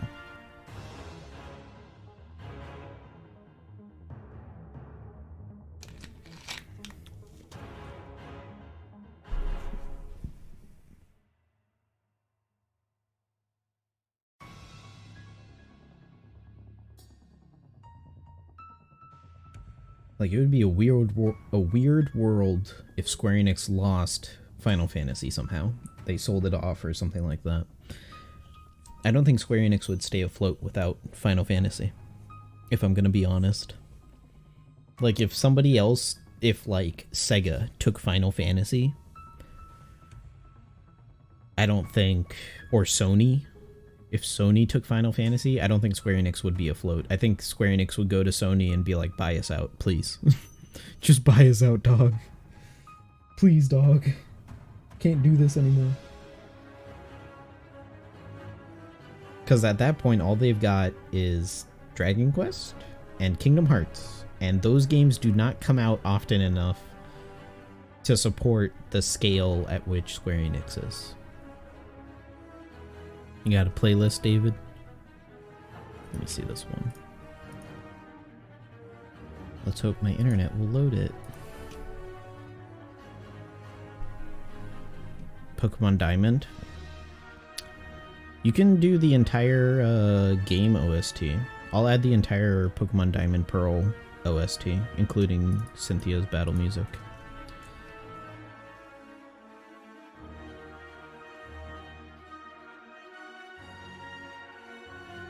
So I'll do that at the end of stream. Got that in. Thank you.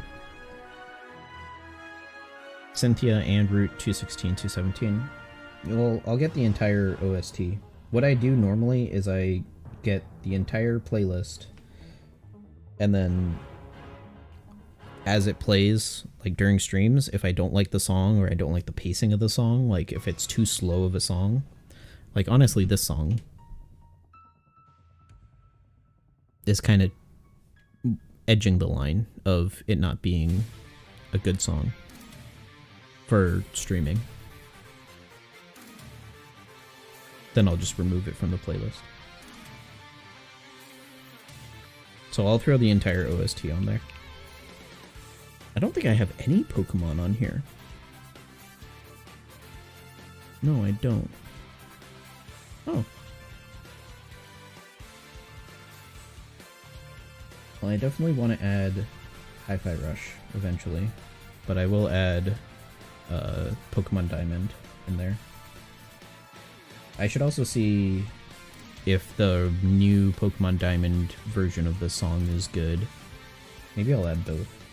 We'll see.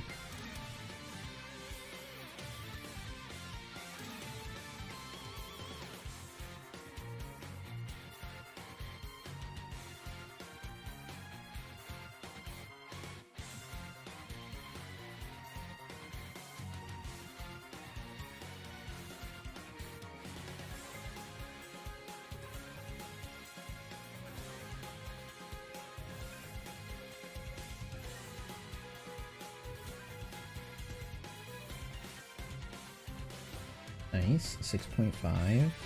Probably get close to 7, and then if I do a run before bed, I'll probably pass 7 million easily.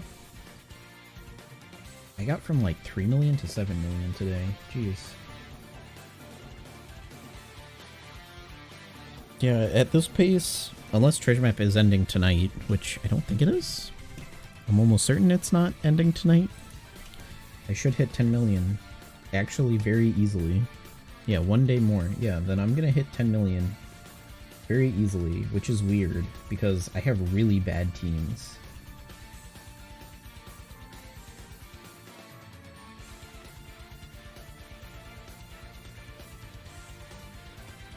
Like, my multiplier on these teams is not good, but the teams complete the content, at least. You're at the same amount of runs as me. You're at 4 million. Ugh. You must have had very poor luck on getting some units in that case. Because I haven't pulled in 7 months.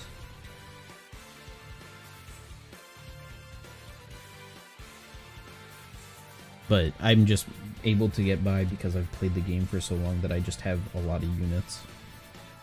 No New Year batch, only Robin. Oh god, that's rough. And Robin's not even that useful for this event, for any of these.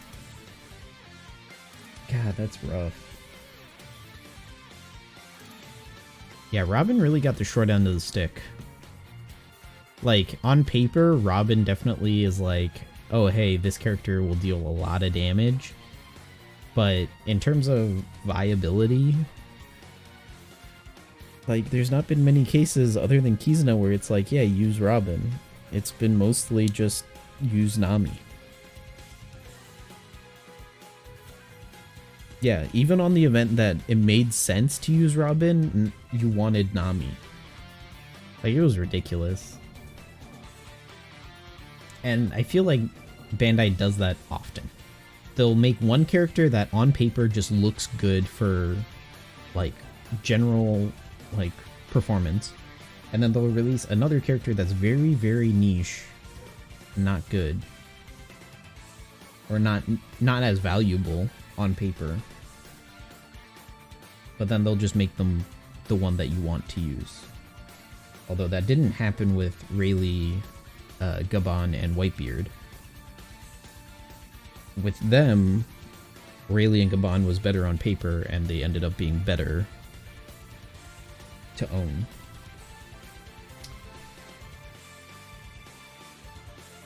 No, he's barking. I think he feels lonely. Or he saw something outside.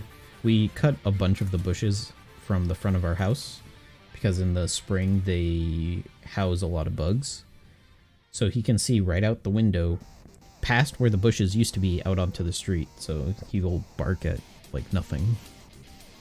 Or he'll, like, think he sees something more often now, so he'll just bark for no reason.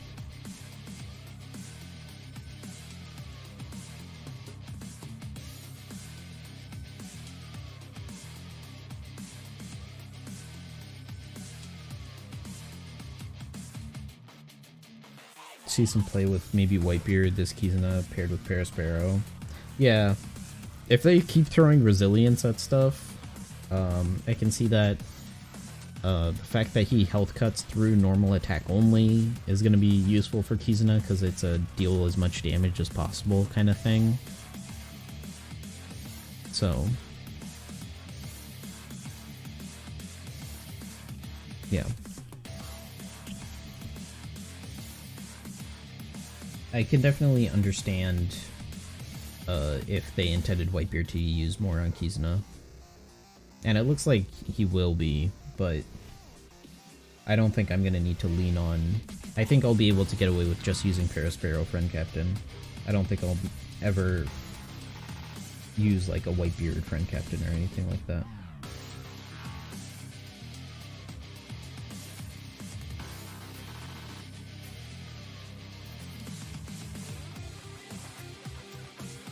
Yeah, he's upset about something. I think maybe he was put to bed, and it's pretty early for him to be put to bed. That's probably what he's upset about. He doesn't want to go to bed.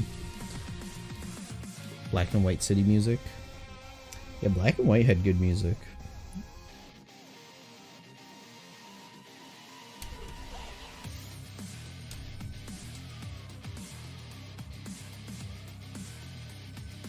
Like, that era of Pokemon music was very good.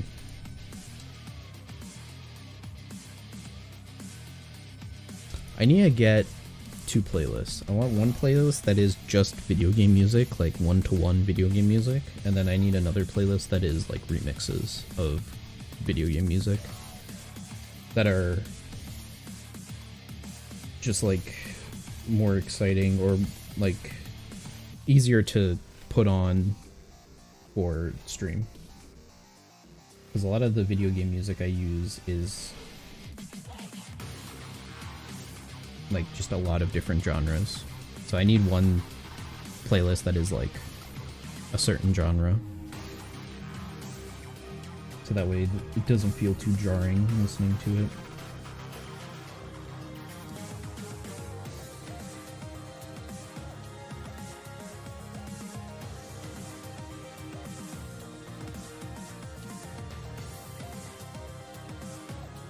But yeah, like right now I played the Pokemon music and I was able to mute it for you guys. I can even make it so that I don't hear the music that you guys can hear, which is really funny. Because then I'll get a song stuck in my head and I'll be humming it and it will conflict with the song currently playing. That's always funny. At least to me, it's funny.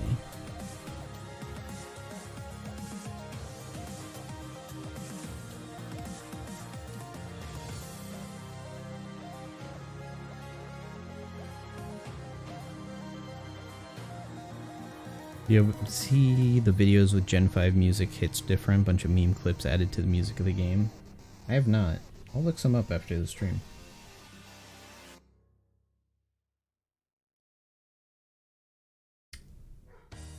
I need to add the Metal Gear Rising songs to this playlist.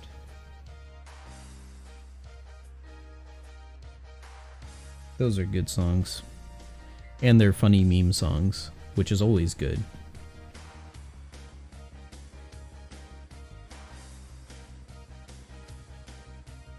Man, he is barking up a storm.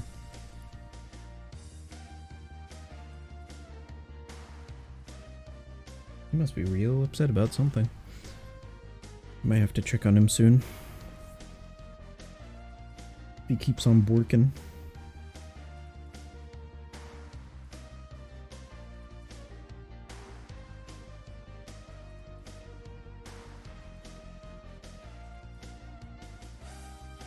Don't know if it's coming through the mic. I don't think it is, which is good. His barking shouldn't come through the mic, but it might come through the mic if I'm talking at the same time. I don't have any Whitey Bay friends. Thinking of stopping grinding. I mean, with 1 day left, the best you might be able to get is like 7 million or 8 million, unless you like really go for it. Just like at your pace that you're going right now, 7 or 8 might be the best that you get. So look at the rewards and see if it's worth it. If not, stopping at 5 million would be fine. Or 4 million, whatever you feel comfortable with. Or just playing casually so that way you don't derank or anything like that. Etc, etc. Because at my pacing I should be able to hit 10 million, and getting like the gems and the extra rare recruit tickets like would be nice, but I'm not too worried about it. It's a would be nice kind of thing. I don't stress too much about hitting 10 million each time. It's my goal, but I don't stress out about it.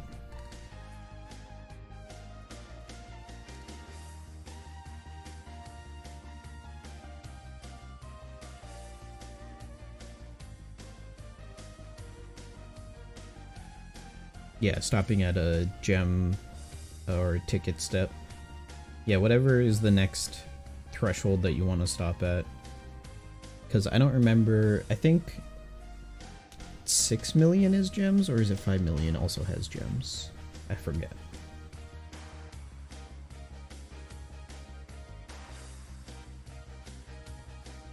But yeah, you can just pick whatever threshold before 10 million you want to hit, and just go for that, and then stop.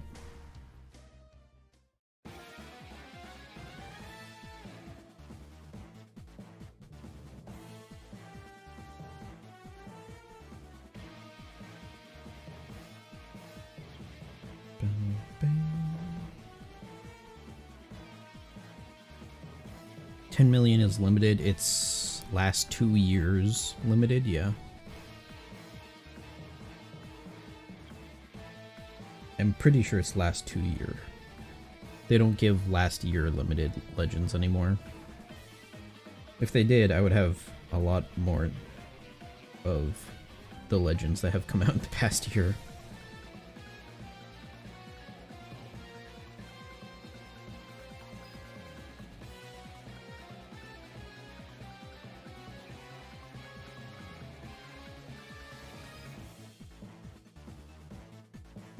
Like, I've been getting really unlucky with the 2 year limited tickets. I'll get like the very edge of whatever is in that pool. Always whatever's the oldest.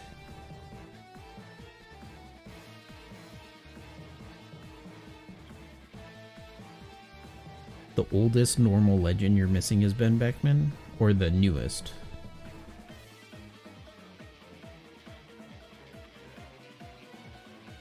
I guess latest would be newest. Oh, oldest. Then yeah, it's gonna be a long shot to try to get Ben Beckman Looky Roo in that.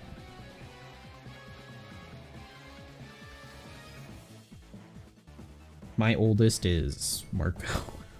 Sai Marco, who I've been wanting so I can at least have a little bit faster EXP grinding.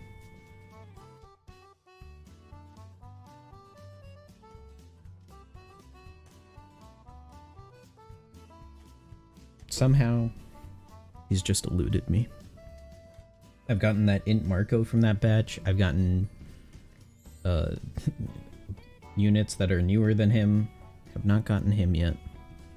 Do I grind Hime Turtles with my extra stamina? Usually, yeah. Because getting level ups is more valuable to me than farming Rainbow Turtles. And Hime Turtles aren't a bad... Like, if they increase how many Hime Turtles we can feed at a time, like, they're not a bad way of getting units to level 150.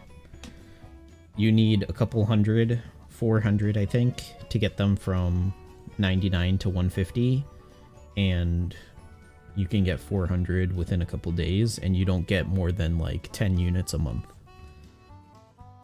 So it's close. 250 with super success. Yeah, if we had 100% super success, then you just divide it by 2/3. Multiply by 2/3. Divide by 1.5. But yeah. I think I'm going to stop here because my dog is very upset and I need to make dinner. And it's been about 5 hours. So, pretty good stream length. Yeah. Almost at 7 million, which is pretty good. Oh. But yeah, I need to eat. I'm hungry. So I'm gonna call it here. Let's see. Let's see if there's anyone to host.